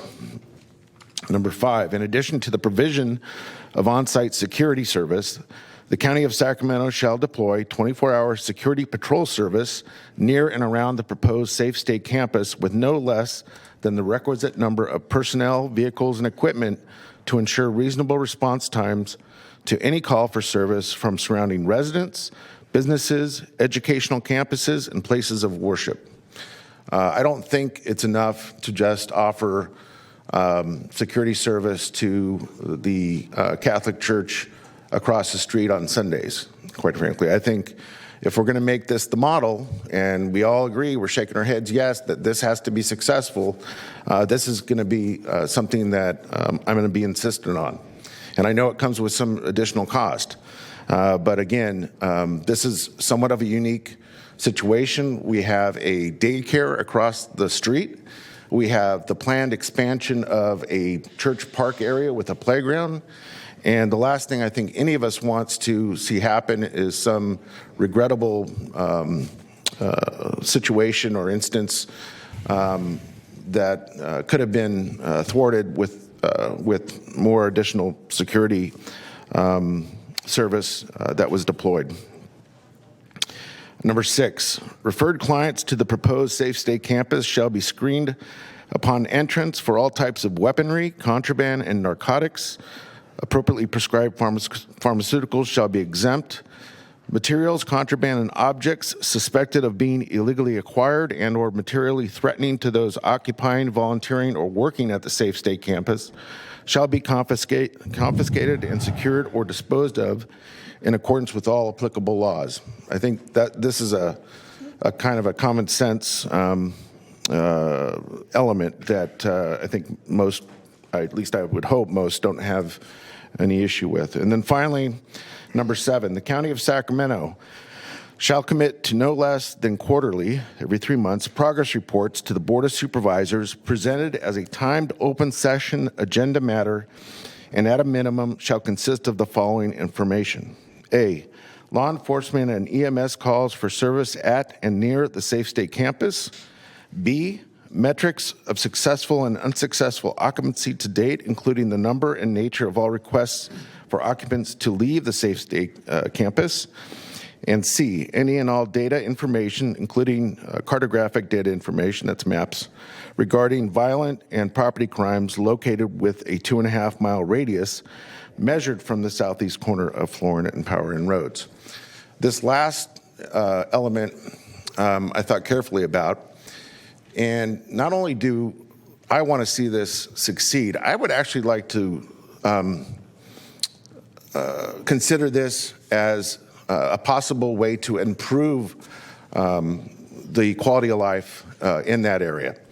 And I think by actually relying on data that's collected in terms of the property crimes, which I would hope would actually go down, and the violent crimes that I would hope would go down, there's no other way to really consider that without, intentionally acquiring that data. So that's what that last critical element is about.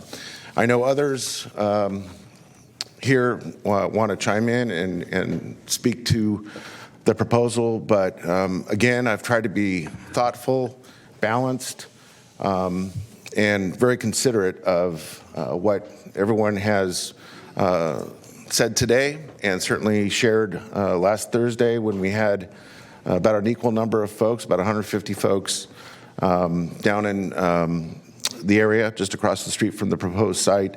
And so this is really a reflection of that input and that community engagement as late as it did come. So that concludes my comments. I will just say these are elements that I will need to see agreed to before I can support this today. Thank you. Okay. Thank you, Supervisor Stern. Okay, next we have Supervisor Desmond and then Supervisor Frost. Thank you, Mr. Chair, and I'll start. Definitely appreciate these thoughtful recommendations to Supervisor Stern. So, a lot of them are really no-brainers and really incorporate discussions we've already had. I'm very, very interested to hear what staff thinks about some of these, and certainly Supervisor Kennedy.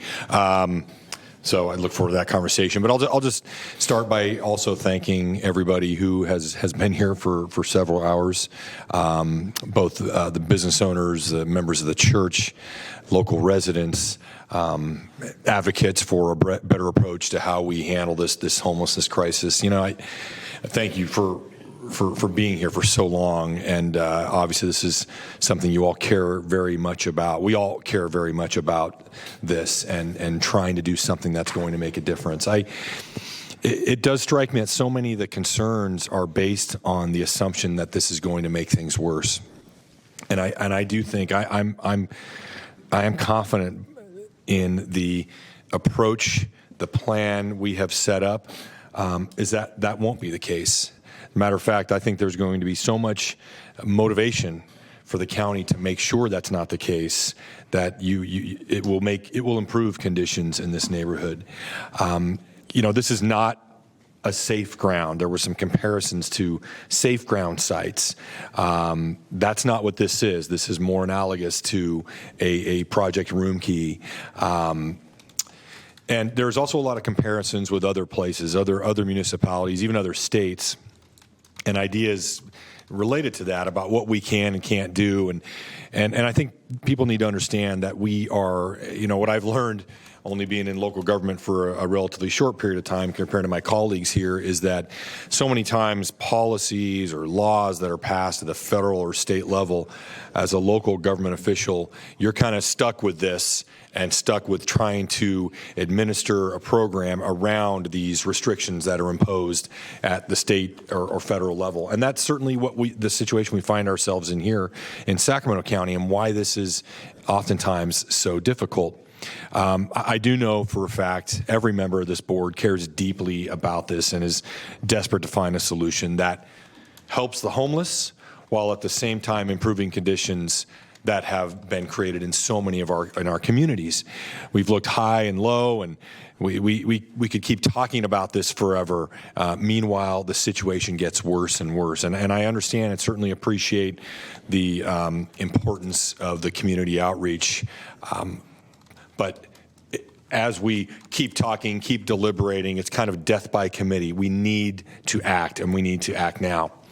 I am confident this approach, combined with some of the efforts that Bruce Wagstaff outlined, some of these other efforts that the county is putting forth, is the best chance we have to improve this situation. I think it's the best chance we have to strike the right balance. I think we create more capacity. with an insistence that people take advantage of the capacity we're creating. And if they don't, it gives us the ability to regulate where and when some of these encampments exist. That is what is key to this whole discussion in terms of striking that right balance. But we can't do it without the capacity. We can do very little without the capacity. In fact, I think we're dead in the water if we do not create more capacity like this. We have to do something, and we have to start somewhere. And I hear the concerns. I try to look at things through, informed by my own life as a father, as a fifth generation Sacramento community member, as another Catholic who sits on this board, and be informed by all these different things. And I hear the concerns from the community, and I think that these concerns can be mitigated. I really do. And I think these are certainly some steps to do that, as well as the additional conversations we've had today. I would certainly add what I think is the importance of maybe exploring starting a business watch at that intersection, like I mentioned before. And I want to just end with a quote. You know, I think about homelessness. Probably takes up 90% of my time as a county supervisor. Just about every night, I'm up in the middle of the night thinking about this. What can we do better? How can we help people who need help with the right kind of help, because they're there for different reasons? How can we provide relief to our small businesses and our neighborhoods that are also suffering? And I found, actually, a good friend of mine sent me a quote from FDR. In the depths of the Depression, when our national leaders were faced with monumental decisions about our economic structure and how to alleviate the suffering of millions of Americans. And FDR said, "The country needs, and unless I mistake its temper, the country demands bold, persistent experimentation. It is common sense to take a method and try it. If it fails, admit it frankly and try another. But above all, try something. We need enthusiasm, imagination, and the ability to face facts, even unpleasant ones, bravely." And I draw inspiration from that. I know that every one of these, of the supervisors up here, will be having this same discussion in our own districts about how to help. But we do need to start somewhere. And I'll just finish my comments with thanking my colleagues and definitely, congratulating Supervisor Kennedy on his leadership, and really thanking him for his courage of being the first one, because I know this has been very, very challenging. And also want to end by thanking county staff, because I know this has been very challenging for you as well. Thank you. Okay, thanks, Supervisor Desmond. Supervisor Frost. Thank you, Supervisor Chair Natoli. First, I want to say a special thank you to the staff again, and for all your hard work. And I know this is only the first of several of these that we're going to be working with. And I'm hoping that if we are thinking about this commission that Supervisor Kennedy spoke about, that maybe having people engaged in some way, if not on the committee, as just communications going out to different jurisdictions, so that they can see the success and failures as they're planning for what's coming to their area, perhaps. I like the idea that Supervisor Cerna brought up about, making sure we're, the public engagement is happening early on, so that they can be part of the success of that. I also want to thank the community for your civic engagement. I want to thank the Florin Historical Society for sharing your vision and your dreams and your thoughts. I want to thank the Vietnamese community the same. I went out and spent time in the community, actually walked some of the neighborhoods and talked to some of my friends that I know out there, who gave me a little bit of background on the condition, things that go on in that community, and it kind of helped inform me. I want to speak to what someone said about homelessness and how we feel the homeless are the dregs of society. That is not how I feel, and I don't think that's how any of us on this board feel. I think I'll speak for myself that I have been engaged with the homeless community quite a bit as a volunteer for the Heart Homeless Assistance Resource Team, and a strong supporter of the Hearts, and I think I have 3 or 4 in my district alone. And I have actually had homeless people come and work at my house so they could earn money to get into the local shelter, or, to give them so they could earn money for toothpaste and cigarettes or whatever. So I know that there are some wonderful people out there that, there, but by the grace of God go I. It could be any one of us at some time or some moment that we, have that kind of bad luck that we end up in that place. So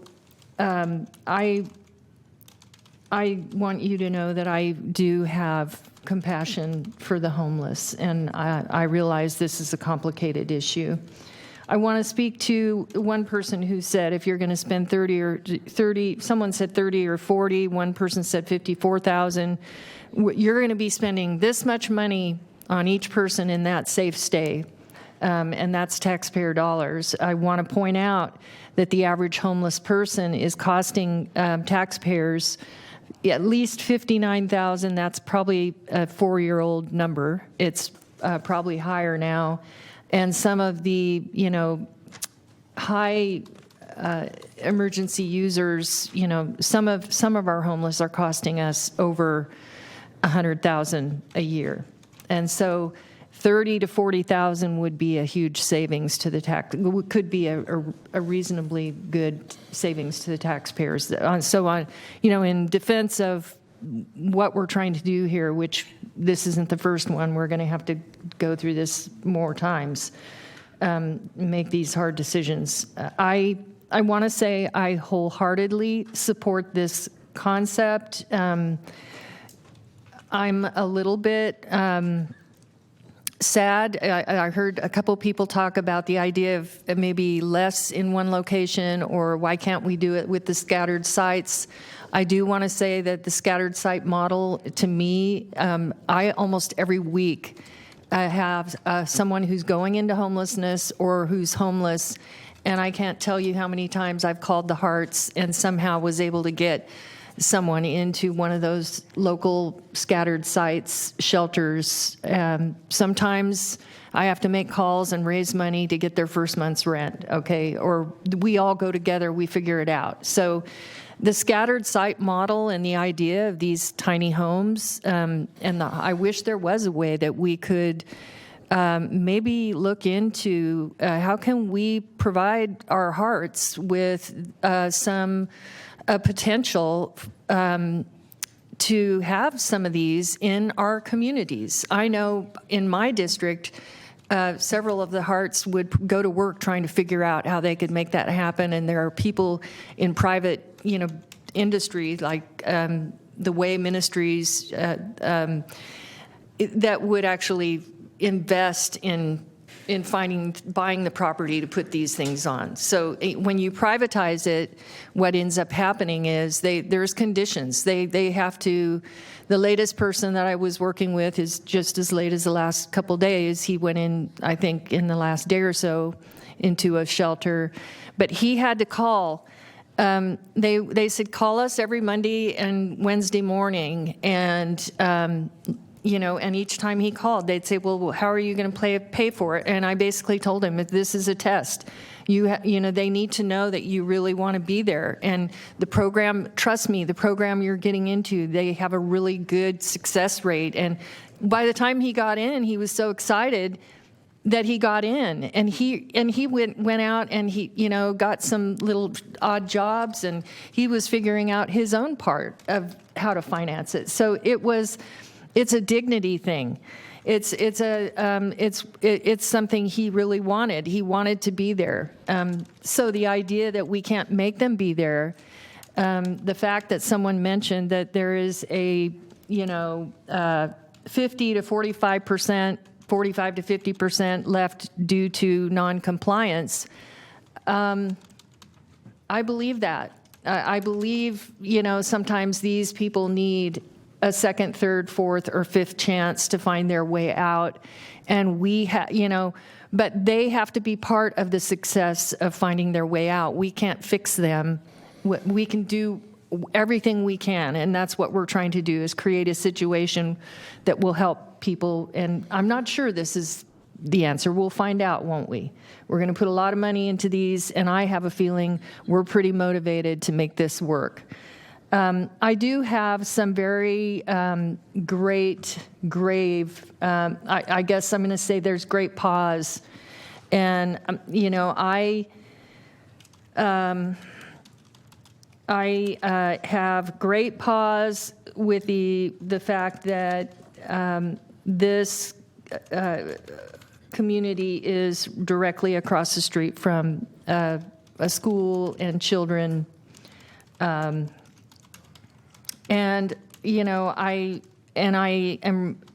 heard someone say the city of Sacramento in January of 21 put out this safe ground ordinance that you must be at least 500 feet from a school or daycare or museum. Well, Sacramento was the first to begin to, position, to go aggressively and try to find ways to house the homeless. And yet, if that city and other cities have had to put, memorialize an ordinance that would protect children and schools and so forth, then there must have been problems that, that tells me that there was a reason for that. And I'm looking back in time, with my service on the city council in Citrus Heights and at the county, the ordinance that you can't have criminals, cannot be within 200 feet of a school, So there's a reason why we have those kinds of ordinances. And that gives me great pause. The children in close proximity across the street, directly across the street from this. I am sympathetic to the citizens of Florin who went to great effort to do a SPA, and they envisioned something really special on that street. They had, monuments on each end of the street, and they have hoped to have a special plan there that would make that a historic, a beautiful draw, in some way that would feature the history of their city. I'm sensitive to that. And I'm also sensitive to something that Supervisor Natoli said about when does this program end? And I think we should be, realistic in what we tell people, this is really hard. I wish I could I wish I could support this. But I think across the street from a elementary, a school, in close proximity to something that is really pretty special. People from the Vietnamese community, blood, sweat, and tears of the entire community to build something that supports parents where they take their children to school. And, the unknown impact that could potentially have on something that a lot of heart and soul and faith went into building. I think it's something that could be added to this good neighbor policy elements. It would be, it can't be within, 500 feet of a school or, daycare or museum. Right across the street is a school and a elementary, and right around the corner, within as the crow flies, is another elementary school. That for me is a problem, And I understand how those parents feel. And I want to say, I'm going to be done soon, but I want to say to all of you who are advocating, it's our responsibility to help the homeless. It's also our responsibility to ensure quality of life in the neighborhoods and protect our citizens that we work for. And I think, when I realize, I understand Dr. Porteous, he said they need a roof over their head. I really agree. I think that's true. We need more shelters. But that is, this homeless problem that we have is a symptom of so many things. It's a symptom of a broken mental health system. It's a symptom of drugs coming across our borders and an epidemic of heroin and meth and fentanyl. It's a symptom of policy that's raising the cost to build houses and raising cost of housing. It's a symptom of the impacts of being in a state of emergency, having businesses closing and opening and closing and opening and closing through COVID, that is causing a disruption in everything. And so we can't just put a Band-Aid on it and fix it. It takes time to crawl out of something that is so complex and has gotten us here. And so we do need to focus every resource we can on mental health and drug treatment. We do need more shelters. I do want to support one of these, but and I know there's not going to be a perfect place, but I want a better place than this, and that's why I can't support it.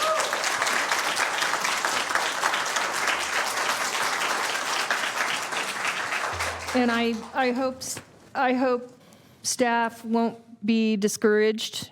I think we've made some great progress to potentially, this probably will get approved. I don't know if this will get approved today, but I think we're making great progress on what will work in our unincorporated county. And I also want to say that I look forward to us continuing this conversation, and I hope we can talk about these. I know several hearts that would take several of these sheds and actually put them to work in their community. And I really think that it would be so great if we could have that conversation where there's not so many in one place, and you have the support system around it that's already there, and we could begin to scatter this, and so it's not such a big burden on one community. And so I guess I'll end with that, and want to thank everyone for being here today. Okay. Thank you, Supervisor Frost.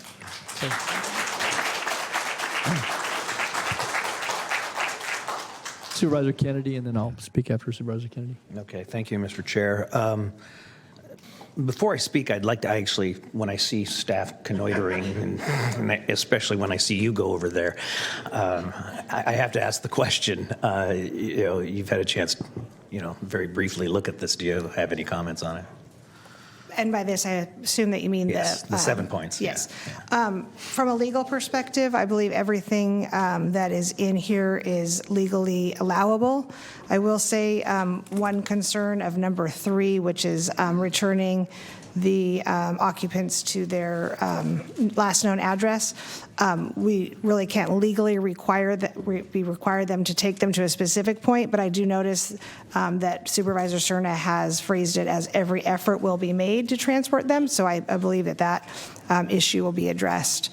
The other points are all really from a policy perspective as to whether or not they make good policy sense, so I won't I won't weigh in on that. I will just point out number 7, I think is a very good policy idea. It will require, as I'm sure you all realize, close cooperation with the Sheriff's Department and other law enforcement agencies to receive that information.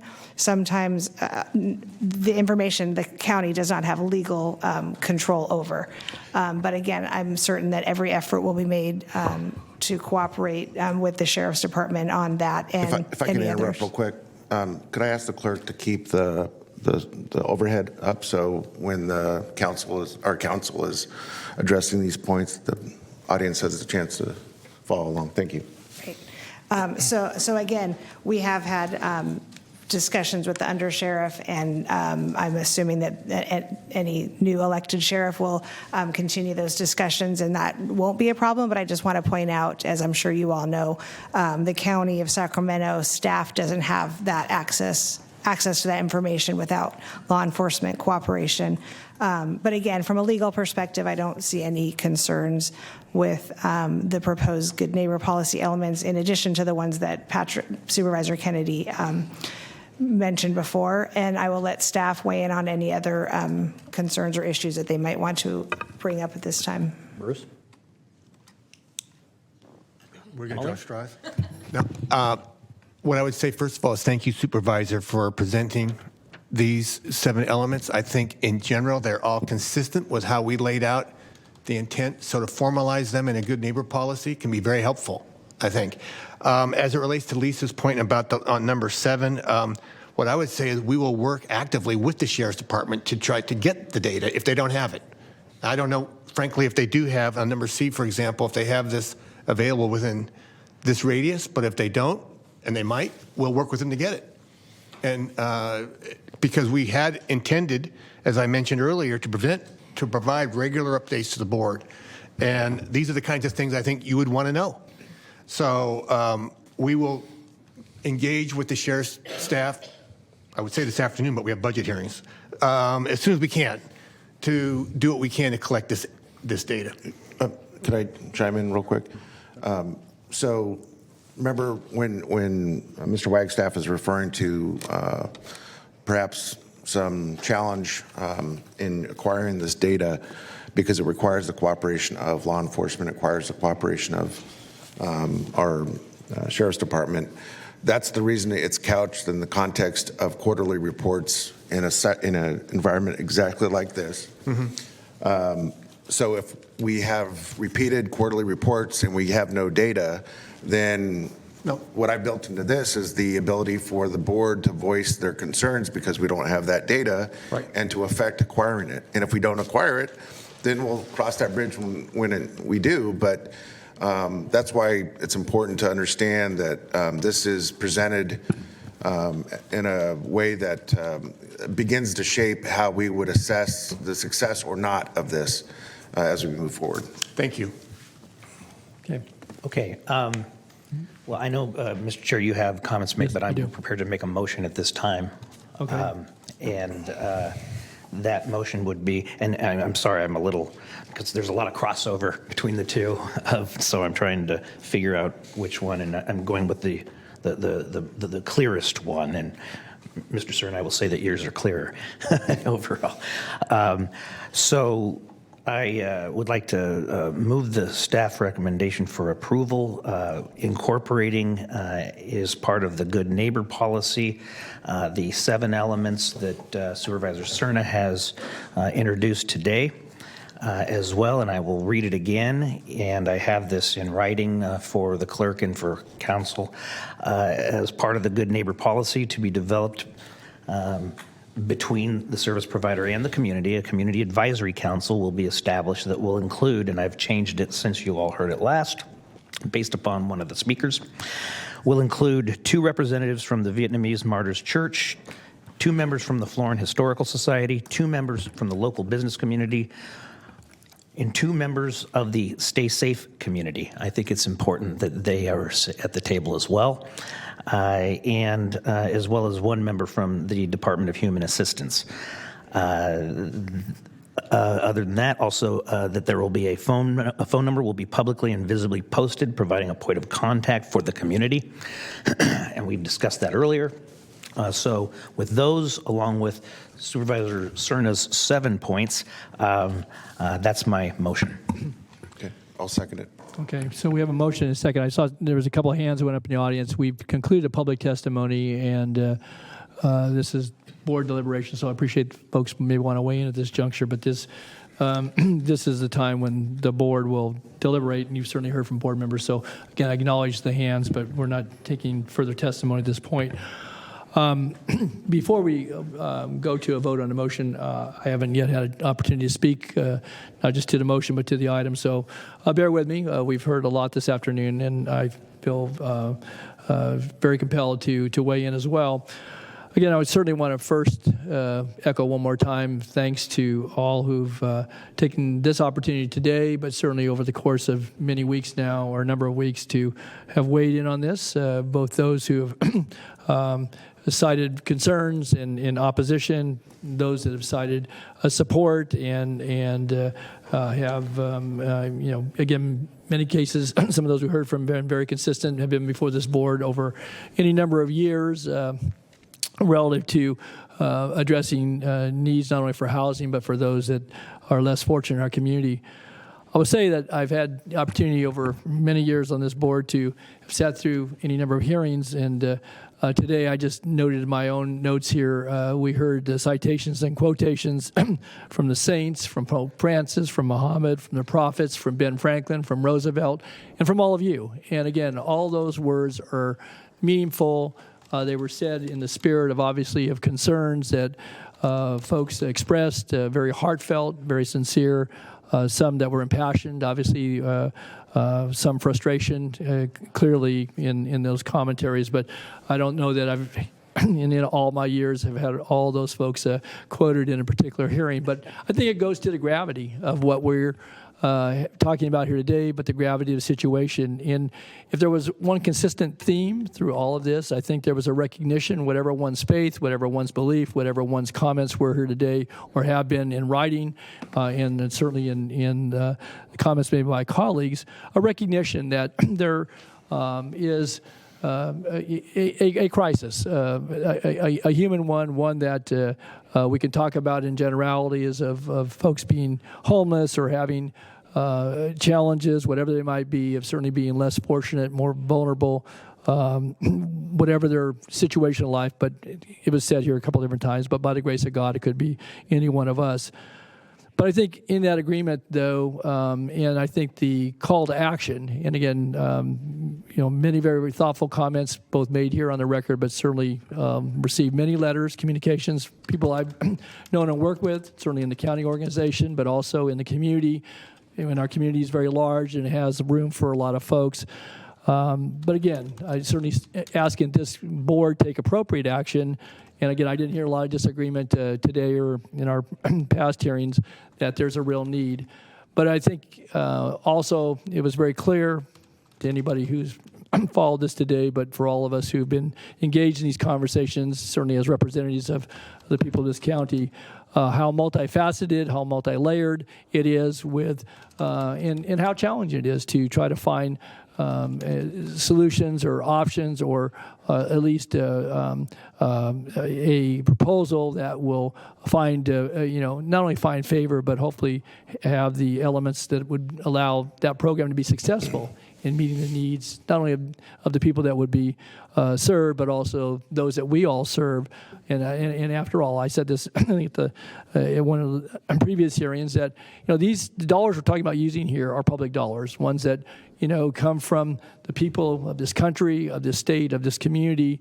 And again, we're given the privilege and tremendous responsibility as elected representatives in the capacity in which we serve, working with staff who are public servants to all of us, to again be wise, hopefully in our decisions, but also in the way we look to allocate those resources, to spend those dollars, and hopefully get results that we can all be proud of.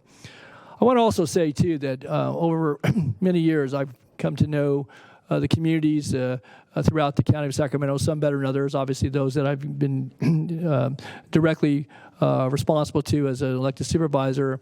And when I first came on this board, I represented a great proportion of not only old Florin Town, but some of the Lindale communities on the south side of Florin Road.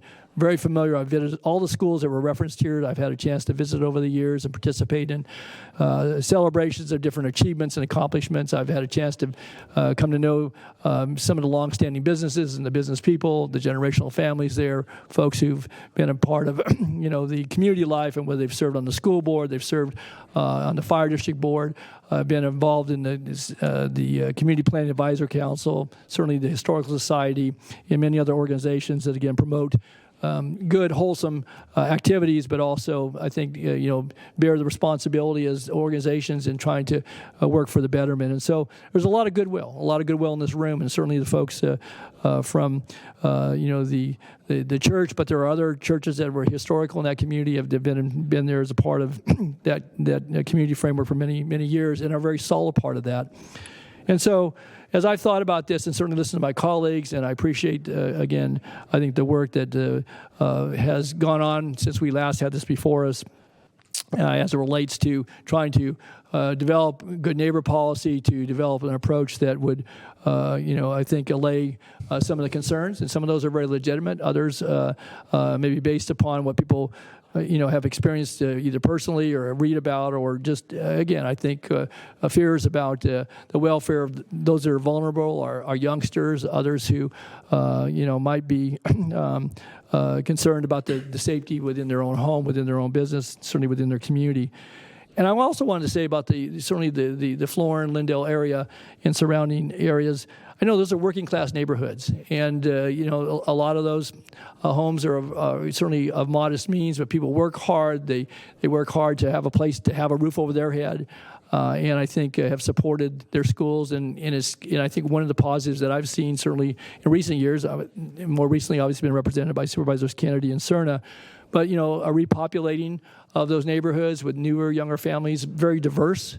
You just need to look at the enrollment at Florin Elementary, or certainly at some of the other schools there. It's one of the most diverse areas in all the county, and some of the small businesses have reflected that too. We heard from some of the small business people, and some of the where people are coming in and they have food fare and other services that cater to the broader community, but maybe have certainly an element that there are folks in the neighborhood that directly relate to those services and products.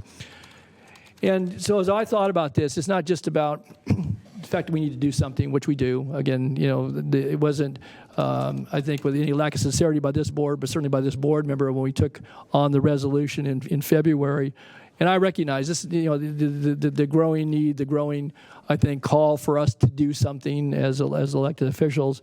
And so, all that's been done here, that's in looking at how we might have a safe stay element, I think, is work that's not for a lack of purpose, and certainly couldn't be applicable elsewhere.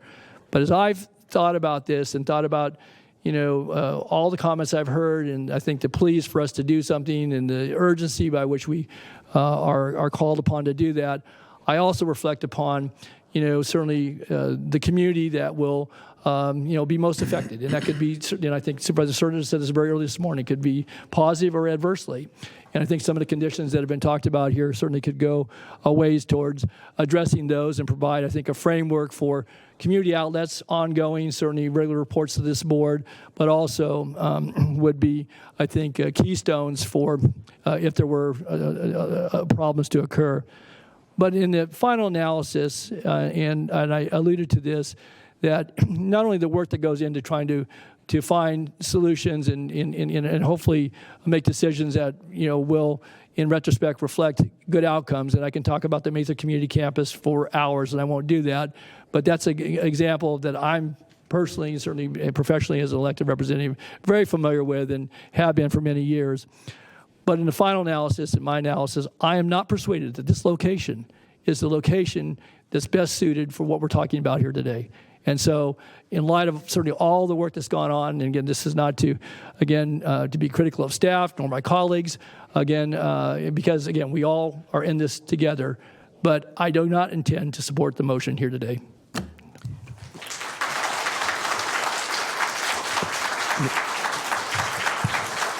Supervisor Kennedy. Thank you. I was, sometimes you get up here and you just get focused on, governance, and you forget that we're also community members. And I wanted to also express to the community, thank you for being here. I realize that, there's not going to be a present for me under your Christmas trees, a lot of you, for a while. But I hope we get over that. I hope that we see that, this is successful. If it's not, we will take renewed action. We will see to it that this is successful, and if it's not, we will do something about it. I want to say that a lot of what was said here and aimed toward me, I do not take it personally. Well, not most of it, and that I will continue to serve you, and I have listened. Sometimes, we're going to disagree on policy, and that's the nature of, being a part of a very diverse community. So I don't want to belittle any of what I respect as your participation in this process. So thank you, sir. Thank you, Patrick. Okay, so any other board member wish to speak? If not, then I will ask the clerk to, we can now put the vote up on the board. Yep. Please vote. And the motion carries with Supervisor Frost and Supervisor Natoli voting no. Okay, next steps. Ian? So I can just turn to our county executive. So the next steps are from here? For today? No, just on this proposal for those that are leaving. So We'll be working towards implementing it. The staff will be reaching out to the community to establish the committee or council, whatever. Council, thank you. Yeah. I knew it wasn't quite right. But yes, we'll be reinstating the planning and construction efforts. Okay. All right, thank you very much. Thank you all. Have a safe travels to your next destination. We're going to break for 45 minutes. We're going to return to these chambers at 4 o'clock to begin budget hearings at 4 o'clock. Stand in recess. Sorry. Yeah.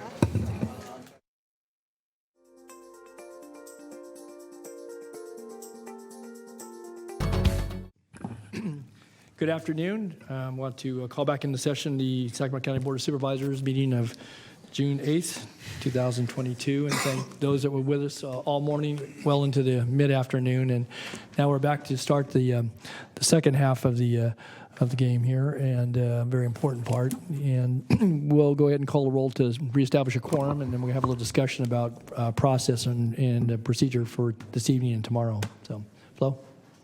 Okay.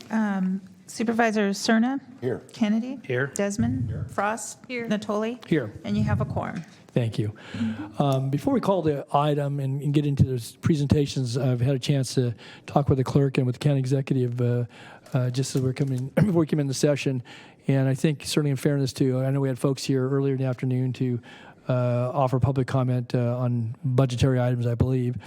And there's a lot of interest that we ought to maybe have a conversation amongst ourselves, certainly do very openly here, that looking at the presentations that we'll have, some of the obviously board questions that come out of that, and not trying to anticipate going too late into the evening, but also allowing folks certainly on the phone, if we were going to take testimony, we could do that tomorrow, we can do that this evening, and those are in chambers. We don't have anybody in chambers this very moment, but I know we had folks here earlier in the afternoon. So I guess I offer a suggestion that we, go to 8 or 8:30 straight through and get through staff presentations. And if we have people in chambers, take the public comments then.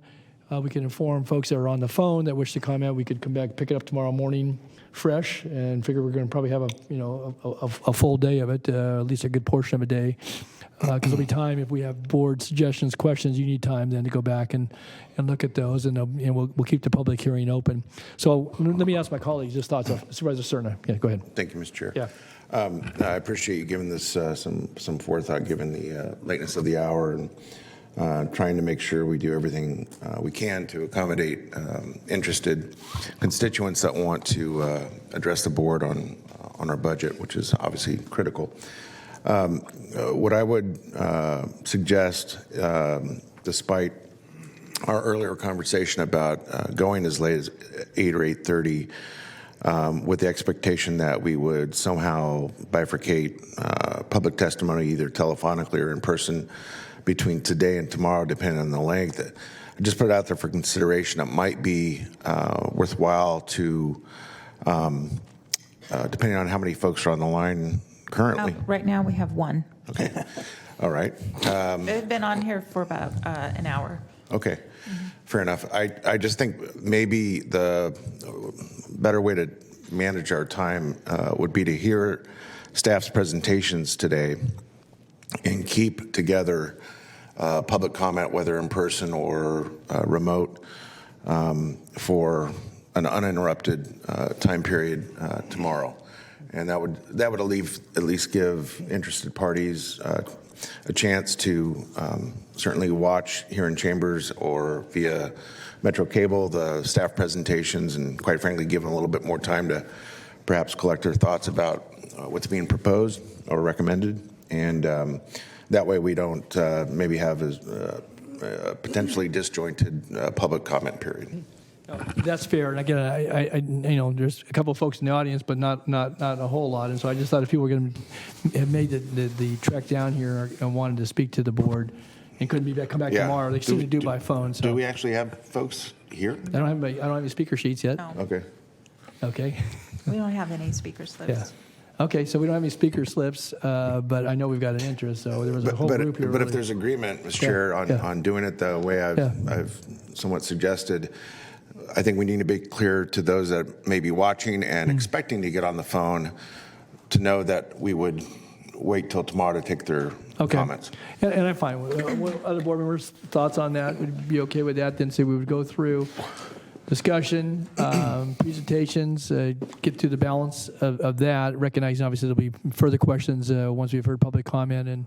And so you have one person that's been on the phone for an hour. Yeah, I can have my staff person talk to them and find out if they're amenable to at least that out of a courtesy that they've been waiting for a while. They're the only phone call there.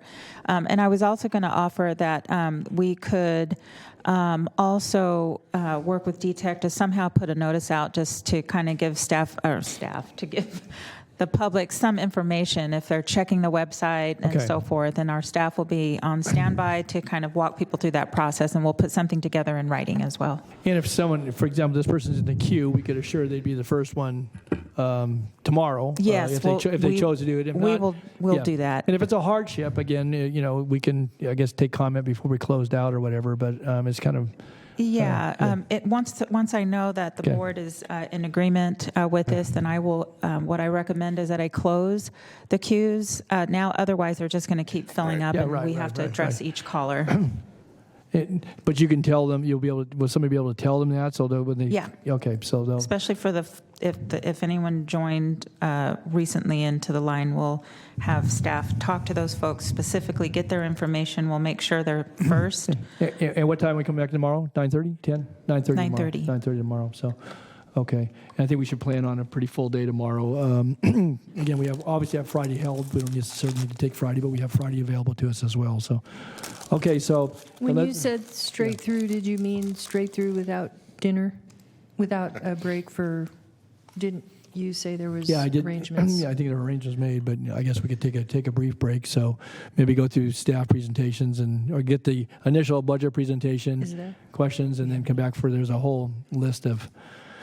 But anyway, well, when I say mean straight through, we certainly can take an appropriate break, but to get through the balance of the presentations this evening, and then have staff available tomorrow, because there are folks that would want to speak on those, whether it's homeless programs or road conditions or health services, whatever it might be. So, but and we'll certainly allow for sufficient comment. But when I said straight through, we're going to get through that portion today. Everybody can hear the same and have that available, and then come back tomorrow morning. So, does that work? Okay, sounds like a plan. Hopefully it's a successful one. We'll see. We heard a lot about that earlier today. So, okay. All right, so with that, then we'll go and begin the 2022-2023 recommended budget hearings. And, actually, we have IHHS. This is the first item. Is that correct? Item 3? Yeah, item 3, okay. You're acting as the In-Home Supportive Services Public Authority. This is to approve the Sacramento County In-Home Supportive Services Public Authority fiscal year 2022-23 requested budget. I know this is a lengthy presentation. It usually goes an hour or two, right? Yeah. 3. That's what I thought. I knew you were going to add to it this year, so good afternoon. Afternoon. My name is John Kozitsa, the Executive Director for the In-Home Supportive Services Public Authority, and I'm here today to request your approval for the 22-23 IHSS Public Authority's budget in the amount of $3,345,824 as reflected on Attachment A in the packet. This budget includes a net $166,562 in additional resources, which is a result of some net vacancies, some additional DTEC fees and for services, and some other miscellaneous costs. Revenue has an additional state and federal allocation of $57,326, so it's an increase from last year. We also have a $25,000 increase for the provider enrollment contract with DCFAS. And then we have a net one-time positive adjustment to our favor regarding the overpayment from last year, and that amounts to $84,236. So the Public Authority will be continuing to rebuild all of our program services as we come out of COVID. Things seem to be stabilizing, and we're able to feel like we're implementing our plans. Initially, what we were doing to help bring all this together is improve our database, which will collate all information going forward, so we will be much better at providing our services because we're going to have a lot of information all at one time. And this will help specifically with recruitment, education training, both providers and recipients for all the services that we have. So at this time, I'd like to request that your board adopt the fiscal year 22-23 budget as reflected on Attachment A. Aside from that, if you have any questions, be happy to answer those. John, I don't know if you were tuned in a couple of weeks ago when we had the Elder Death Review Team report, and I trust you're familiar with the information. And again, not all of it relates to the public authority, but nonetheless, we had this conversation about caregivers and some of the very tragic circumstances by which people perished. And, we talked about training, we talked about certification, and some things that would certainly fall within the public authorities realm. Some of it falls obviously with the IHHS staffing and the program that the county has that actually provides a number of those services. And so I guess I'm curious, any reaction? I don't know if you may have been in the audience, I don't know, but we had quite a discussion about that and about the need maybe to do something more, certainly looking ahead, and some of the programs you have, and maybe you have some suggestions for how we might provide some checks and balances beyond what's already there to, help avert not knowing. Again, you got 25 or 30,000 providers and recipients of care, but so there's a lot of exposure.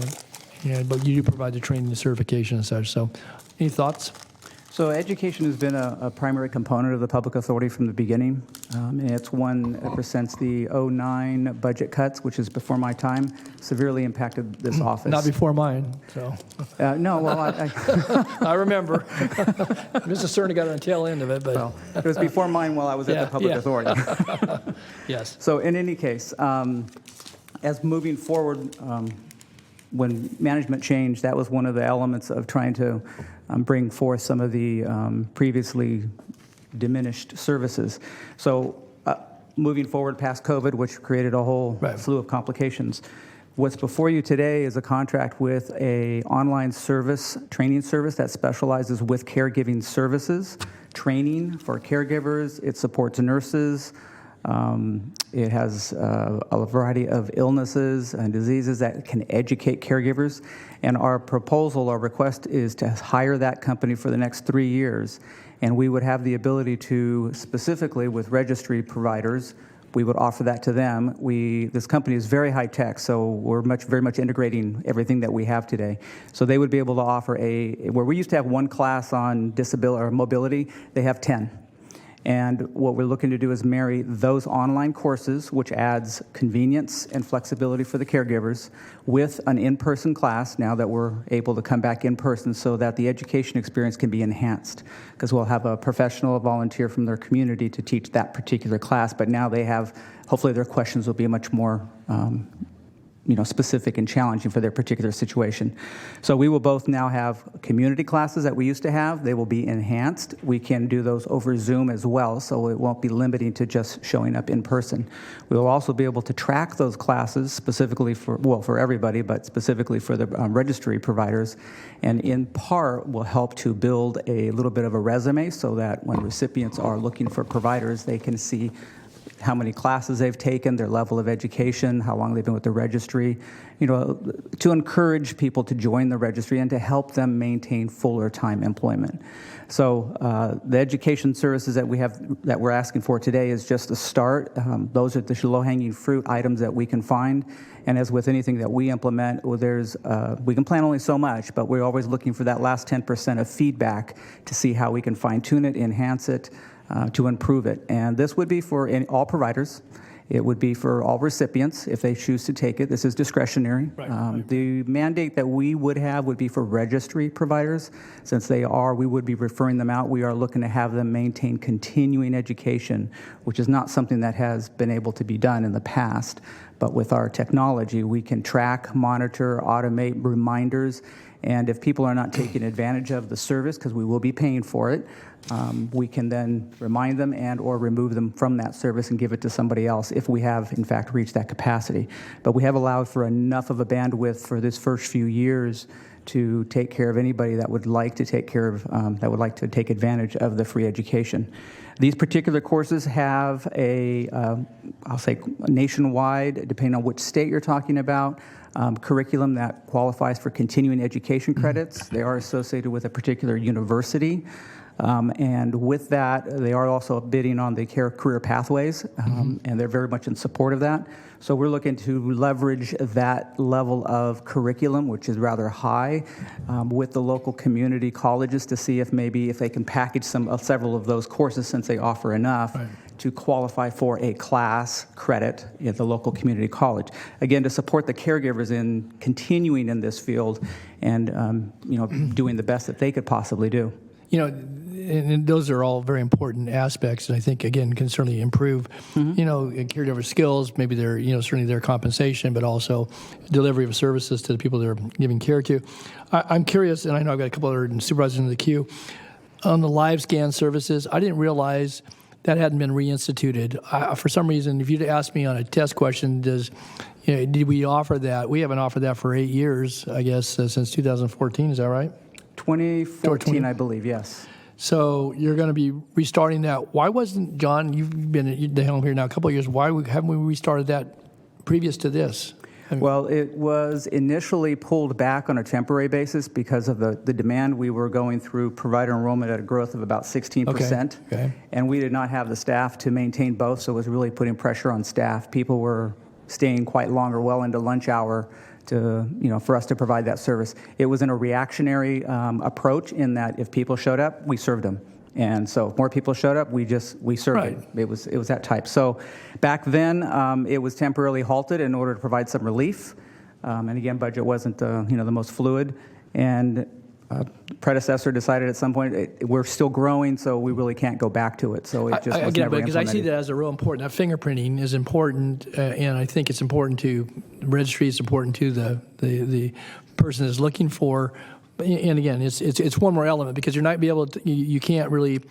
Divulge, at least not our role, if there's a criminal history there or whatever, but fingerprinting does provide some element and of security for folks. Yeah. Right? So there's a bit of a misunderstanding. Okay. The service that we were offering was actually fingerprinting at a convenience from one location. Yeah. The requirement still existed, and there are other businesses within the community, and so that has continuously gone on. That has never stopped. So people were still being fingerprinted, but just by a different entity. Okay. Yeah, that has never stopped, and will never. That wasn't clear from here. Maybe it should have been understood. If I didn't distinguish that, I do apologize. No, you didn't. That's okay. So this is a matter of us trying to, again, make it easy for providers to enroll and to join the registry while they're there, that we can take care of their needs. Okay, good. Supervisor Stern, and I guess Supervisor Kennedy was punched up before. Thank you. Yeah. Thank you, Mr. Chair. Thank you, John, for the brief presentation. You mentioned briefly a couple of times the fact that, we're all coming out of the pandemic, and that certainly has probably had a very unique consequence and impact for IHSS services. I guess what I'd like to know is there any part of kind of the growth request that's associated with what you're recommending, and maybe it's hidden in what you just explained in terms of the education benefit that we're being asked to consider, kind of the long-term effects of COVID, and I'm not talking about the physical, necessarily the physical effects of the virus, but the fact that I have to believe that it probably has exacerbated some existing health conditions for those that are being looked after by our IHSS workers, and what kind of, I guess, maybe 5-year outlook do you have, if one at all, in terms of kind of that impact to your budget? I'm not quite sure I'm following that, so I apologize. So, tell me if I'm wrong, but has the pandemic, has COVID actually increased the number of folks that are requiring or requesting IHSS services? Well, regarding the services for the recipients, the caseloads, as I understand, are still growing. Regarding the providers, and that has reduced. Regarding the recipients wanting providers in their home, that has reduced. Okay. So that the demand has dropped. No one is wanting that. It's unfortunate, but even at the moment, which is not really related to this, but because of the gas prices, providers are quitting. They don't want to drive. So we have another barrier. Just getting providers close enough to recipients to be willing to work with them.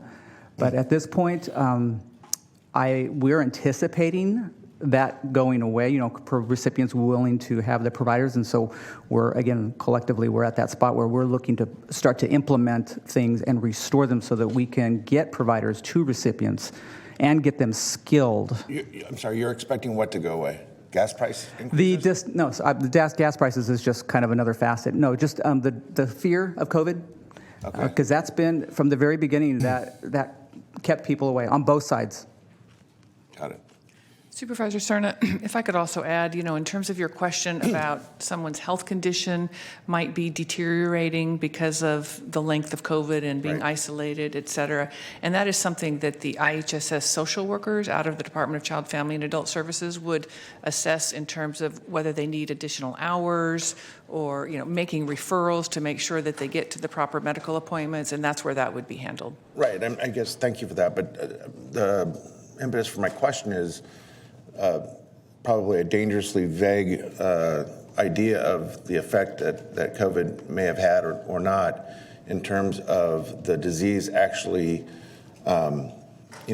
exacerbating, especially existing conditions, because we heard about it for 2.5 years nonstop, that's what the virus was doing, especially those with compromised immune systems and the elderly. And so I was just drawing a connection and wanted to make sure that I understood maybe a little more clearly if any part of the growth that's in this recommended budget is part of that influence. That's all. Okay, thanks. Thanks, Bill. Patrick, do you have any question you wanted to follow? Okay, good. Okay. All right. Well, thank you. Thank you, John. Any other questions on the board? If not, we do have recommendation. We can take this up under item 3 if you like. Do we have any public comment on this item? Okay, so we have no public comment on item 3. So I'll close the public comment period for this item. I wonder, now. should we hold this open since I'm just wondering. If you're voting on this item and if you intend to vote on this item today, I don't think you need to leave the public comment period open for this item. Because we'll have no, I know. So I'm just wondering. But I wonder if we should just hold the vote on it because we don't have anybody in. Somebody might have been We rarely get calls on this item, but that's not, I don't want to be too presumptuous. I didn't close this one, by the way. I left this open the whole time. Yeah. It was open? Yeah, it's still open. I haven't closed it yet. Okay. All right, well, then I guess we can entertain a motion then. Yeah, I would move the recommended budget for IHSS for 22-23. Okay. All right, it's moved and seconded to approve item number 3 as outlined in the recommended. Thank you. Recommended. You're welcome. Thank you, John. Okay, unanimous vote. And I'm going to close the public comments now for IHSS. Okay. All right, then you'll call item number 4, the main event. Second main event.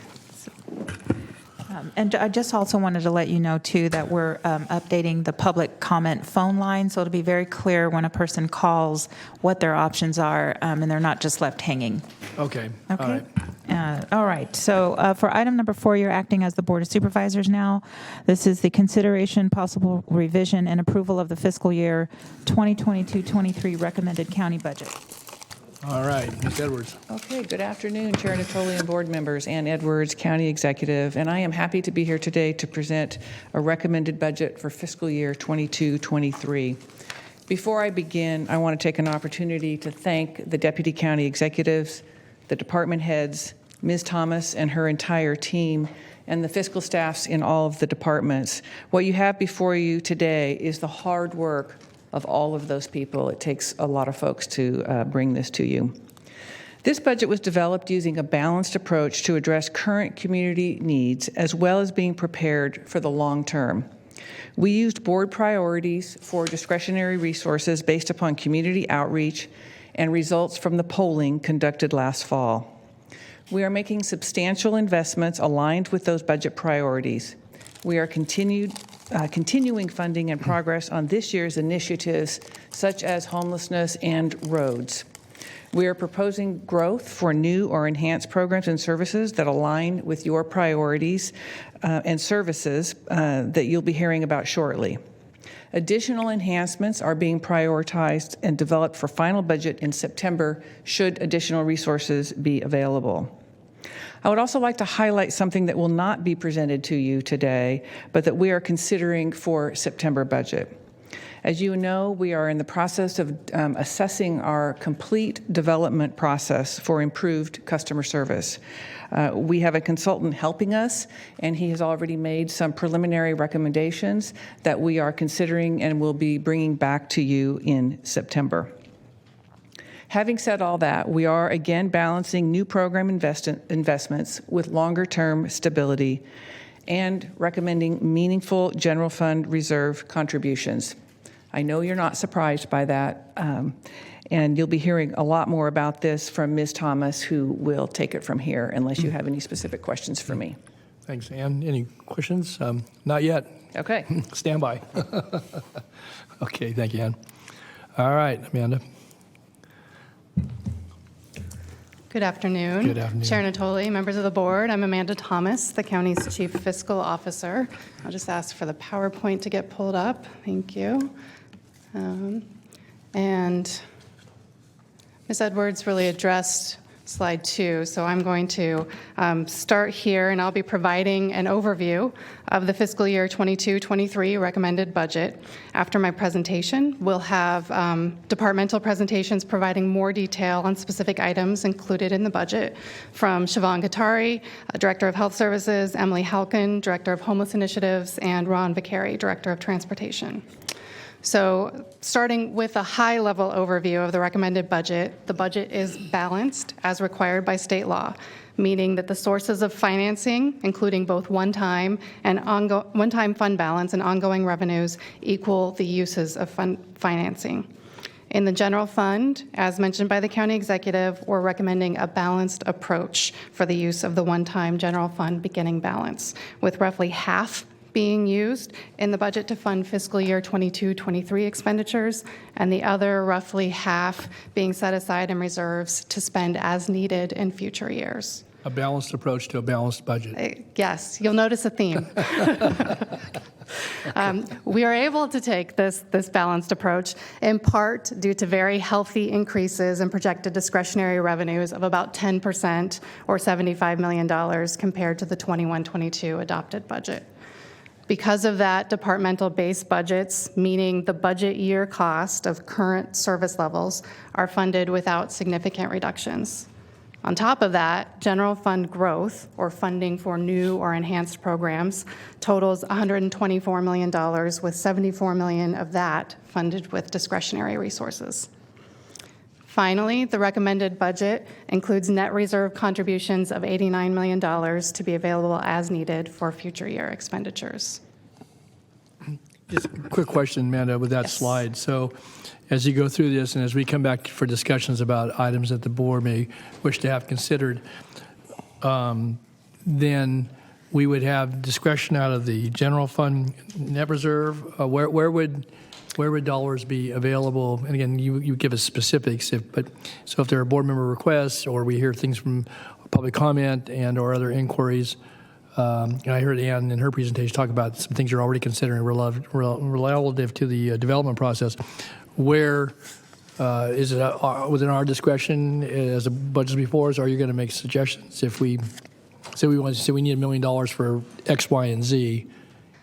I think we will likely make suggestions. Okay. Yes, and I'll get into a little bit more detail about what the recommended reserves are. Right. Certainly, if you would like to provide input about where you think those adjustments are appropriate, happy to take that into consideration. But we would come back with a suggestion. You come back with okay, very good. And that's again for tomorrow's discussion. I trust if maybe Friday as well. So okay, thanks. Sure. So before I get into the budget detail, I did want to talk a little about the community engagement process leading up to the development of this year's budget. As you know, in June 2021, the board approved a community outreach and engagement plan for the fiscal year 22-23 budget. As part of that plan, in the summer of 2021, staff prepared a budget in brief budget summary and launched an online budget explorer tool, both of which provide easily accessible budget information for the general public. Also over the summer, departments conducted outreach with the county's advisory boards and commissions, on which almost 600 people serve, to better understand their priorities for the county's budget.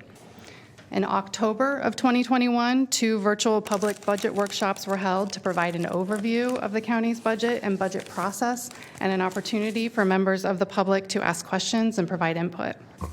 And based on the input gathered through the outreach efforts, the county worked with a professional polling firm to develop a public opinion survey of a representative sample of county residents countywide to understand the community's priorities for the county's budget, with the survey conducted in late October and early November.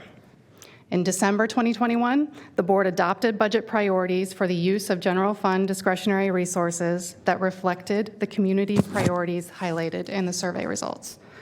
Those priorities were included in the budget instructions provided to departments in January, which is when departments began developing their budget requests, and these same priorities were used to evaluate those requests in developing the recommendations included in the budget before you today. The board's budget priorities for the use of discretionary resources are shown on this slide, and they are complying with the county's legal, financial, regulatory, and policy obligations, including providing mandated services, maintaining existing service levels, and funding new or enhanced programs focusing on the most critical and urgent needs, with the priority focus areas identified in the survey of county residents being a county-wide focus area of addressing homelessness and its impacts, including housing and behavioral health, and an unincorporated focus area of improving the condition of streets and roads. As you'll see when we discuss general fund growth, significant resources are recommended to address these priorities. So now diving into the budget and taking a look first at the high-level all funds budget, a total of $7.3 billion in appropriations or budgeted expenditures and transfers are included in the recommended budget, which is an increase of $396 million or about 6% compared to the current adopted budget. The funds with the largest increases include the semi-discretionary restricted funds with an $85 million or 10% increase, and the general fund with a $79 million or 2% increase, both of which I'll discuss in more detail later in the presentation. Airport system funds have an increase of $56 million, or about 12%, reflecting a return to pre-pandemic service levels for passenger traffic. And waste management and recycling has an increase of $51 million, or about 23%, due largely to additional capital and operating expenditures required to comply with new regulations regarding organic material collection. While the total appropriations are $7.3 billion, as you'll see on the next slide, reimbursements between funds get counted twice in total appropriations, and budgeted expenditures net of those reimbursements, or actual money out the door, is about $5.5 billion. Overall, the all funds budget includes $202 million in total appropriations for new or enhanced programs, or what we call growth. $124 million of that is in the general fund, and $78 million in non-general fund departments. Mr. Chair. Yes, Mr. Chair, go ahead. Amanda, before you leave that slide, because I know this happens too frequently, and so I just want to make mention of it, as I have in the past during these hearings. The fact that there's nearly $400 million more in our all funds budget compared to the 21-22 adopted budget, that should not leave any of our constituents or the public in general with the concept that we have $400 million more to spend on anything we want, and all the things that they want. In fact, during our last 5-hour hearing, there was mention made several times about the county being, flush with financial resources in various, generally described budgets that, we could choose to do so many other things because of what is perceived sometimes, although be it inaccurately, that we have more discretion than we actually do over, especially the amount of revenue that's actually grown. Yeah, yes, Supervisor, that's a great point. I think the next slide will illustrate that a little bit, and I'll spend more time focusing on what is actually discretionary revenue, the revenue over which we do have discretion in terms of how it gets spent. But thank you. Point well taken. So to that point, this chart illustrates the all-fund budget by fund type. So that's important for us to understand when we're looking at that total $7.3 billion number, where that money comes from and what it can be used for. So looking from left to right here, you can see that enterprise and special revenue funds make up $2.8 billion of total appropriations, and those are funded through utility rates, fees, and other dedicated revenue sources that can only be used for those purposes. Looking towards the middle of the chart, the general funds, $3.5 billion in total appropriations, are funded with $936 million of discretionary resources, or what we also refer to as net counting cost. So that's the money that we truly have the most discretion over. And then $1.1 billion in restricted fund reimbursements, and you can see here that those are budgeted separately as appropriations in the restricted funds off to the right. And then another $1.1 billion in state and federal revenue, again dedicated to specific purposes, and then $340 million of departmental revenue, which again is dedicated to a specific purpose. So then all the way off to the right, you see that $1.1 billion in restricted fund appropriations, and that includes $929 million for semi-discretionary restricted funds. Those are 1991 realignment, 2011 realignment, and Proposition 172 sales tax, public safety sales tax. And I'll talk more about that, but we refer to them as semi-discretionary because there is some discretion in how those funds get used. And then another $192 million in appropriations for other restricted restricted funds. And I do want to mention that for this year, so for the fiscal year 22-23 budget, that those include some newly budgeted funds for restricted revenues that were previously considered trust funds and unbudgeted. So now those are included in the county's budget.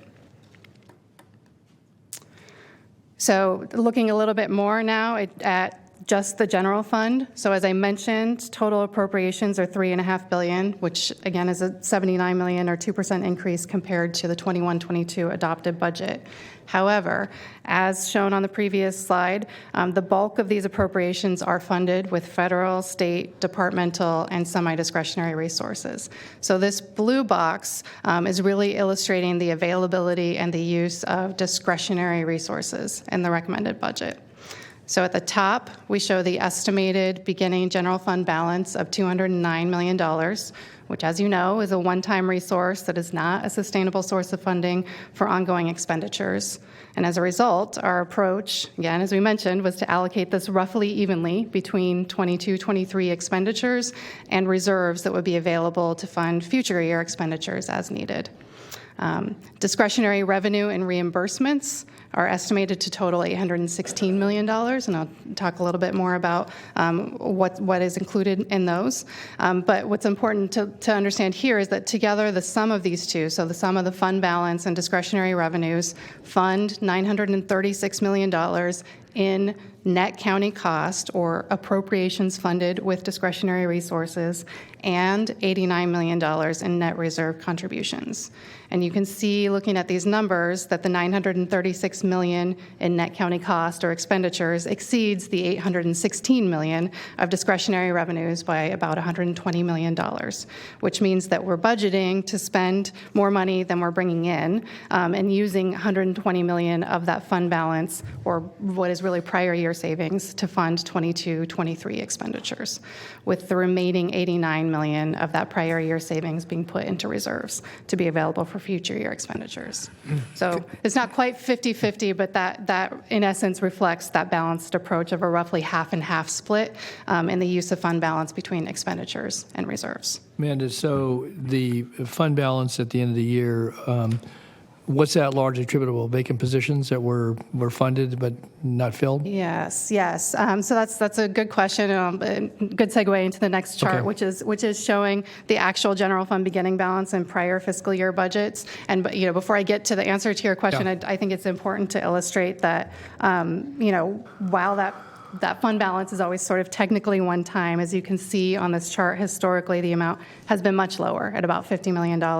And the really high fund balance that we've seen in recent years and are estimating again for 22-23, I think really can be attributed to, in large part to the impacts of COVID-19. So difficulty filling positions, project equipment delivery delays, additional state and federal revenue unanticipated, and as well as higher than anticipated sales tax revenue. So all of those things I think really have contributed to higher than historically average savings. And as these impacts subside, we would expect, we wouldn't expect the same level of fund balance carry forward in future years. However, American Rescue Plan Act monies are not included in that fund balance. So that's a separate, So we had $150 million last May, and we expect $150 million any day, I guess, but that's not counted in that. That's an assess. It is not, no. How about the CARES money? Did that factor into that? Some of that got moved to the general fund. I mean, we had a lot of discussion about that, but was that factored in? So to the extent that discretionary revenues weren't used to fund expenditures that were funded with CARES Act money, that contributed to available fund balance. And probably in 21-22 more than 22-23. Well, I guess 2021. Yeah, so the 2021 number would be the starting balance for 2021 based on 1920. Yeah. Okay. And then you said sales tax revenues, but property tax is a part of that. And of course, we've got that complicated swap with their state, but. Yeah. So as I'll talk about a little bit later, property taxes obviously account for a larger share of our discretionary revenues, but I think what we've seen during the pandemic is that sales tax revenues have performed better than expected. So really, the fund balance that we're ending up with is the result of the combination of, revenues doing better than expected and expenditures being less than expected. Quick question. So with the utility tax, and you had a lot of deferrals, folks were able to stave off paying some of their utilities and so forth. I know SMUD had a program that was, community focused and so on. So if they carried that on their books, then until it's paid the utility tax, so I guess I'm kind of curious, how does that work with the, and I don't know if PG&E had a like approach, but, SMUD did allow folks to, make arrangements significantly different than what they do in more normal times. And so I'm just curious, did that, at some point in time, that utility tax would be collected on that, on those bills, and did we see a surge? Are we expecting a surge in utility tax? What's the predicted outcome? I'm not aware of any impact, but I'll certainly look into that and provide a response either later today or tomorrow. Yeah, because I don't think they weren't doing late charges, they weren't turning people's power off, and so, but people were able to, I think, deflect or defer on their bills. Again, I don't know all the particulars, but I imagine it was a significant sum of folks, and until those bills are paid, I trust that the tax can't be collected. So I guess I'd be curious to know if that's going to show any blip. Yeah, I'll certainly look into that. Okay, thanks. Thanks. Okay, anybody else on this chart? Keep going. Okay.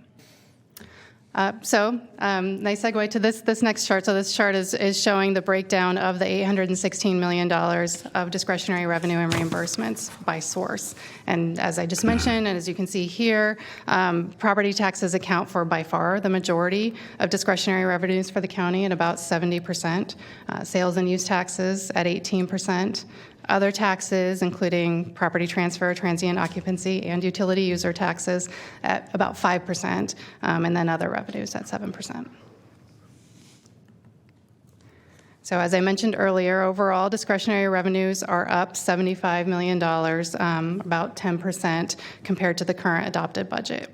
And this very large increase is primarily the result of two things: property taxes, which are projected to increase by $38 million or 7% due to estimated increases in assessed property value, and sales and use taxes, which are projected to increase by $41 million or almost 40%. And this is, if you'll remember, the second quarter fiscal status report. This is resulting in large part from a change in reporting by a major retailer, as well as underlying increases for nearly all business categories, which is driven by demand and taxable sales, as well as price inflation. So that's the secret source of sales tax. Yes. Or not so secret. Not so secret. So these increases in property and sales taxes are partially offset by a net reduction in other revenue of $5 million, which is the result of a reduction in revenue neutrality payments. So 21-22 was the final year of revenue neutrality with the city of Citrus Heights. So we're not showing that revenue anymore in 22-23. And that decrease is then partially offset actually by an increase in revenue as the result of AB 1869 backfill, which I also talked about during the second quarter fiscal status report that was received but not wasn't included in the 21-22 budget. So in addition to discretionary revenues, as I mentioned, semi-discretionary reimbursements are another important source of funding in the general fund.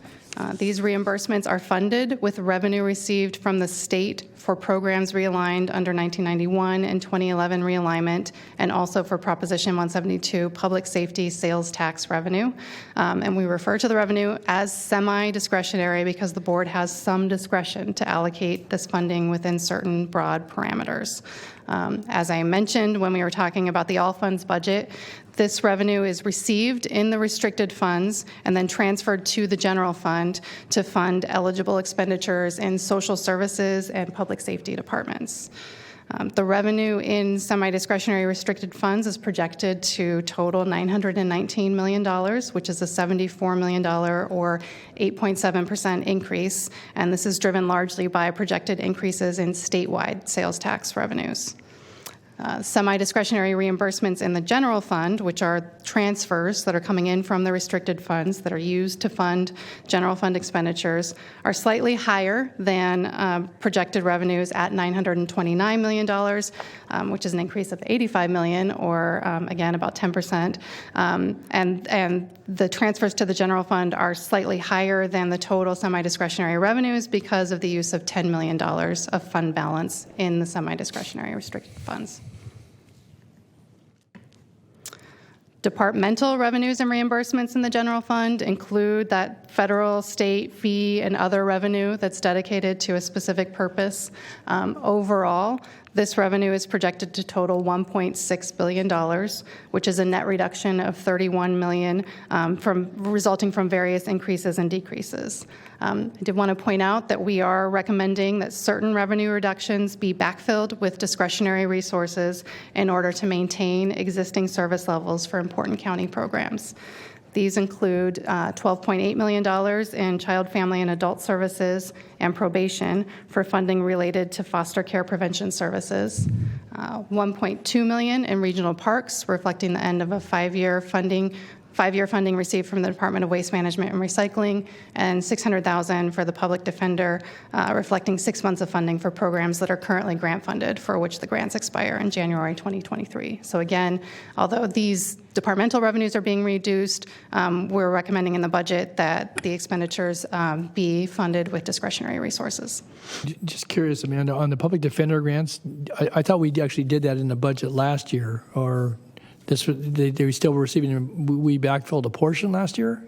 Seems like we. These may be different grants. I can look into it, okay. But these specific ones expire midway through 22-23. Okay. So this could be so something that's an important point here, is that the $600,000 would be half a year in 22-23, and then on an ongoing basis, roughly double that. Okay. Thanks. Okay. In two limited circumstances, in the Department of Finance and Department of Personnel Services, revenue reductions are not recommended for backfill with discretionary resources and do result in program reductions that I'll discuss on the coming slide. Other changes in departmental revenue result from changes in federal or state programs, and these can be large swings, and they're largely offset by changes in related appropriations. And then finally, I wanted to mention that $43 million of American Rescue Plan Act State and Local Fiscal Recovery Fund, or ARPA, revenue is included to fund the 22-23 budgeted expenditures for ARPA projects that have already been approved by the board. So we haven't included new ARPA projects in the budget, and will continue to bring those forward separately to the board, and would reflect them in the budget through future budget amendments. So looking now at appropriations in the general fund, this chart shows the breakdown of the $3.5 billion in appropriations by expenditure type, with salaries and benefits accounting for roughly half, services and supplies at 16%, other charges, which includes provider payments and aid payments, at 31%, a combined 6% for inter and intra-fund charges, so those reimbursement type expenditures or appropriations, and the general fund contingency at about 1% of total appropriations. Some of the factors driving general fund base appropriations, which again are the budget year cost of current service levels, include assumed changes in salary and benefits costs, including a 3% assumed cost of living adjustment, and the deletion of vacant positions and vacancy savings. As I talked about under departmental revenues, changes in state and federal programs impact both the revenues and appropriations, so we see that impact in base appropriations. And then base appropriations also reflect the categorical reductions that I mentioned on the previous slide, or a couple slides ago, which is a reduction of $316,000 in the Department of Finance for 4 vacant positions in the Revenue Recovery Division due to funding lost as a result of the elimination of certain criminal justice fees under Assembly Bill 177. And then also a reduction of $204,000 for 1 position in the Department of Personnel Services, although we're recommending the position be restored in the recommended growth. The base budget also reflects the elimination of interfund transfer payments for amounts borrowed from other funds by the general fund as a result of the 2008 recession. So these amounts will be fully paid off in the current fiscal year 21-22, so we don't have those budgeted expenditures in the budget going forward. And then finally, we are recommending a $10 million increase to the general fund contingency to account for various uncertainties, including potential impacts of negotiated labor agreements not already reflected in the base budget, compliance with the county's legal obligations, including the May's consent decree, and potential needs associated with refugees as a result of the ongoing conflict in Ukraine.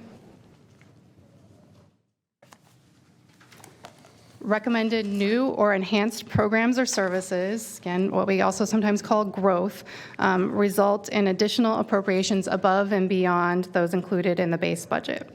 So overall, across all funds, a total of $225 million of departmental growth requests were submitted for the fiscal year 22-23 budget. The recommended budget includes $124 million for recommended general fund growth, with $74 million of that funded with net county cost or discretionary resources, and including almost 275 new positions. In addition, similar to the approach taken last year, we're recommending that another $4.5 million in general fund growth be prioritized for inclusion in the revised recommended budget in September, should additional resources be available.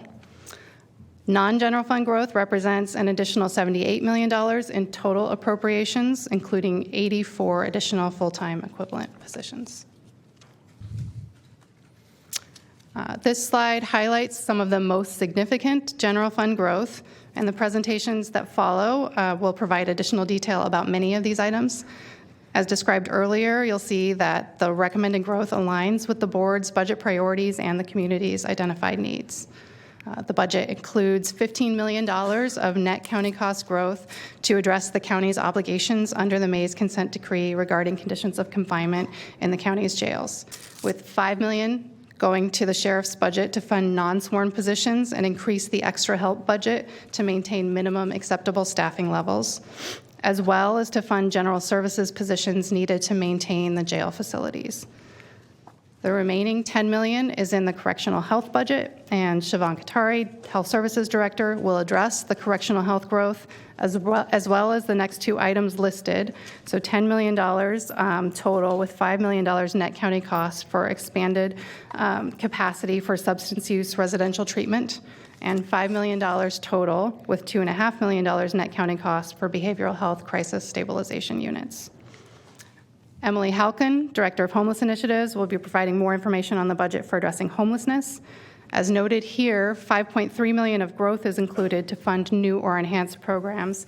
As Emily will discuss, this is on top of significant investments already approved using both general fund and Arpa funding. The budget also includes $20 million of general fund net county cost as a transfer to the roads fund to address pavement maintenance and rehabilitation on roads throughout the unincorporated county. And Ron Vicari, Director of Transportation, will be providing more information about this recommendation. In the Public Defender's Office, $5 million of growth is recommended for additional staffing to meet existing caseload requirements and increase workload in collaborative courts programs, expanding the pretrial support and felony mental health diversion programs, and implementing an electronic case management system. In Child, Family, and Adult Services, $19 million of growth, $6 million of which is net county cost, is recommended to support several programs and service enhancements in adult protective services, in-home supportive services, and child protective services, including enhanced security services at the Centralized Placement Support Unit. $3 million in net county cost is recommended for the Department of Human Assistance to provide services to support Afghan arrivals and adjusting to their new environment, including legal, communication, and outreach services, as well as youth support, job placement, food distribution, and rent subsidy programs.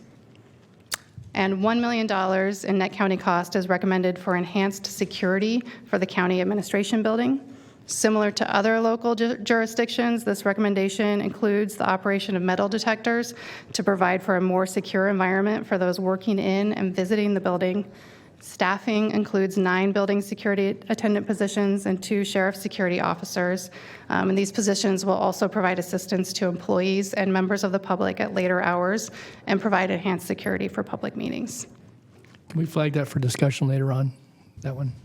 I'd like to have some elaboration about what the thought processes are and so forth. Before you leave that slide, I wanted to ask you, though, about the Afghan Refugee Fund. I know I asked this in my briefing. We set aside $5 million last year, and I don't know how much of that we used. And if this is reprogramming, because I guess it was out of a general fund set aside, we didn't know what we would receive from federal state sources that would, either supplement that activity. So you're saying $3 million this year. Was that carryover from last year? Did we use all the $5 million last year for the refugee services for the Afghan refugees? And if not, are you reprogramming some of it or a wholly new amount? Right. So my understanding is that the $5 million this year has not been used, and really the need that was determined was $3 million to be budgeted for 22-23. Okay. So, but last year we carved out of contingency whatever we did at the end of the day. So where did the money go back? So if we didn't, how much did we spend last year? Let me ask you that first. Do you know? I don't believe we spent any of it last year. So to answer your question, that money would be in the fund balance. So your end of year fund balance reflected $5 million that we had specifically set aside for Afghani refugee programs and assistance, which we saw that we used little or none.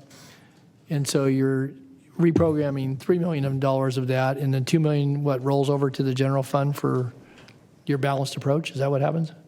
Right. So the $2 million, it's $2 million out of that, $209 million of fund balance, $120 million of which is funding expenditures in the general fund, including $3 million for Afghan refugee assistance. And we didn't need to use any at all? So during the course of this year, Supervisor, Department of Human Assistance has been in discussions with an organization referred to as CARE, C-I-I-R.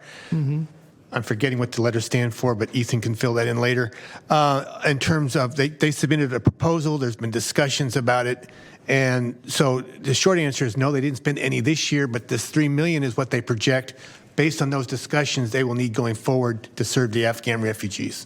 So, but I guess, the evacuation occurred a year ago. We knew there was going to be a surge.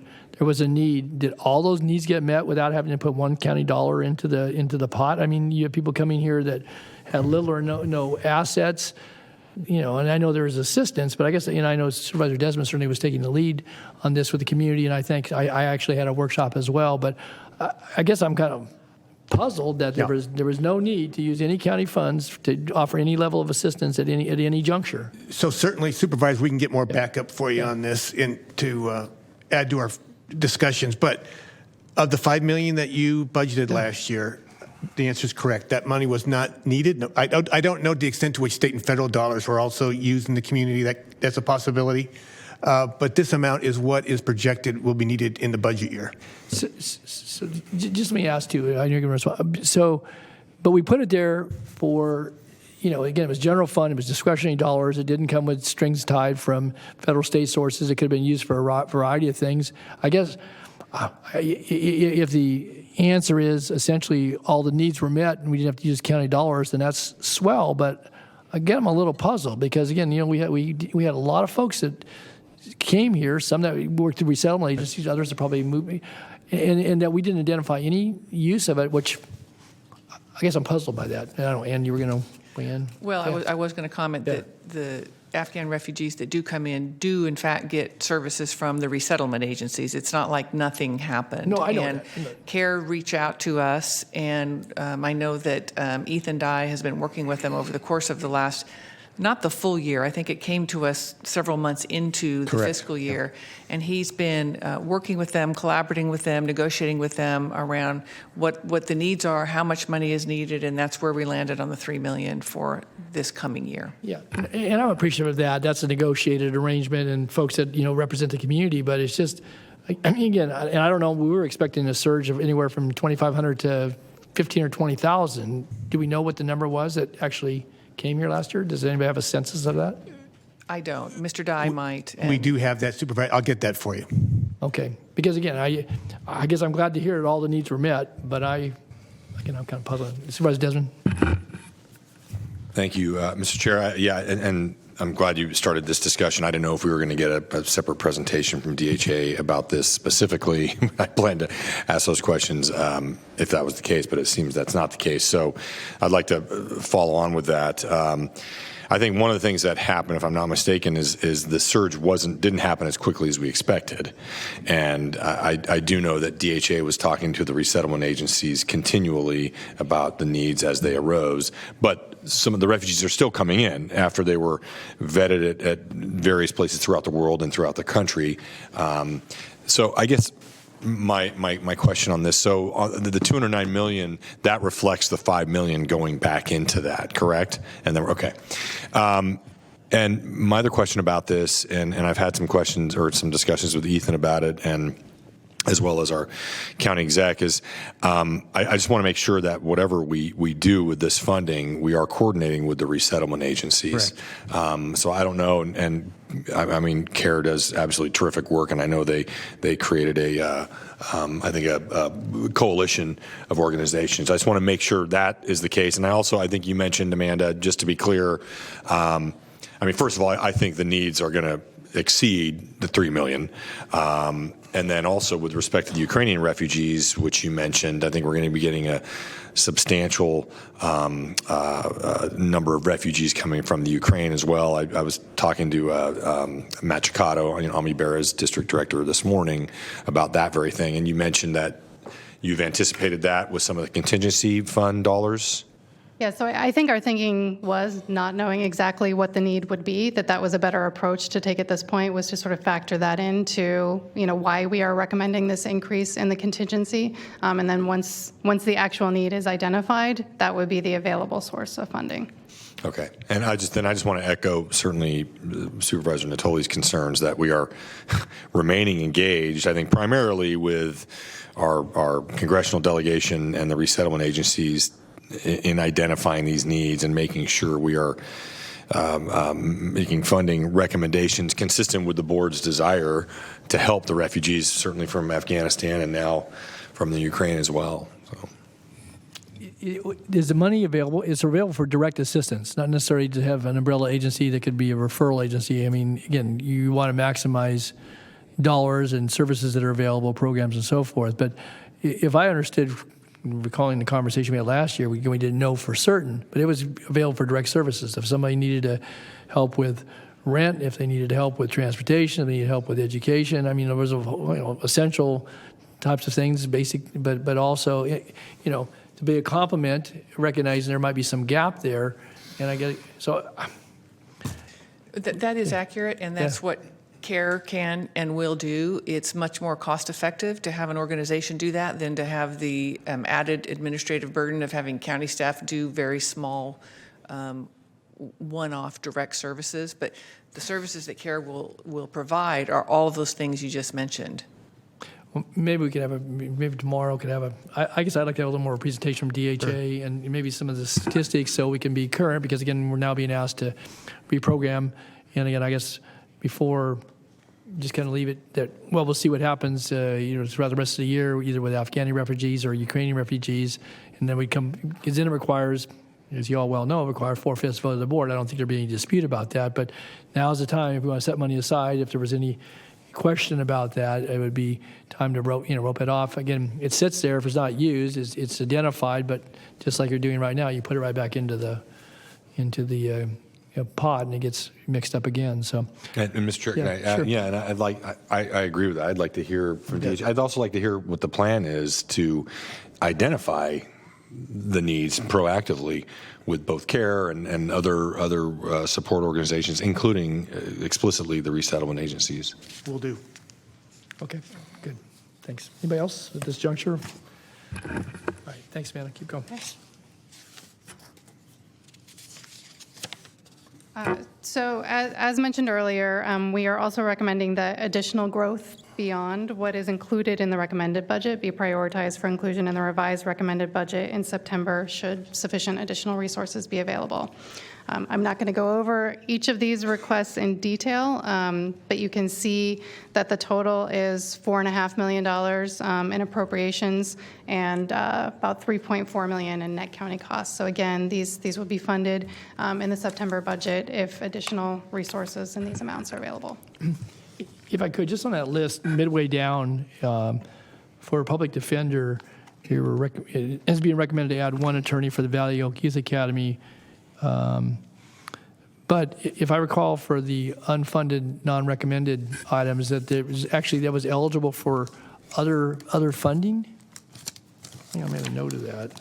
So what's being reflected here is actually included in the probation line. So probation, the funding that would go to the line right above that includes the $229,000. So why does public that would defender go have to get money defender. through probation? How's that work? So this is for the juvenile justice realignment. So there's a portion of this that is being funded with that funding in the recommended budget. There was an additional $1.2 million of net county costs requested. And part of the reason that we're recommending we not act on this until September is that it's possible that additional state money could be made available through the state budget process.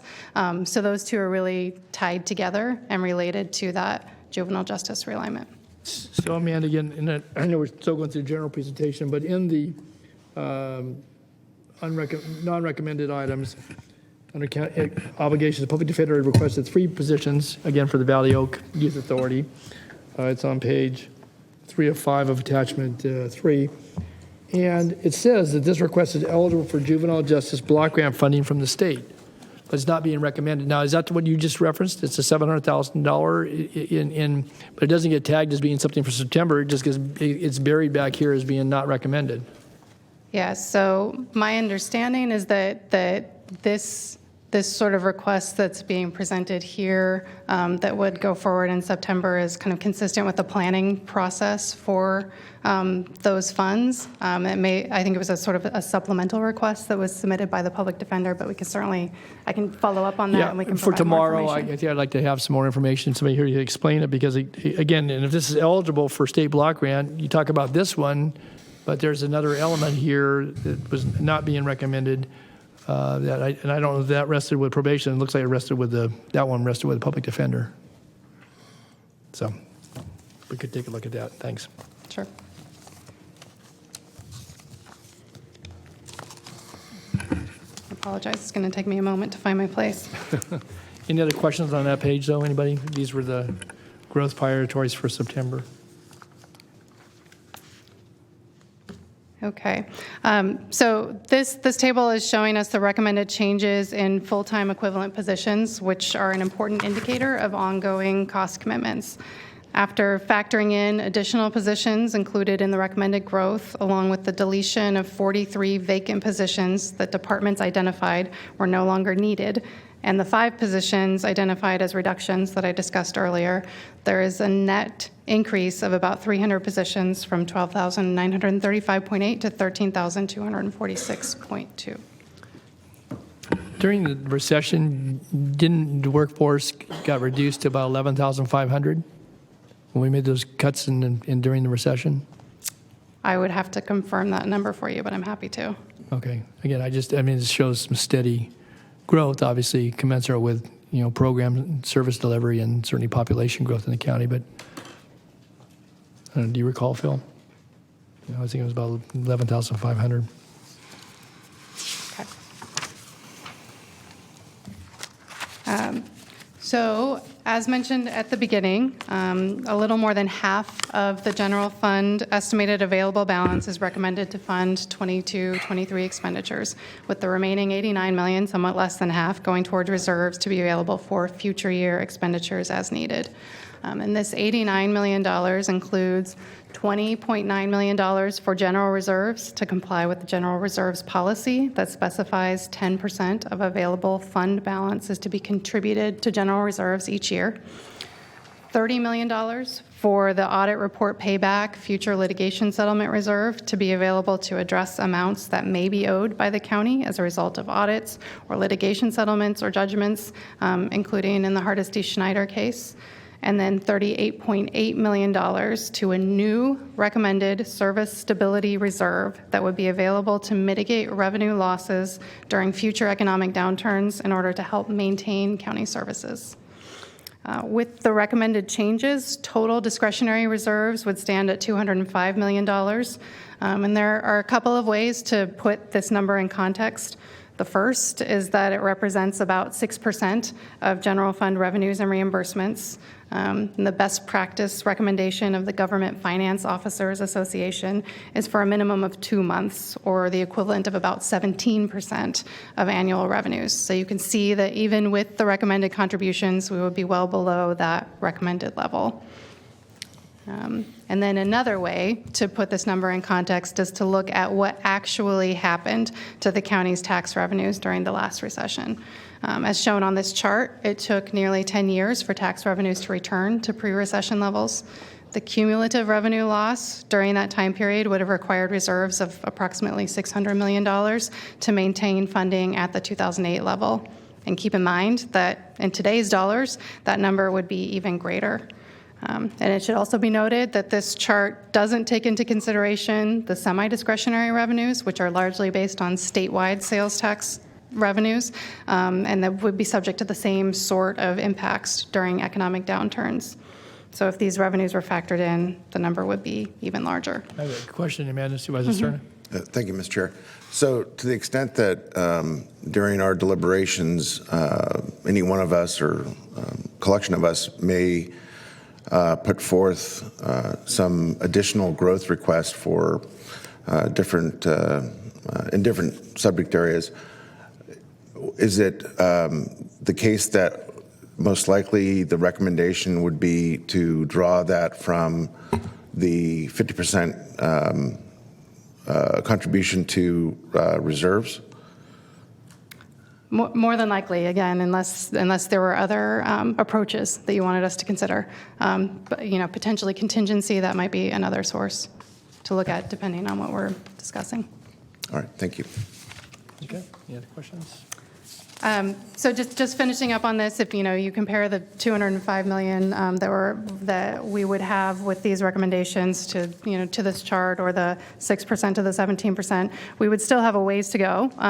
But the recommended reserves, I think, do represent a good start. We're preparing for the next inevitable downturn. So transitioning from looking at the past to trying to look at the future. The next couple of slides show a 5-year sensitivity analysis for the general fund based on assumptions about future costs and revenues, and really are simply meant to illustrate what might happen under those assumptions, understanding that decisions made in this year's budget will have an impact on future years. So this chart is showing the difference between projected discretionary revenues and projected net county cost through fiscal year 2027-28. With each of the 3 lines representing different revenue growth scenarios, ranging from 3% to 6% annual revenue growth. And it's important to note that none of these scenarios try to predict or factor in a recession in the next 5 years, but really just look at, okay, what would happen if average growth was at 3%, 4.5%, or 6%.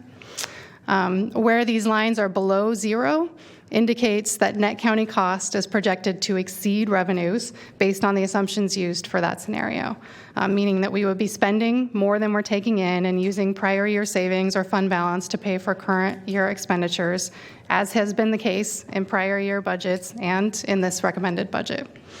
As you can see on the chart, the line is in negative territory for even the optimistic scenario until fiscal year 25-26, and the baseline scenario until 27-28. For the conservative revenue scenario, net county cost is projected to exceed discretionary revenue in every year. I was going to ask you just a moment ago about, you talked about the funding for projected settlements and so forth. Where does the settlement for the UCD lawsuit, where's that funded out of? Is that a general fund? Because that's a $8 million a year payment, something to that effect? Yes, it's a general fund. We have a budget unit called non-departmental costs, and it's included in that budget unit. And how many more years remaining on that? Oh, I would have to confirm that number for you. I don't know. That's all right. You can, later on, I just Yep. wanted to know. But so it's in a different, you're going to set aside for some future here, going back to slides ago, but that one just goes in non-departmental. Is there a reason why you wouldn't call that one out so people would know what we're doing with that money? I mean, because you got this payback for future litigation settlement and so forth, so you got money here. Yeah, so that would be, the payback for future litigation settlement would be a reserve for any future settlements, though we are actually paying for the UC Davis settlement is budgeted every year as an expenditure in our budget. And if you had another settlement, you would fund it out of non-departmental revenues then? Is that where you would then slide the actual payment over to? I think it would depend on, the terms of the settlement, but this reserve could potentially be available for that and released for that purpose, yes. Okay. I'm just wondering from year to year for folks to be able to track whatever we agree to settle, however that comes out, at least financially, because otherwise, how would anybody know about the UCD settlement unless you knew to ask? I mean, because it doesn't show up, right? It doesn't show up as that. I mean, does it show as a line item somewhere in non-departmental? I don't believe it does specifically, but I will. Okay, well, confirm that again, for I you. guess I asked that because, again, we're looking to, and trying to be prudent with the money. But I think if, in fact, we set aside that there's an example by which we already are paying and you anticipate there may be other litigation that will have a financial settlement to it, it might be, again, if it's done properly with budgeting, that you could show, what those are, because they're annualized payments in most cases. I mean, we didn't, if you agree to settle for $50 million on something, and you're going to do it over 10 years, you're going to show that, and it just carves out of the budget. So it's not available, I guess, unless we were going to breach the settlement or something. So I just think it's, again, as you're trying to line things up and make it clear and go to the future, I guess I would just offer a suggestion that might be wise then, at least for those that are major settlements, and hopefully they're in our favor, but when they're not, and we have to make those payments because that's just a carve out. If it's X amount of $1 million, it's not available to this board or to any of you to make a recommendation. It has to be paid. So.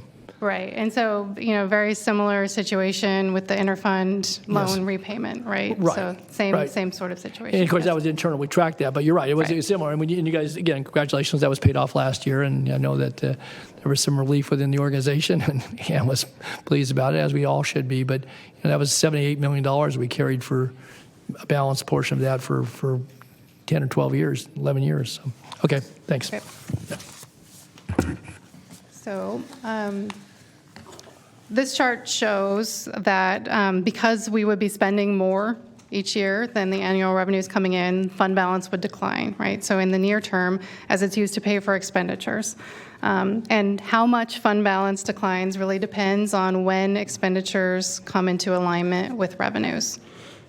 So while actual results will almost certainly be different than any of the scenarios shown here, and while many things are outside the county's control, including future revenue growth, the important point is that one thing we can do is limit future net county cost growth to not spend more than revenues each year. This would not only help ensure the sustainability of budgeted service levels into the future by aligning ongoing costs with ongoing revenues, it would also preserve unrestricted fund balance as an available resource to lessen the need for service reductions during any future economic downturn. And that's why it's so important that we've taken a balanced approach to the use of fund balance in the recommended budget, and that we continue to reduce our reliance on one-time resources in future year budgets. And that concludes my presentation. I'm happy to take any additional questions you may have now, and then we have departmental presentations. Okay, any more questions at this juncture? I don't see anybody in the queue, so let's keep moving forward then. I'm sure we'll come back with some questions. Thanks, Amanda. Okay, I guess Siobhan's next up. We'll turn it to Siobhan. Siobhan, great. Thanks, Amanda.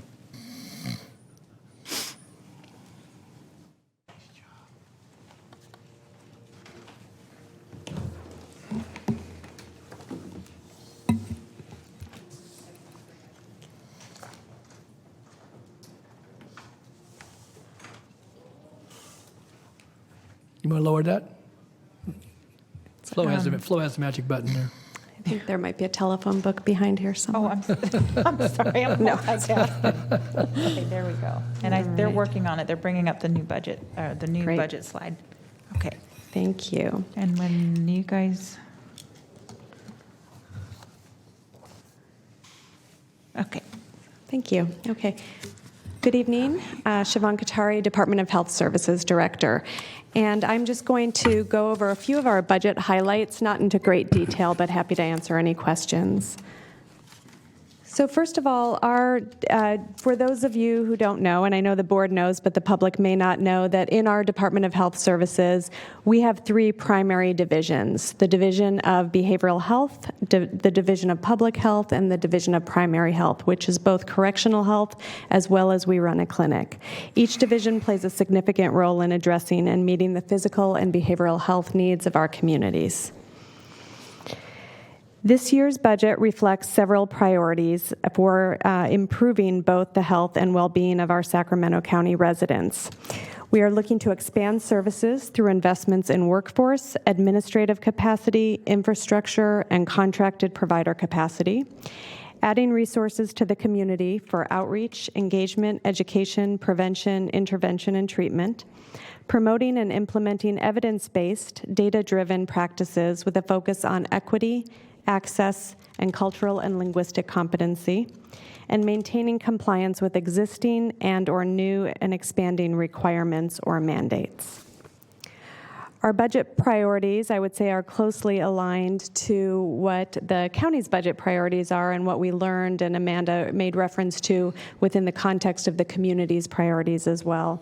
So what you'll see in our budget is the building of behavioral health capacity, and this includes both mental health as well as substance use disorder treatment, enhancing behavioral health services to homeless communities, complying with the Mays Consent Decree, complying with statutory requirements for substance use disorder treatment capacity, Family First Prevention Service Act, SB 823 Juvenile Justice Realignment, launching public health accreditation, and strengthening the Health Authority Commission and beneficiary input process. So just as an overview, our total growth request out of the Department of Health Services this year is $53.6 million. Of that, $21.6 million is resulting from net county cost. Almost half of that net county cost is resulting from our obligations to the Mays Consent Decree, so $10.1 million request to meet some of the demands of the Mays Consent Decree. The vast majority of the remainder of the funds that are being requested through the general fund are really to leverage other state and federal resources. And I think that's one thing you'll see in the DHS's budget as a theme, is a lot of the money we use locally is really to leverage more federal and state resources, and that's the way our funding works in our department.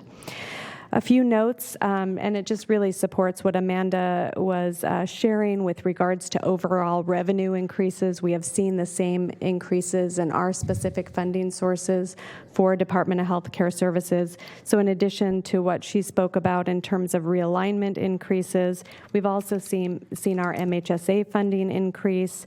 We've had some changes, favorably changes in our reimbursement rates for what we could draw down from the federal government as a result of COVID and some other changes. We could draw down a larger percent.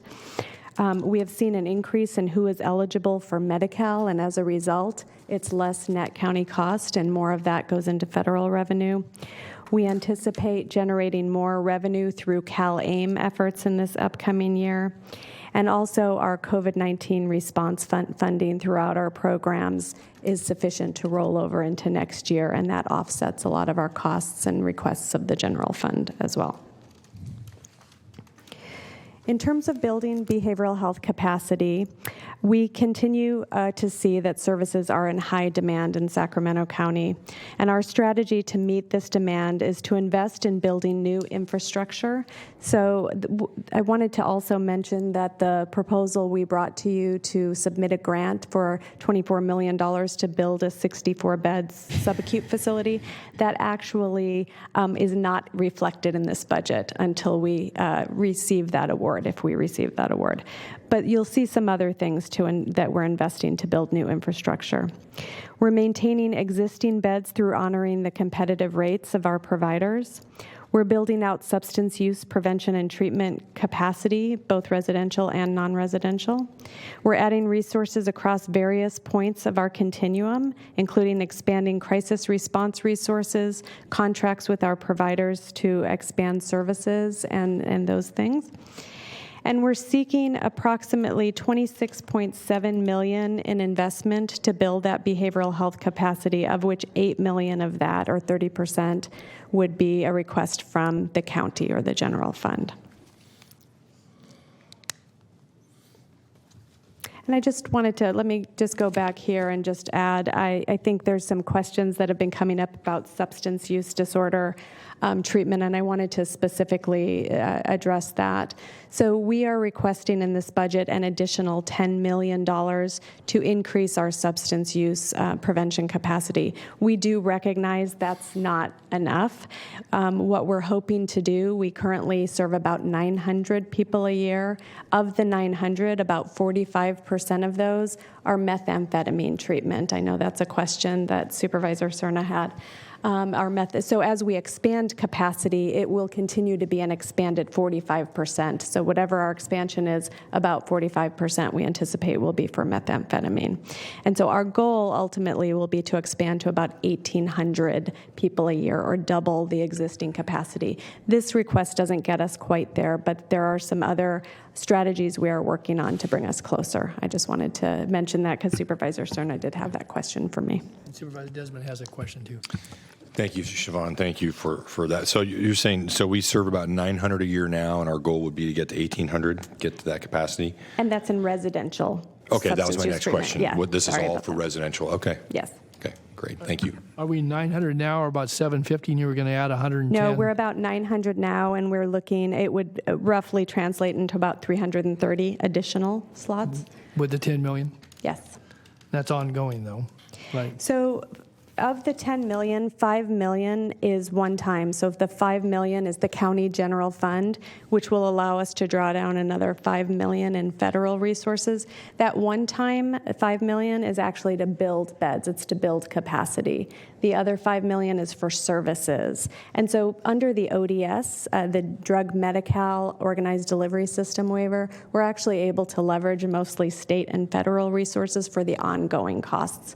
But when we're talking about building bed capacity, that's where we're asking for some local investment. And we are talking to our substance use providers right now to ask them, what would it take? What would it take you to be able to grow and expand and create more capacity in beds? And that's the way we will invest the money. Will be informed by them. Okay, Supervisor Kennedy. Thank you, Chair. Actually, that was the question I had, but since I'm here, so you want to get to 1,800. Is that the projected for like maybe next year, or more in September, or when? No, so a couple of things. One is you may see us come back with an ARPA request in round 2. We're not quite sure yet about ARPA funding and what that's going to look like. Additionally, we are looking at potentially September or next fiscal year. We're balancing this, and I'm using balancing. We're balancing it with our providers' ability to grow that fast. And so we can come back and ask for more money, but if our providers don't have the ability, we're just going to have empty beds, if that makes sense. So even with the extra funds, we'll still have a capacity issue. We will still have a capacity issue with the extra funds, and we have to continue to work in that direction. And Dr. Quist, and I know he's joined us today in case he wants to add anything, but he has been really engaging with our substance use provider network to really be informed about how do we distribute this money most effectively in order to build that capacity. And if our local providers can't do that, what do we need to think about differently as a community? Is part of the capacity issue the inability to hire that we're all having? Absolutely. It has a very strong nexus to that workforce shortage or crisis that we've been talking about, the ability to hire staff. And then with COVID, we saw that even exacerbated. And I think the important thing to also remember, And I wasn't here for this, but we got the ODS waiver approved right before COVID hit. It was like, I think, 6 months before COVID hit. And so all of a sudden, it was a sea change in terms of what we needed to provide to meet these obligations, to provide these really important services to the community. But then getting that stood up in the beginning of a pandemic became really difficult and then exacerbated by the workforce shortage. So we have done very little. That's not. I don't mean that to be derogatory. Yeah. We have not really taken advantage of the waiver to the degree that we thought we were because of COVID largely. We haven't been able to fully realize the benefits of the waiver yet, but we will absolutely get there. And there's some good planning in place to do that. I don't know, Dr. Quist, did I represent that right? Okay, great. If I just follow on one of the questions. So what about how one then would get connected with services? I mean, we have discussion about diversion programs. We have discussion about folks who are incarcerated and need treatment. It's been identified as being an issue. Where in that spectrum, though, if you have someone in the community who is struggling and recognizes it, doesn't necessarily have criminal behavior, doesn't necessarily have other mental health or behavioral health issues, but they've got this substance abuse, how do they find their way to some priority list? Or are they just, I mean, what is the pecking order here? Obviously, there's not enough capacity right now. You're looking to build capacity. But if or families that recognize that they've got a family member who has a serious addiction that's, taking them down, and they want to refer, but they don't have the money for a private program. So how do folks plug in?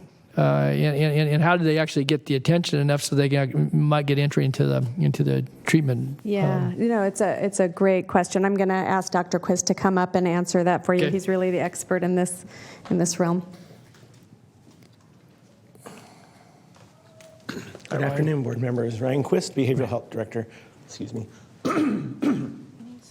Our system of care phone line is our main point of entry for substance use treatment requests for services for our entire array of services. So remembering that we also have intensive outpatient case management recovery services in order to augment our entire service continuum. And so the residential is an important part of it, but that's not the only part of it. But that's how folks would link into our services, by calling that phone line. And that's basically that's the single point of entry for somebody. So say Dawn's got an addiction, and I'm going to seek out help, or I'm getting the push from the family to do that, and I make a call to who? Just to a line? I get somebody, operator? Do I leave a message? And we're getting back to folks same day, so they'll get assessed same day through that phone line. And I think, let me add too, I think it's also important to know, we really do have an every door is the right door philosophy. So our goal is to work with our partners, our providers, our law enforcement partners, our hospital partners. They know what line to call to get in through that door. So the single point of entry that Dr. Quist is talking about is our team's role in assessing and triaging into treatment. But I will say, if a family member, goes to an ER with a loved one, that ER, that hospital system knows how to access us as well. So it's multiple points of entry. But the access team is sort of that triage point, if you will. If I call 211, would they get a direct connect? 211 has us listed, yes. Where else would we find you listed at, though? Every place we can get the word out. So we're constantly having presentations and whatnot with various community members in order to share how to access our services. Again, just offer this as a friendly suggestion, but it may be with some of your vehicles, both our social workers, but even law enforcement, that if you need help, you can obviously have something that fits there in a couple of words. Here's the number to call. Because again, I mean, a lot of folks, who may just be, they're moment to moment, and they get in that moment. And I'm glad to hear you get back to them in the same day. That's good, but maybe to get that out there more broadly, that's 211 is getting to be more and more recognized. And I think, as you said, Siobhan and Brian both, that there are different ways to find entry. But if for someone who, they know they've got a problem, and finding a phone book these days isn't that easy, and maybe you find it on some other source of, social media or whatever, but it might be that we could list it on our vehicles. If you need help, you have an addiction, you have any other problems too, but I just think that if we're going to start expanding capacity, my sense is there's a whole lot of unmet need out there, and people are destroying their lives, and if they sought out help and we were there to help them in a fairly responsive time frame, you'd save lives, but also save a lot of other fallout impacts that occur both to the individual, but to those around them, maybe even to the community as a whole. So, Supervisor Desmond. Thank you. I'm sorry to belabor this, but this is I'm thinking a lot of things as we're having this conversation. So, with the residential treatment capacity that we're striving for, is that me, Madam Lawyer? That we're striving for, and right now we serve about 900. How many do we serve per year on an outpatient basis for substance use disorders? Do you have a sense of that? I'll have to get back to you. Okay, on that's okay. Sorry. And we went to visit the Be Well facility in Orange County last week. I know that Supervisor Cerna has been there as well, and I think I think of it intuitively as we make so many investments in coordinated entry in terms of housing. We need to make those same investments in coordinated entry for behavioral health. Specifically, right now we're talking about substance use disorder, but I'm hopeful that as we're looking at ways to increase this capacity, we're also looking at some of those models and ways we can extend that outreach out into the community directly. I know it'll be, that's part of the discussion with our mobile crisis response. That's a long acronym. I can't. Alternative 901. I'll just default to that. Wellness Crisis Call Center and Response Team, right? I know you're working on changing the acronym. Yes. So just want to throw that out there because I think we saw some really great ideas. And then one other question I had for you is, I don't know who I was talking to, if it was maybe Emily or someone else. You talk about the gold standard being treatment on demand. So if you one of the Be Well vans or someone who's going to be part of our mobile response team, they come upon somebody they're in a moment of clarity and sobriety, and they're ready to get in right now. What would we need to see, Siobhan, Ryan, to get to that point, or is that just not even, is that just really kind of pie in the sky thinking? I will just reflect what you just said about the Be Well, the Orange County model that we talked about, how there was this sort of one-stop shop for folks who could come, who could go through a sobering center or a crisis stabilization unit, and then who could be seamlessly triaged into treatment. I think that's a model that we've been discussing since we visited, and something that we can absolutely look at. I do think we're going to have to build some significant capacity for on-demand treatment, and that's going to take some time. But I will say that those front doors that you're talking about, or the coordinated access and making it seamless so folks don't have to guess, where do I call, but know exactly, that's something we absolutely need to prioritize doing now. Just as an example, our homeless clinicians that we're building up, as well as are in this current growth for some additional growth, those clinicians are getting trained both in how to assess and link for mental health services, as well as how to assess and link for SUD services. So you're thinking exactly along the same lines as we are. We need to make it as seamless as possible for people to get into our services. Great. Thank you. Thank you very much. Okay. Good. Thanks, Ryan. Great, thank you. So that takes me to my next slide, which is a good segue. Thank you. So the board has already made investments in homeless encampment teams through DHA, and additionally, you made an investment earlier this year with Arpa Funding in terms of homeless behavioral health responders and on those encampment teams. So this year's budget does address homelessness in Sacramento County. And although cities and counties share the responsibility for encampment services and sheltering, behavioral health services are really the responsibility of the county. So this budget does propose a $1.2 million growth request for additional direct service staff and administrative staff in a multidisciplinary team approach to bolster efforts of existing city and county encampment teams. The county's share of cost is approximately $613,000 as the strategy leverages federal and state resources. So this would give us 11 additional staff beyond what we already have on those teams. The next priority area is the Mays Consent Decree. Sacramento County is under a Mays Consent Decree, as you know, to reduce the jail population and improve the conditions inside of the jail. The budget proposes growth requests totaling $10.1 million in adult correctional health. Investments will be used to add required staffing, nurse practitioners, registered nurses, vocational nurses, physicians, administrative assistants, and the funding will also be used to increase vendor rates, replace outdated equipment, and comply with ADA requirements. Investments are consistent with expert consultant findings and recommendations to meet the obligations of the Mays Consent Decree. Siobhan, Yes. again, we've had conversations around this in the past that, we've, in past budgets, the last couple of years, we've added positions and funding. And I recall the conversation last year is that we had 4 or 5 physician vacancies. We had vacancies in nurses and some of the other professional categories you did there. Have we made any strides there? We're going to add more positions, but positions don't get the job done. You got to have people to fill those positions, and if we're competing and not being able to fill, so I guess I'm curious because we had a pretty high vacancy rate. I think you spoke to the board last year on that, so where are we with that with the vacancies? And we're going to add more positions. That's well and fine. But at the end of the year, if you don't fill the positions, you don't get the services, and you just have a fund balance that accrues. Right, absolutely. So we have seen some increases through negotiations and salary, and so our ability to start to attract new folks into those positions is happening.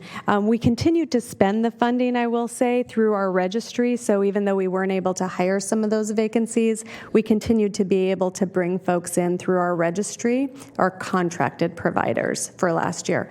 I will say going forward, this is our projection of what we think we can fill, and we didn't want to overshoot it and not be able to fill it. So this is a conservative projection to say we think we can fill these positions based on the increases that we've seen in salaries. Would it be possible between today and tomorrow to kind of chart that out for us so we could see? And then again, as you said, you've supplemented that or supplanted that when you don't have any other choice by using the registry, but to see where we are, and I appreciate your comment about, again, trying to be realistic about what we add, but Absolutely. Happy to do that. Okay. And just a little more detail, this would add 39 county staff and 31 additional positions through our contract with UC Davis for psychiatric services. Next year, 60. And what did we add last year? About half that amount or a little less? Goodness. I will get that number for you for tomorrow. Because we've been working with this Mays Consent Decree now into the 3rd year in the consent decree. We were trying to take some initiative even before the settlement. But I guess I think it'd be helpful for the board, but for the general public to know, what we've done as we've ramped up. We added in custody staff, but we also have added correctional health, and as you said, contract. And we're going to have a workshop after the break on this, on the broader overlook of Mays and our jail situations and so forth. But I think this would be good information. And again, if it's a scramble to get it for tomorrow, that's okay. But I do think by the time we have workshop, I think we're still looking at July. Is that correct, Ann?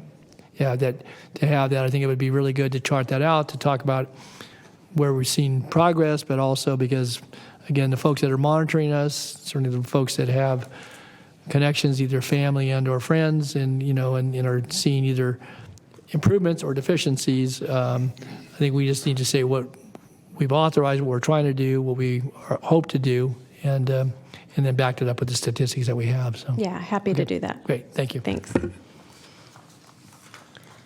And then the next several things on this slide talk about meeting some statutory requirements. So I already addressed the substance use disorder treatment capacity, so I'll just go past that. And then the Families First Prevention Services Act is new federal legislation that requires children at risk of out-of-home placement or in foster care to have a behavioral health assessment to guide placement decisions. And although this piece of legislation really does affect what's in DCFAS's world, it also has a behavioral health component because it is requiring these behavioral health assessments. So we are proposing that we will use some DCFAS match of 25% to be able to draw down 75% of federal funds, and this would be hiring staff to do these behavioral health assessments. SB 823 is juvenile justice realignment, and I know you've heard a lot about that. Youth currently in state care are being transferred to counties, and counties are required to ensure their behavioral health needs are met. So this growth request, totaling about $500,000, would help us to meet those behavioral health needs of those youth. In terms of public health still has adequate state and federal COVID-19 response funding. We anticipate an increase in annual state funding with the governor's proposed budget. So we will come back to you at a later time with a plan for how to expend those dollars. Those are not reflected here in this budget.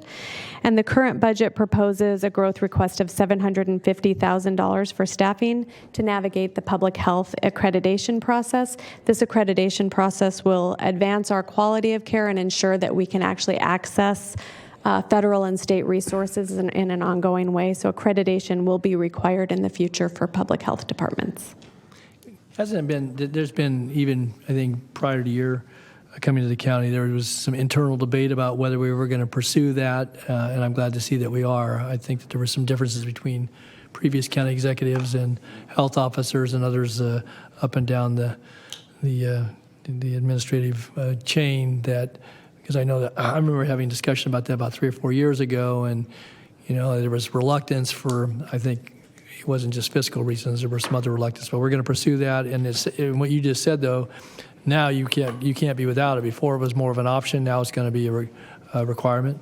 That's right, and there's been more clarity really given over the past year and two of how important accreditation is. I think you're absolutely right. 4 or 5 years ago, counties were kind of like deciding whether or not to do it, and now they're signaling to us that in the future it will be something we need in order to access certain funding. So is that a one-time expenditure, the $750,000? That's still a good chunk of money, so I assume you're going to have a consultant and you got to make applications. We'll have consultants. We'll have some limited term staff. There will be some ongoing funding that will build into our new allocation of money that's coming down from the state. That'll be ongoing to maintain accreditation. But this next year and two will be our big lift years. Mm-hmm. Okay, good. It's positive. And then finally, the Health Authority Commission and beneficiary input process. The goal of the Health Authority Commission is to improve the overall healthcare quality and access for Medi-Cal beneficiaries in Sacramento County. And as you know, the Health Authority Commission is established in county ordinance and is codified by state legislation. So the proposed budget includes $100,000 for consultants to be able to do strategic planning, special projects and data support for the Health Authority, and $250,000 to fund a consultant to develop and implement the beneficiary input process that the board had asked us to do. We were waiting on the strategic plan to be complete, and that's underway about midway point right now in order to launch the beneficiary input process so it can be informed. One can be informed by the other.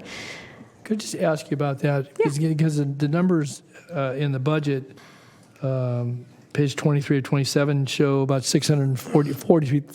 43,000 some change for those two activities. And it also talks about integrating, I guess, with other departments, and it's buried in other, I say buried, it's assigned to other budget units.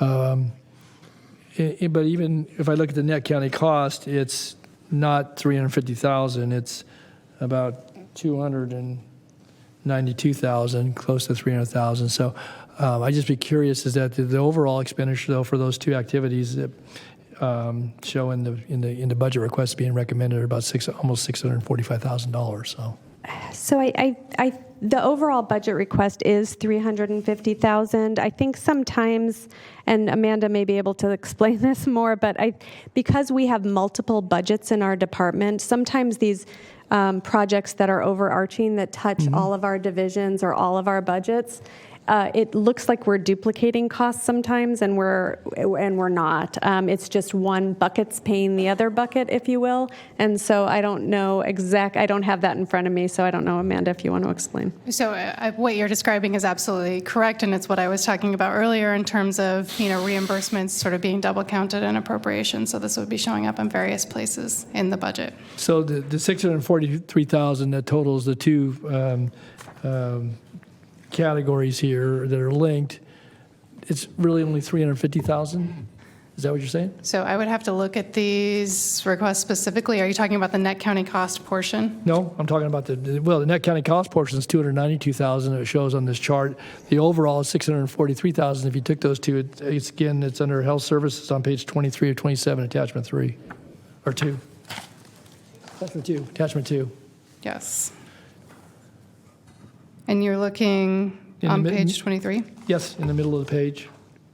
So the beneficiary input process and the Health Authority Commission? Correct. Correct. Right. So the first column is showing total appropriations, and that's reflecting, I think, what Siobhan described in terms of those appropriations being counted a couple of times within their budget. The net county cost portion is the actual net expenditures. But that's not 350 either.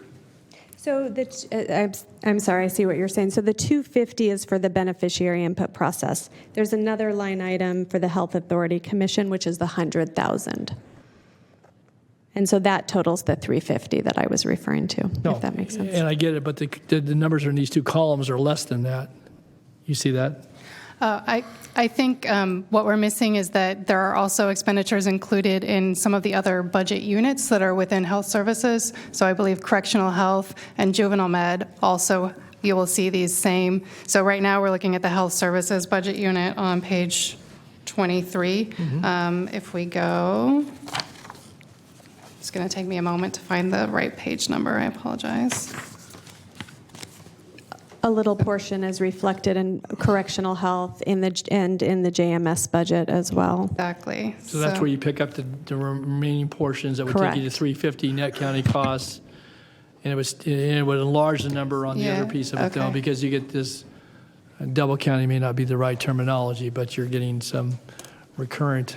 It's being reflected twice. Yes. So if you look for correctional health, I think it shows up on page 17, and then JMS shows on pages 26 and 27, the bottom of 26 and top of 27.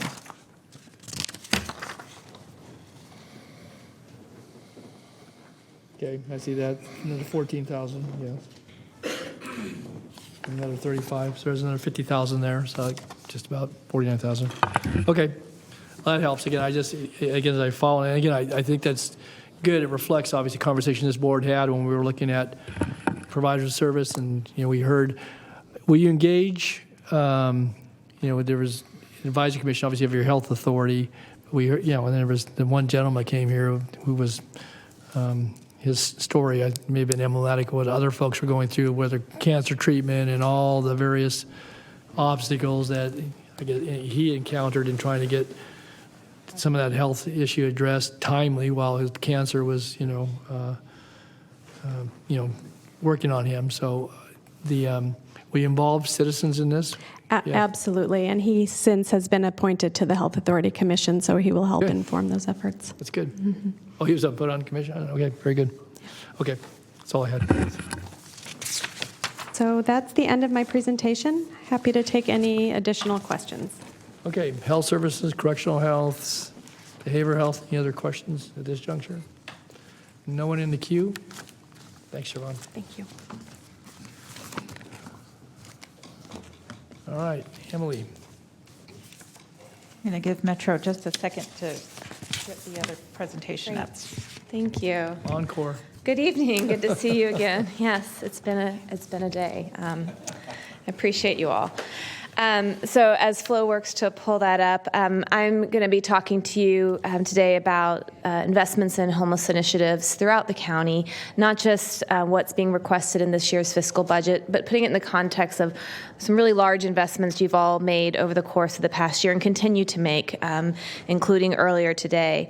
I also want to make sure I point out that while a very small portion of the funding does go to support the staff in my office, we don't actually hold any of these budgets. So I'll be talking about projects that live within my colleagues' departments. And I think it really reflects the complexity of addressing homelessness, the number of departments that are touching this throughout the county, as well as the broad commitment at the county level across all departments to be a part of bringing innovative solutions forward.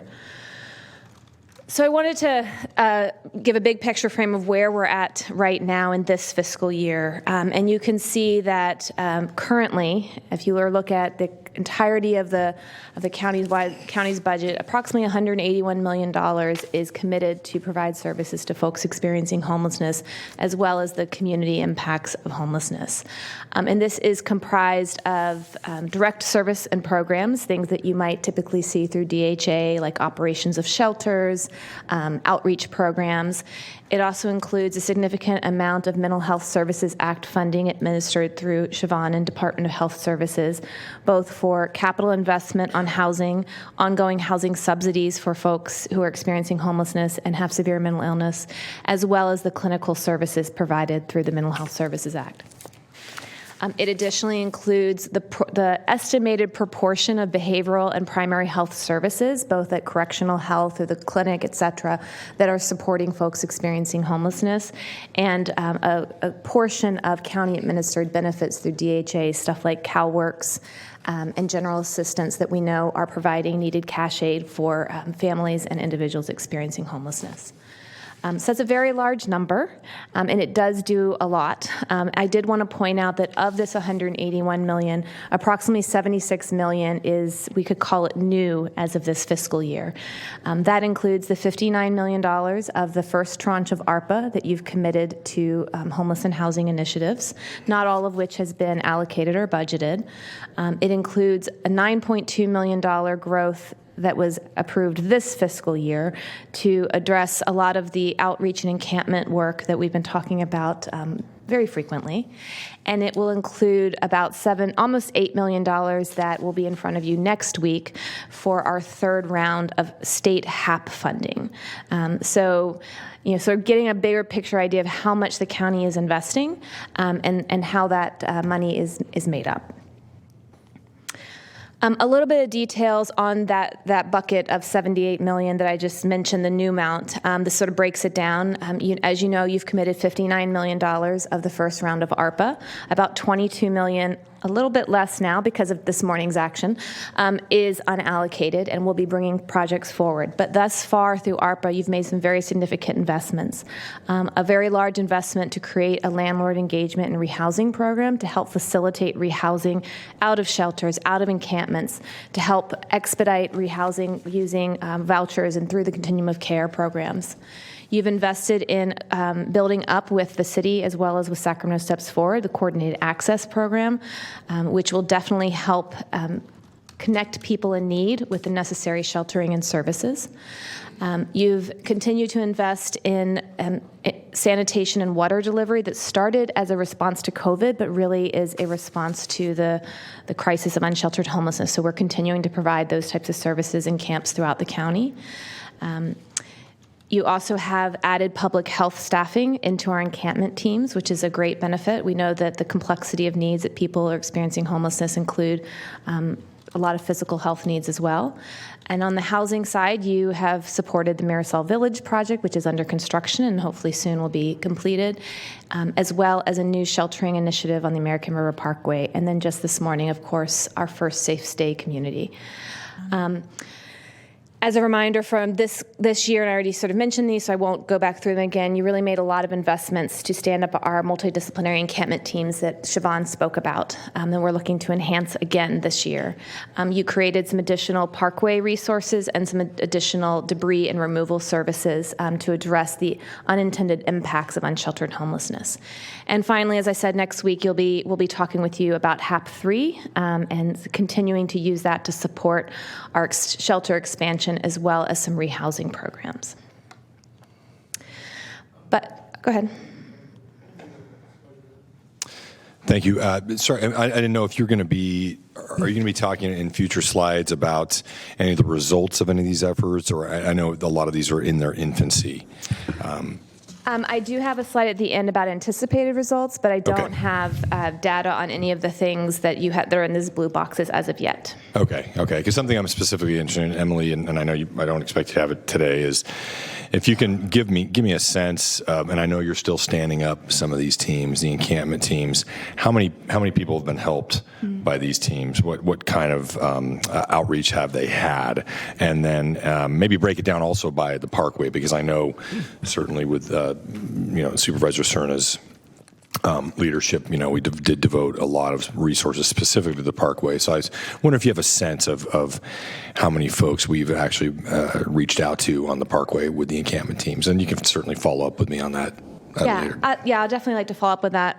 One thing I did want to, that's not pointed out in here, but is critical to being able to do that, is you did provide funding to allow us to develop an encampment database that is about to go live. I think we're about a week away from it going live, so we'll be able to have real-time access to that.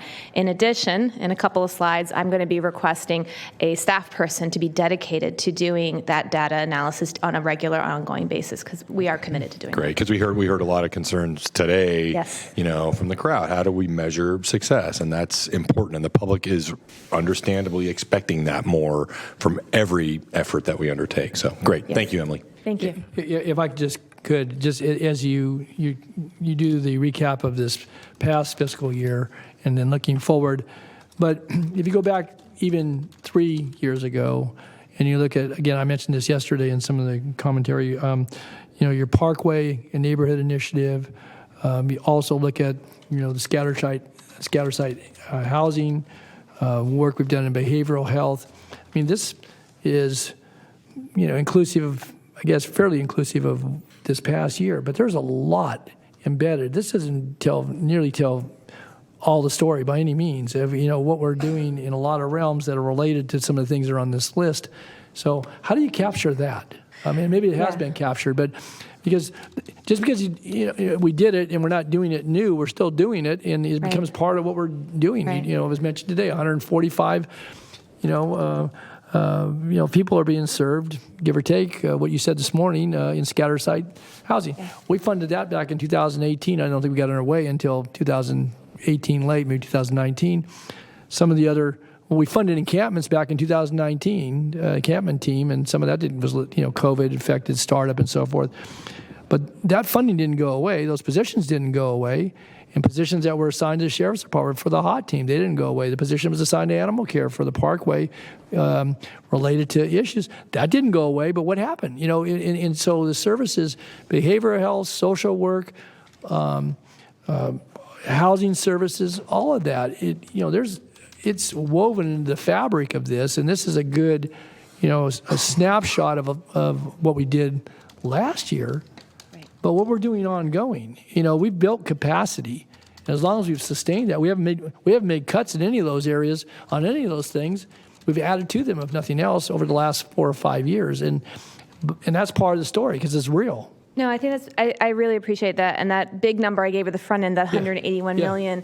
A lot of what you just talked about is built into there, and it's not very obvious. We do currently have a summary that I update every 6 months of the programs. It's posted on the website. It's doesn't tell the story in the rich way you're trying to say, but it does at least categorize all the different programs.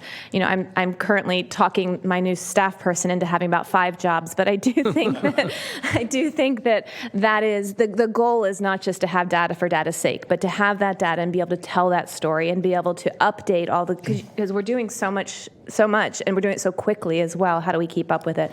So I really appreciate that, and that's fair. We do have, and I can share it with you, we do have a sort of 6 or 8 page matrix of programs, but it doesn't do the richer storytelling. Yeah, and I think about, I mentioned it earlier today, Mather Community Campus, the Adolfo housing, our participation in Veterans Village, maybe that we did a lease, but we put money into that, and some of that was one-time capital, but when you look at it, and even what we're under discussions with right now, those are all things that are doing to try to build capacity, from the ground up and, plug in.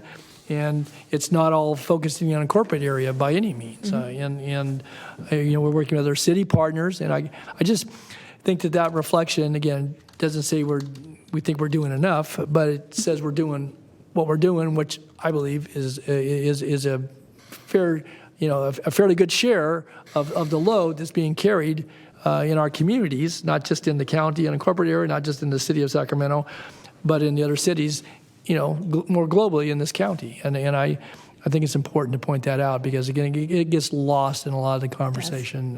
Yes.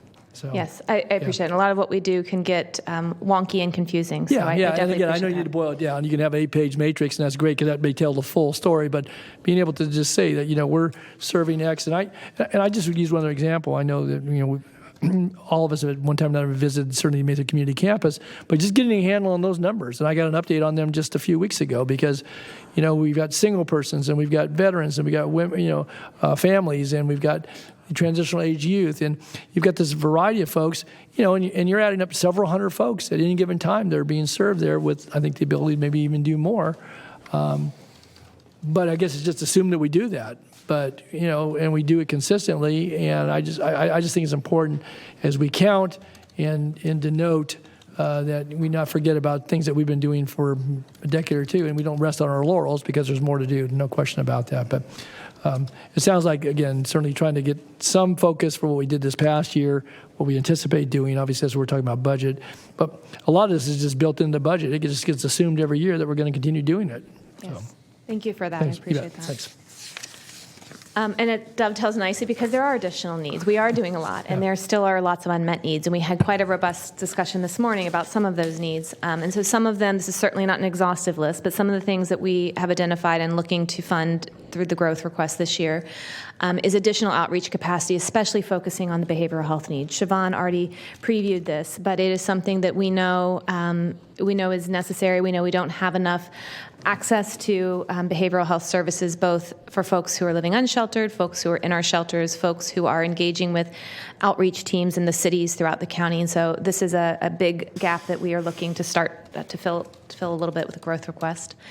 Certainly increasing some sheltering options. We just this morning approved one, but there are different ways to provide sheltering, and so the growth request does include some small growth to enhance other sheltering options. This fiscal year, you made a very significant investment of debris removal through a contracted provider that Waste Management overseas. This year, we're asking to add a little bit to support some of the work that our Department of Transportation is doing. As we know, a lot of the encampments in the unincorporated county especially are within DOT right-of-ways, and they are carrying a big amount of work to ensure that those sites are managed, maintained, and cleaned. And then finally, the one that I keep on talking about, perhaps because it benefits me, is we need some more staff to coordinate these efforts, to be able to provide the public reporting that you and the public want, and that it's our responsibility to do. And as we bring on new programs, it does require additional administrative and program staff. So this table details the about $5 million that Amanda talked about that is inclusive of the June budget request. As I said, all of these live within departments throughout the county with the exception of one of the staffing recommendations. About $600,000, I'm only showing the net county cost. As Siobhan mentioned, at least in her programs, there are additional costs being borne from federal and state funding. Siobhan already talked about the behavioral health outreach staff. Again, this is to bolster our ability to respond to folks who are living unsheltered as well as in shelters throughout the county and all of the cities in need of behavioral health access and services. This is a critical need, and I know that it will enhance the already investment you've made in the encampment services team. The second amount, the $1.6 million, is around the Mather Community Campus, which is also a key program here in the county. This is to ensure that we have ongoing operational support for preventative maintenance.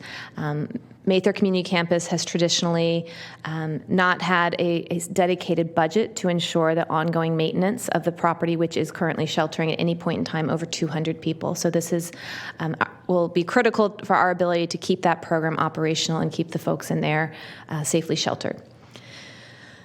The third ask is 2 different sheltering expansions. The first is the North A shelter, which currently shelters 80 men and women in the River District area in the city of Sacramento. We are not looking to expand the shelter capacity, but to expand the staffing there. This is a program that, like many of our programs, is struggling to maintain staffing because of wage increase needs, et cetera. So we're asking for funds to allow for small increase in wage as well as additional on-site staff to support this program. But we also have included in the expansion of shelter additional 15 beds in our scattered site shelter program. We did talk quite a bit about this today. This will bring us up to 145 beds. This is 3 new houses, 5 each, at a cost of about $360,000 a year for those 15 beds, including the rehousing support services for the folks exiting. The fourth request is around weather respite sheltering during, as you know, during the heat of the summer, during the cold of the winter. We are often engaging in additional sheltering options for folks to shelter themselves from the weather. And we are asking for $740,000 to bolster that budget in 2 ways. First, by adding $600,000 to additional motel vouchering, which is our primary way to shelter folks in weather events. It allows us to, as we talked about a little bit this morning, provide non-congregate sheltering throughout the community and allow people to be sheltered overnight with their pets and partners. It also includes $140,000 to offset cost for DHA, for janitorial and security services when we do open the larger respite centers. Okay, Supervisor Question? Kennedy. Yeah, Patrick. Thank you. Thank you, Chair. Perfect timing. On that one, if we increase it, do we have the community capacity? I mean, it's not going to be like housing vouchers where we print them faster than we can find housing. Yeah, because these are weather events, they're typically in small chunks, so we don't typically hit major capacity issues. If we were trying to, get 500 rooms for the whole year, we probably would, but these are available. So typically when a weather event is triggered, we'll issue a voucher for 3 days for a handful of people. So it's more sporadic, so we don't hit the capacity issues. Okay, thank you. Mm-hmm. The fifth item, as I already mentioned, is some support to the Department of Transportation for their efforts to support the encampment services team on mitigating debris and impacts of camps in the right-of-way. They are doing a lot of work to support our encampment team. They often are our first eyes on the street to identify camps, to assess them, to report them to the team. They are also supporting the encampment teams with debris removal, with lane closures, so we can do outreach events, et cetera. So this is allowing them to continue those efforts in partnership with our larger encampment response. So let me ask, so how much are we spending now on debris removal between solid waste and transportation? Right, so we have $1 million in solid waste, which goes to a contracted services. That is not the entirety of solid waste budget around encampment services, but that is the added amount. They also have some, and this is where we might need Doug or somebody, but they have some their existing funds that has supported that, but we augmented it with $1 million, and then this is the 430. And how about parks? I don't know that, but I can get that back to you. Yeah, I think, again, if we're going to tell the story once again that we're spending X amount of hundreds of thousands, if not millions of dollars, and one of the things we used to receive was we got a monthly or at least a quarterly update of debris removal, how many tons were removed, parkway, but certainly in public rights of way. And I think that would be an important statistic if we're going to kind of keep this measure of, one, how we're helping people, but also how we're working and spending public dollars. Again, everything on here are public dollars. These are not private dollars. These are all taxpayer, or in some cases, obviously, enterprise funds, but they're ratepayer funds when it comes to solid waste. So I think the accounting is important, and I know that my last recollection was that we had 3 full-time crews that worked between Department of Transportation and Solid Waste. Maybe it's 4 now, countywide, that they did nothing but debris removal, including then the dedicated force, not including the dedicated force to the Parkway. Yes, the contract that Department of Waste Management and Recycling manages through Forensically, which is our contracted provider, they do currently have 3 dedicated teams that work 5 days a week. But that's Forensically. But Solid Waste runs their own, Solid Waste and Transportation run their own crews, right? For the big debris. You mean county staff? County staff, yeah. I don't know that. Ron might know. For transportation, we can find out. Yeah, Transportation and Solid Waste have their own folks. They don't dispatch solid waste. I mean, they don't dispatch Forensically out there every time. Good evening, Ron Vicari, Director of Transportation. So now with Forensically, we work with Waste Management to get some of the debris that they cannot remove. But most of the cleanup efforts is being done by Forensically. So we'll coordinate with Doug's group, Waste Management. We'll go out there and get anything they can't remove.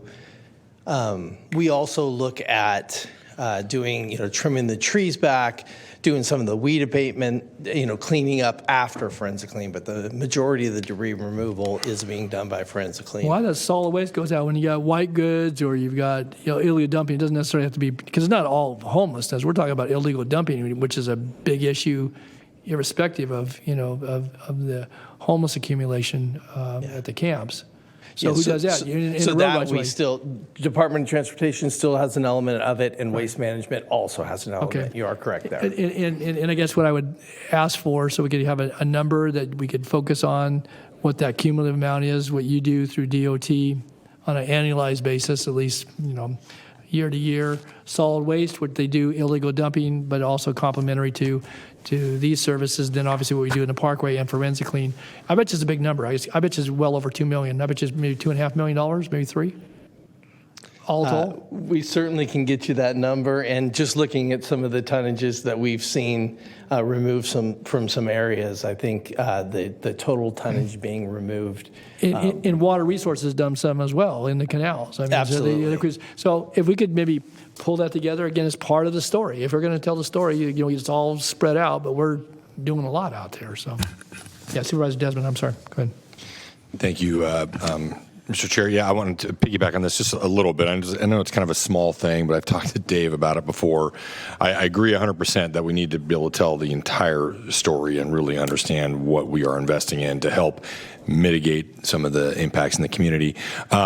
Something that is a big problem in the unincorporated area, I think, and we all probably experience it, is the shopping carts, just abandoned shopping carts. And I counted 8 on my way in this morning from Marconi and Eastern to Fulton. I mean, no one around, no encampment around them, or just abandoned carts, some on their side. So I don't know if this is a question for Dave or not, but I'm told there was a contract specifically to pick up abandoned shopping carts. Is that still in existence? I don't know that, Dave. Do you? We can find that out for you for sure. Okay, that's all right, Dave. If you could follow up with me on that, I think that's important. And, it's funny, one thing I forgot to bring up today in the context of this discussion with safe stay communities is that, one of the public's biggest challenges with homelessness is the impact from the debris.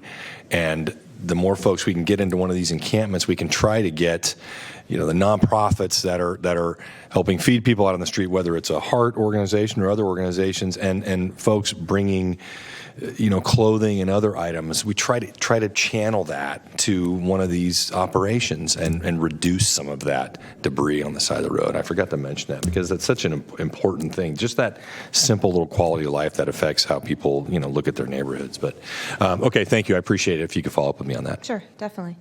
And then finally, I've already mentioned this, but the last request is staffing 4 additional staff, 1 in my office and 3 in DHA. The DHA staffing requests are really administrative and fiscal staff to oversee and manage the new investments, both the new ones in this growth year as well as some that are coming through ARPA and other funding. And then the staff person that I'm requesting is that data and storyteller position that I think will be really impactful for all of us. And so just finally closing, the anticipated outcomes that we're hoping to be able to share with you as a result of the budget requests is certainly one of the top ones, and Siobhan talked quite a bit about this, is improved access to behavioral health supports. We know that this is a critical gap. We know that it's one of the most important ways that we can help support people exiting homelessness. Certainly increasing shelter opportunities for those who are living in encampments. The Safe Stay community that you approved this morning is certainly one big take, but we need many more. And as we're going to talk about next week, the tie to this, to our work in encampments, is really critical. So any way that we can add sheltering options throughout our community is going to be beneficial.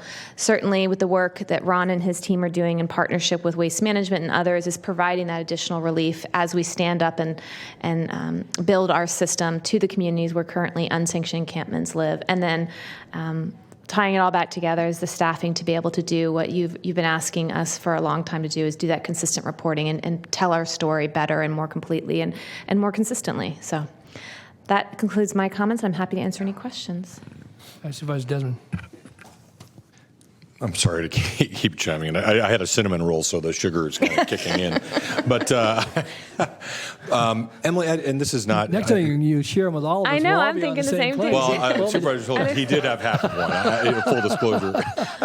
But so thank you. And a conversation you and I have had a lot is about the homeless outreach team, the sheriff's department, and we've had discussions in several different contexts about that. But a real challenge. I want to just confirm: does the board still fund the homeless outreach team? Mm-hmm. And because one of my frustrations, and I've expressed this to the sheriff's department, and I plan to bring it up with the incoming new sheriff, is that this board made a commitment to that program with the understanding that these would be officers that receive extra training, that have a more, a much better understanding of the complexities of this problem and work directly with criminal justice partners and county social services providers, and you name it. But what I'm seeing, at least in the north part of the county, is they're almost non-existent. That they're I guess incorporated into patrol. So I guess my question is the board still funding those positions, and has the sheriff's department said anything about whether they intend to staff those positions again with people who are selected appropriate deputies for the job? I can just say on the funding question, I think Eric can answer the staffing, is that the $181 million that you saw on the first slide does include the fiscal year cost for the HOT team. And then Eric can talk to you about. And that's 10 positions plus the sergeant? I'm not sure how many, but I only have the budget number. Yes, Chair Natoli, Board of Supervisors. I'm Eric Jones, Deputy County Executive. So what is in the Sheriff's Office budget for the HOT teams are 10 total, 9.5 positions. So that's 8 deputies, 1 sergeant, and also a retired annuitant is included in that. And it's about a little over $2 million that is budgeted for the HOT team. And it is very low staffed right now. In fact, I believe 1 or 2 are currently actively working as a HOT team. And the explanation that's been given by the Sheriff's Office is the staffing has been redeployed to patrol to handle other staffing shortages is the explanation. Yeah, I appreciate that. I know, the sheriff's decisions on how to allocate resources has been a topic of discussion at this body far preceding my tenure, of course.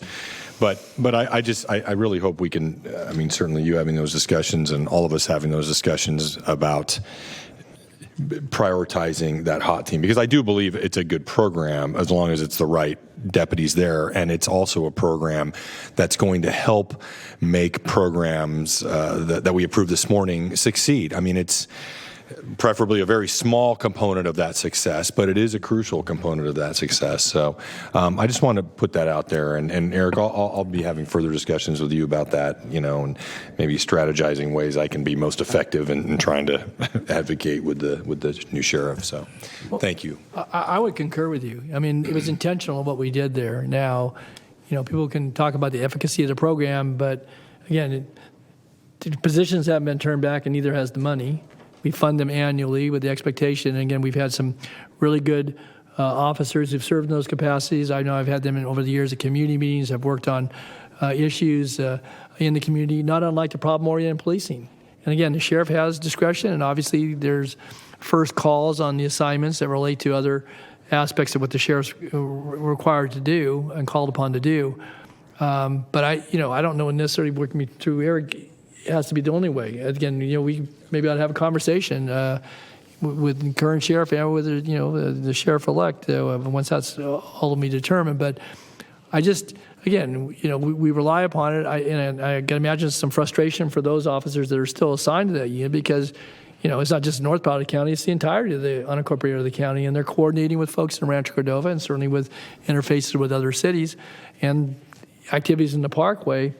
But that was very intentional. And we've funded that now. We're in the 6th or 7th year of that.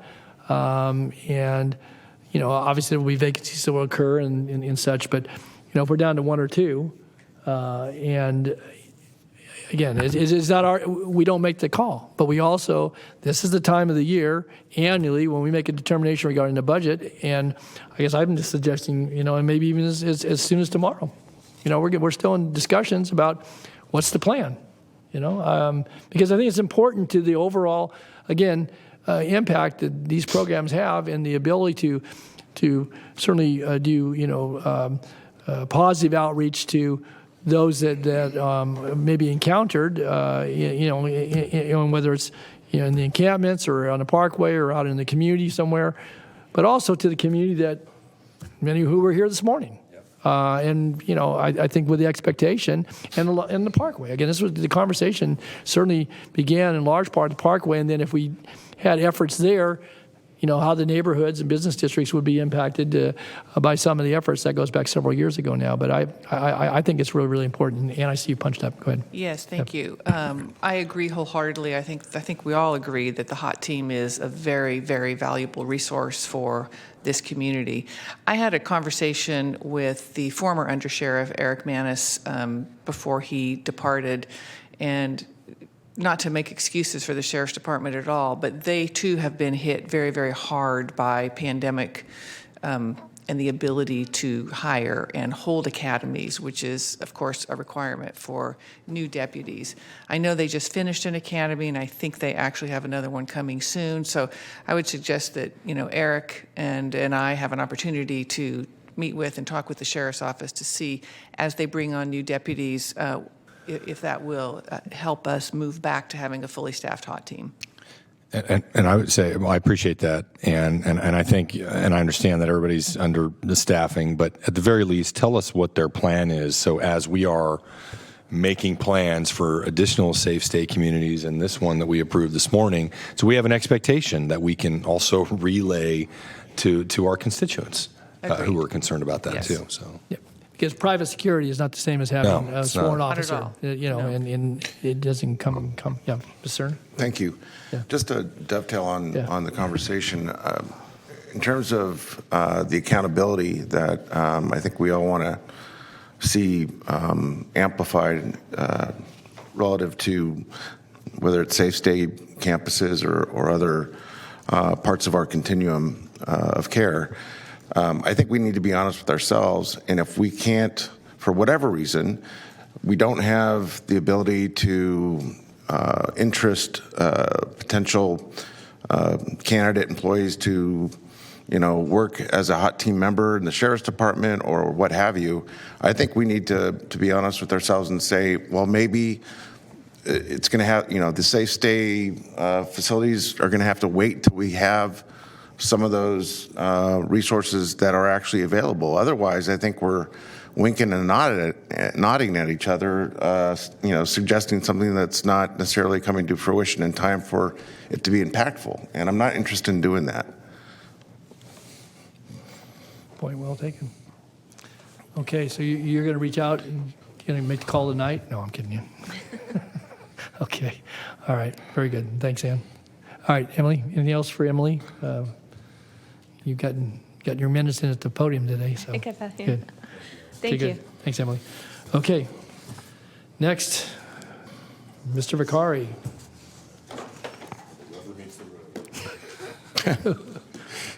or the gravel, or the pothole. Is that the actual model of our DOT where the rubber meets the road? Good evening, Chair Natoli and members of the Good evening, board. Mr. Carr. Ron Vicari again, Director of Transportation. And I do have a presentation. They're pulling it up right now. Okay, great. So I'll just wait just a minute. And although I can talk about pavements all night, I will try to keep this brief, I promise. I'm going to start off by talking about, really what makes up our roadway network. We have a $6.2 billion asset in the roadway network. Our network is made up of 61% of residential roads. Most of our roads are residential streets. We have 15% collectors and 24% are arterials.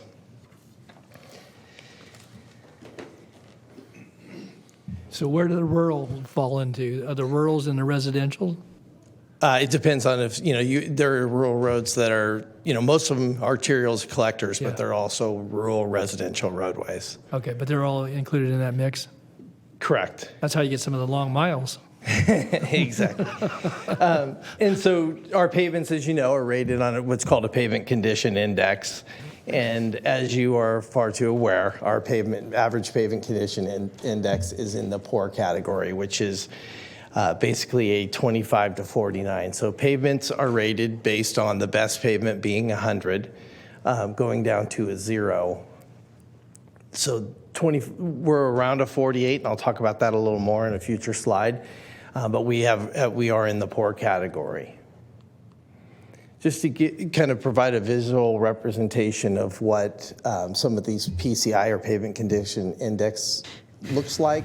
A 46 PCI, that roadway is a 46 PCI. You start to get down to a 34 PCI, begins to, obviously you can notice more cracking, and there we have a pavement that is beneath a 25 PCI, and I know. You want to show them the 5? Show them the 5? Yeah, I can tell by the smile that,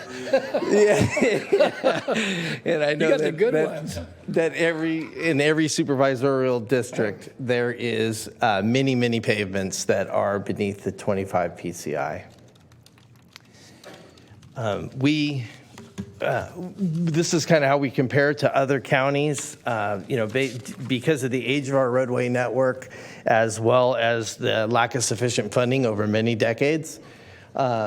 You can see that, and I know the joke has been made on a prior time I used this slide, that it took a long time to find Poor Lake County and Mendocino to be to the right of us. But we do, this is where we rank. More importantly, I think this is how we rank among the local cities, and we are at the bottom end. How about San Joaquin? How about in our region? Or how about San Joaquin or Yolo or some of those? Yeah, I certainly could do those comparisons. I felt like the neighboring jurisdictions were the best comparison. When you look at this slide, you can see that as you start to look towards, certainly Elk Grove and Folsom with a PCI of 77 and 75 respectively. Those are newer neighborhoods. When you look to the city of Sacramento with a 59 PCI, in talking a lot, I talked with Ryan, their public works director, often. Their PCI is pretty similar to ours if you remove all the new neighborhoods in Natomas. They also have kind of an average PCI without those newer neighborhoods kind of skewing their PCI upward. That's not quite down to a 48, but it's certainly not too far behind ours. So we know that the money that we receive through SB1, and it is significant and has definitely been a big help, but it is not sufficient to maintain our pavements. Between SB1 and the regional funding that we receive for our pavements, we're able to put about $30 million a year towards pavements. As you can see, from this slide, investing $30 million per year, our pavement PCI will be a 31 in 20 years with only having that investment. The go to the next slide, we know that it takes around $50 million a year to maintain our status quo PCI of 48. This is what we estimate the payments to be at this time. I know prior slides actually show that in this year we would be at a 46. The difference between why we're showing a 48 now is the significant investment that the board put from the general fund last year. So we are now at a 48 PCI as opposed to the 46 that was shown. However, to maintain that 48 PCI, it still requires a $50 million per year investment. And we now anticipate that it takes $90 million over 15 years to bring our pavement condition index to a 70. And you would have no road lower than a 48? You still would always have a mix, but you certainly would not have the number of roads.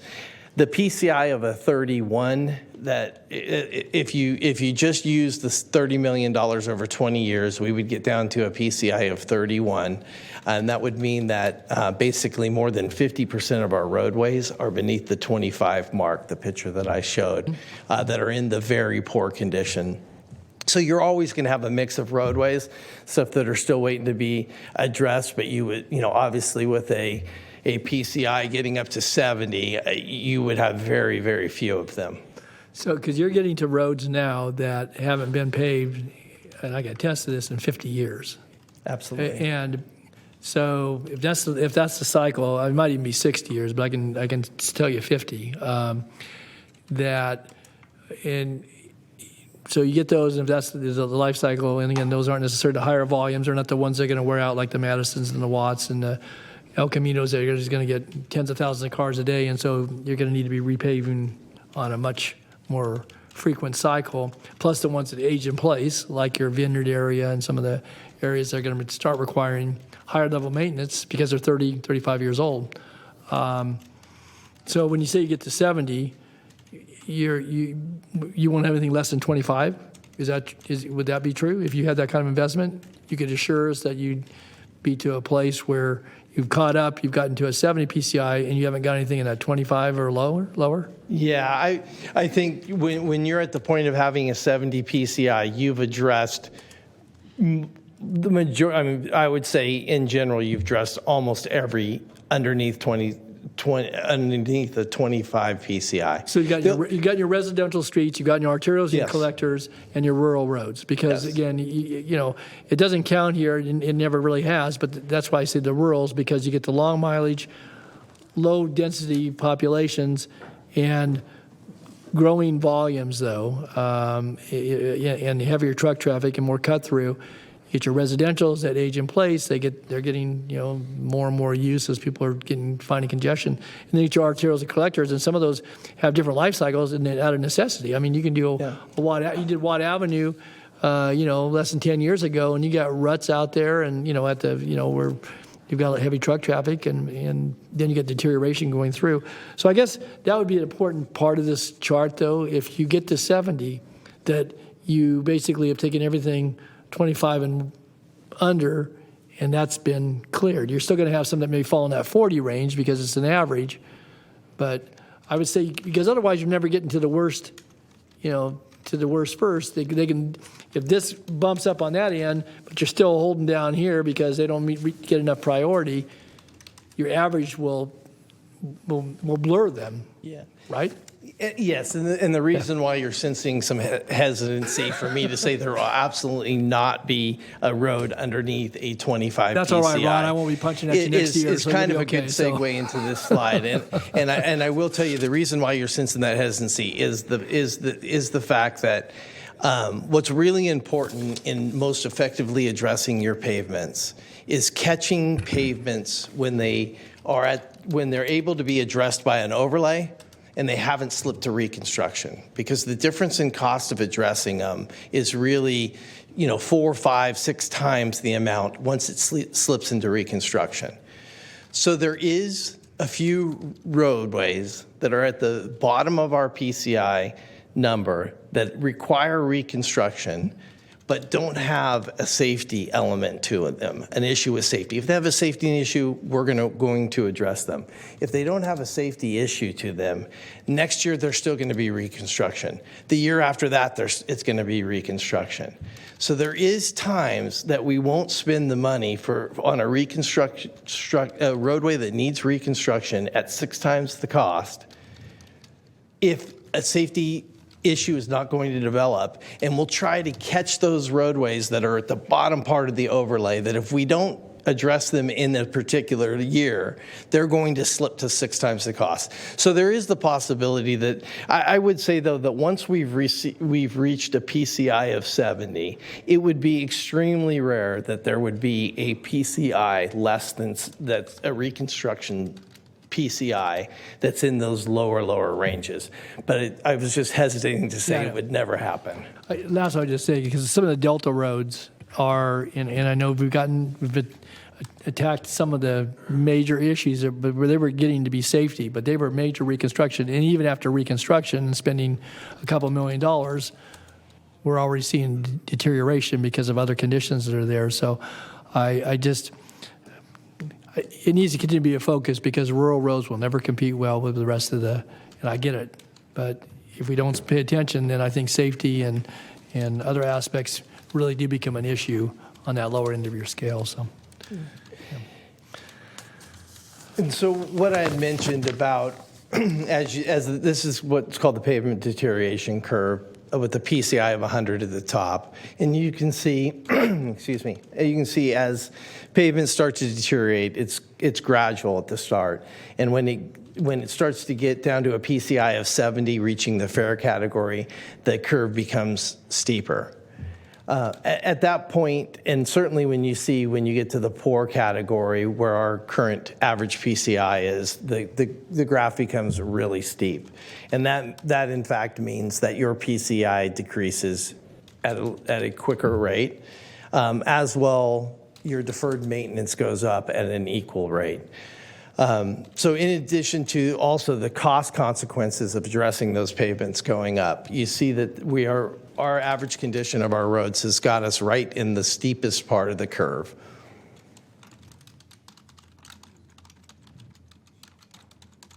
So with the added general fund investment of $22.5 million in fiscal year 21 and 22, and what's being recommended here of $20 million in 22-23, we are able to stabilize the pavement condition index. We are able to get up to above that $50 million mark to maintain a 48 PCI. And we can improve our pavement condition, roadway condition slightly. And I want to key in on that, because that doesn't sound like a big deal. But in my 20 years of working in transportation, we've never been able to say that. We've never been able to say that our roads will be better at the end of the year than they were when the year began. And that, to me, is extremely significant. That is something that I think we need to celebrate. It doesn't sound like much, but we've never been able to say that. And I'm very thankful to be, at least, it's certainly not where we're going. It's certainly not our goal. It's certainly the bottom, but it's something that I think is a big accomplishment this year. We can also reverse the downward PCI trend, avoiding future expensive reconstruction that I talked about. And most importantly, it'll allow us time to continue to seek other funding. Ron, Yes. Pause for a second. Have Supervisor Desmond. Thank you. Thanks, Ron. I mean, I appreciate you saying that's something we should celebrate, and you've relayed that at a couple community meetings where you've attended in my district, and I don't think it really resonated with the folks very well, because my question is, I mean, it's still pretty dreary that we're spending all this additional money, and maybe we can maintain, right? I mean, that's really what we're looking at. You mentioned the last slide gives you more time to pursue additional funding. Can you maybe give me a little bit of sketch of what that looks like for you? What additional funding is out there that you're trying for that would help improve the condition of our roadways? So we are certainly looking at funding in every area possible. I will talk about maybe additional success that, we hope to be even more successful, but we made a big effort working with SACOG to get regional funding dedicated, more of the regional funding dedicated to Fix It First. That was a big effort that I know a lot of you guys were involved in. So it would be 3 years ago, 2 cycles ago, in SACOG, I think we applied for $30 million worth of overlays, and I believe the number is that we received $2.8 million from that funding round. Last year's funding round, we wrote the same $25 million worth of applications, and we received $16.8 million. That is a big success for us. In a big increase. Again, something to be celebrated. We're still working with SACOG to try to get and certainly for the jurisdictions whose PCIs are in the conditions of ours, who are focusing on Fix It First and do want to spend the more regional funding to address our roadways. Certainly when you saw the PCI curve, it may not be the same in Folsom or Elk Grove sitting on a 77 and a 75 PCI, but to the county, the city of Sacramento, to have us, give us the ability to address with the regional funding, and Supervisor Natoli mentioned a minute ago about, having a rural roads component and the ability for other roads to compete, or environmental justice roadways, and to start having categories for Fix It First. So that, I think that's a really big effort. There, it's also, everything that we can do to try to be able to be as lean as we possibly can, but also to take just every dollar that we have through our capital projects that we even for the funding programs that are for capital type projects, we're able to address some of our payment needs when we build those capital projects on those roadways. And so we just continue to try to get every dollar we can to go towards pavements. Okay, well, I appreciate that, and I'll continue to be obviously an advocate for these things in my role in SACOG as well. And I think it's a really good point you bring up about the environmental justice communities, because, we have, how many do we have in the unincorporated communities? 3, 4? Just in the unincorporated communities. And these struggling communities, not only all the other struggles they have in their lives, now they have to deal with roads that are in such bad shape. But okay, I appreciate that, a little bit of additional information about your other efforts.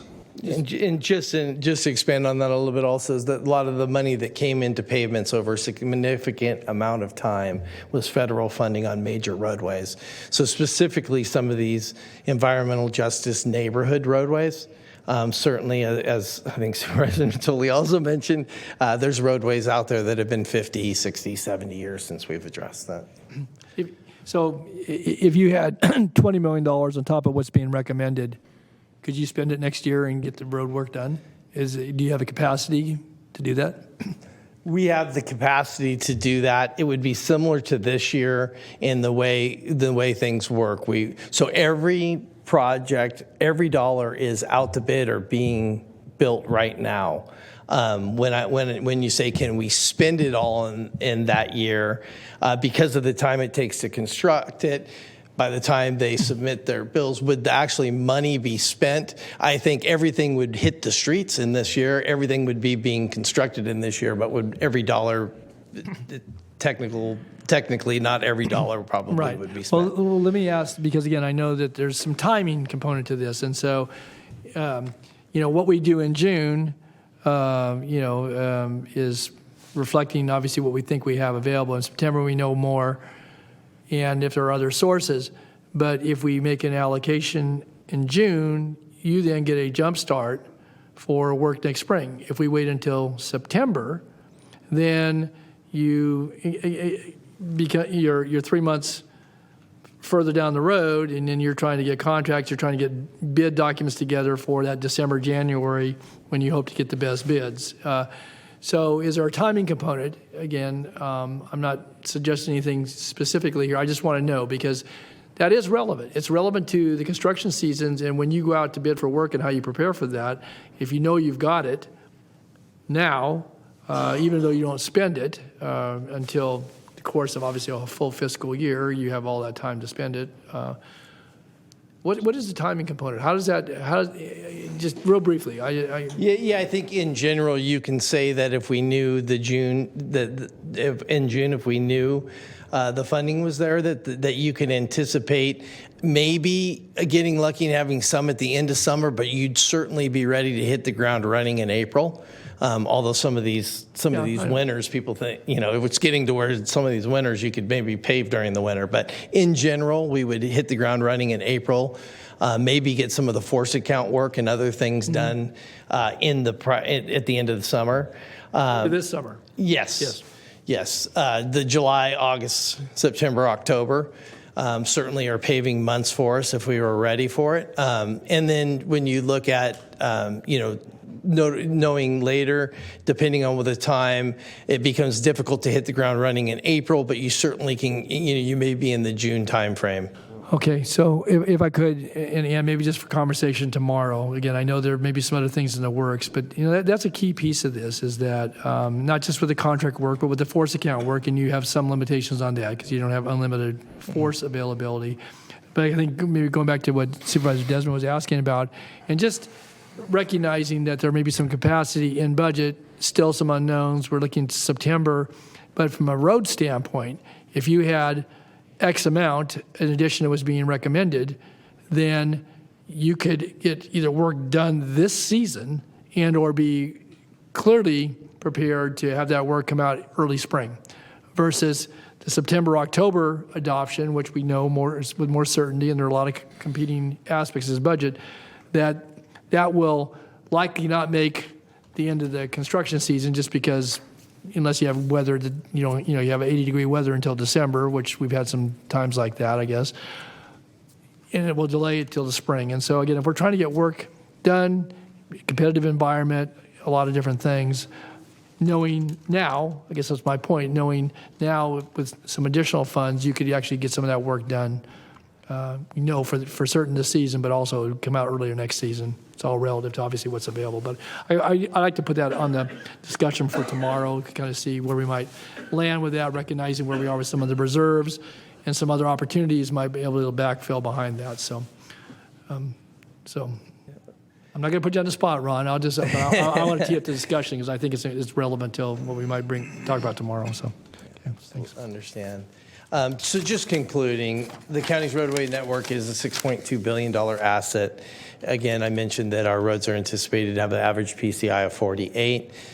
I've talked about with the $30 million that we have, it's not sufficient to sustain the PCI. PCI will decrease to a 31 over 20 years with just the $30 million allocation. And deferred maintenance will go up to $1.9 billion. And I mentioned also before, more than half the roads will fall to a very poor condition. With the added funding that already has been approved by the board, and certainly with what's being anticipated here, we will be able to stabilize the PCI, and depending on the number, but right now with what's being anticipated, would be able to slightly actually continue to increase the PCI. We would prevent the deferred maintenance from growing, and we would avoid the expenses of things falling into reconstruction. And so with that, if open to any other questions. Any other questions? You'll be back tomorrow? Absolutely. Okay. All right. Okay, thanks, Ron. So does that take us down through the sub-agenda for the presentations? It does. So let me bring it back to the board. I had a question regarding our advisory bodies. Have all sent letters, or not all, but a number of them. We have Mental Health Board, Adult and Aging, Children's Coalition. I think the PHAB sent in. I don't know, Human Services Coordinating Council. Can we have the ability to have some conversation to see how that aligns with either what's being recommended and or items are being called out? Some of these were just received. One was received today, so I haven't had a chance to go through them. I don't know that you, Ann, or any of the staff have. And I know you've already scoured your budget, but there may be some things in here that our advisory bodies, having looked at the recommended budget, are supportive of, or maybe asking to supplement. So I don't know, maybe somebody can be prepared tomorrow. I mean, that's part of my homework, I guess, tonight, is to look at how some of those things correlate with what's being recommended and what they would be advocating for additional growth, I guess. But it might be helpful to have some ability to have some discussion with staff about those. Again, I don't have the specifics, but I pulled 4 of the letters, and there may be a couple other ones, but they've all arrived within the last few days. So have you seen those? I've seen some of them, not all of them that you mentioned. I've seen particularly the one that came in today. Okay. And just as a reminder, that the department heads last summer, spent a fair amount of time with all advisory boards getting their input on their priorities for the budget. So we did do that last summer. Right, and you noted that in your comments very early this afternoon. So I just, again, but I haven't had a chance, and I don't know, maybe some other members of the board have, but these are some late arrivals. Again, they've been scrambling, I guess, since the release of the budget to get that information to us, but I'm certainly relevant to kind of that engagement, one, what you did last summer and certainly have done with the community survey, but also then the ongoing engagement with our advisory bodies as we're looking at this budget tomorrow. So let me go to my colleagues. We've come to the actually 7 o'clock hour, and we've gone through presentations. We said we're going to take public comments tomorrow. Was there anything else, Ann, on your list for those? That was the sub agenda. So I guess I'll ask for board members for maybe comments that would be helpful to you as to some items that were, unless we're going to anticipate public comment and then board member requests, and then taking some recess tomorrow and maybe coming back Friday. I don't know what the day's going to look like tomorrow with public comment. So we will, yes. I think that it sounds like we're going to start with public comment tomorrow, and then some comments and deliberations on your part. I have a fairly long list of some things you asked for today that we'll make every effort to bring answers to you tomorrow as well. And then if you want us to make changes in the budget, we will need a break, and the length of that break will be dependent upon how many changes you're asking us to make. We'll need a break, and then we can come back and then wrap it up. Okay. Well, and then we have the CIP tomorrow too. Right, the CIP, and do you have, and I know that's a discussion item. Well, and I don't know if you would want to entertain, I say member requests, but any other.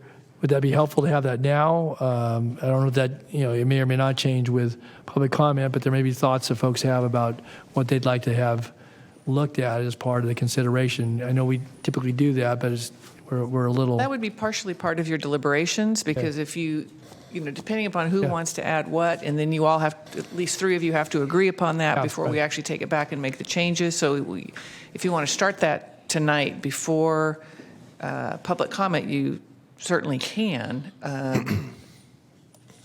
Any preference, Supervisor Cerna? I think it's probably more prudent to wait to hear public comment, because I think some of our individual requests are going to be influenced by what we might hear from might align with members of the public. Okay. What will you have? I know that from my perspective that maybe having parks staff here tomorrow, I have some specifics regarding parks. We can, and we do have department heads here now and available, and they will be here tomorrow as well. Okay. All right. Well, yeah, Mr. Kennedy. Are we going to have anything on the sheriff and probation? It's obviously a huge part of our budget and general fund.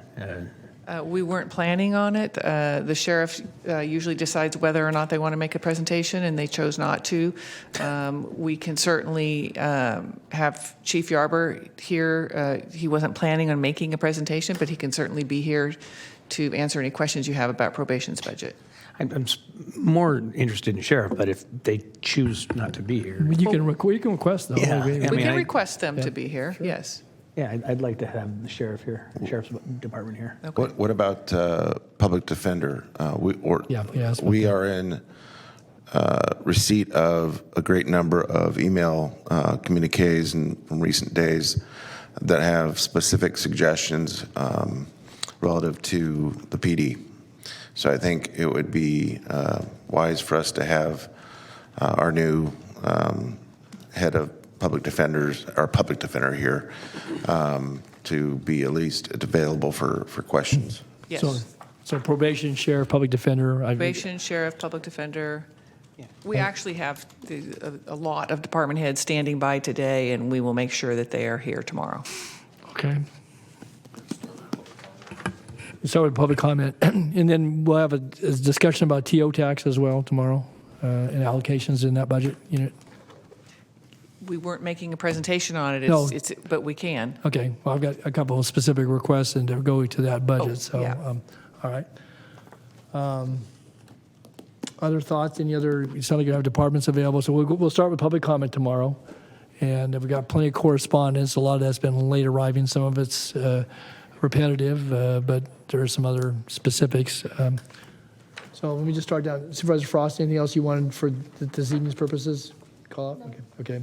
Phil, anything else? I've said all I need. Okay, Rich. Patrick, anything else any other requests? Okay, anybody on the phone? We've notified people appropriately then, Flo, about tomorrow? We did. Okay. We took several measures to do that. Okay, well, thank you for that. All right, then, so we'll, I guess we're going to call it a day. So we'll be in session at 9:30. Probably anticipate a pretty full day because there'll be time in between public comment and any board member comments and then requests of departments and such. All right, so with that, if there's nothing further, there's no adjournments today. Supervisor Kennedy, did you punch up again? Pat? Oh, I'm sorry, Okay, no. that's right. Okay, if not, then if nothing further, I'm going to go ahead and adjourn today's meeting, and we'll reconvene tomorrow morning at 9:30 a.m.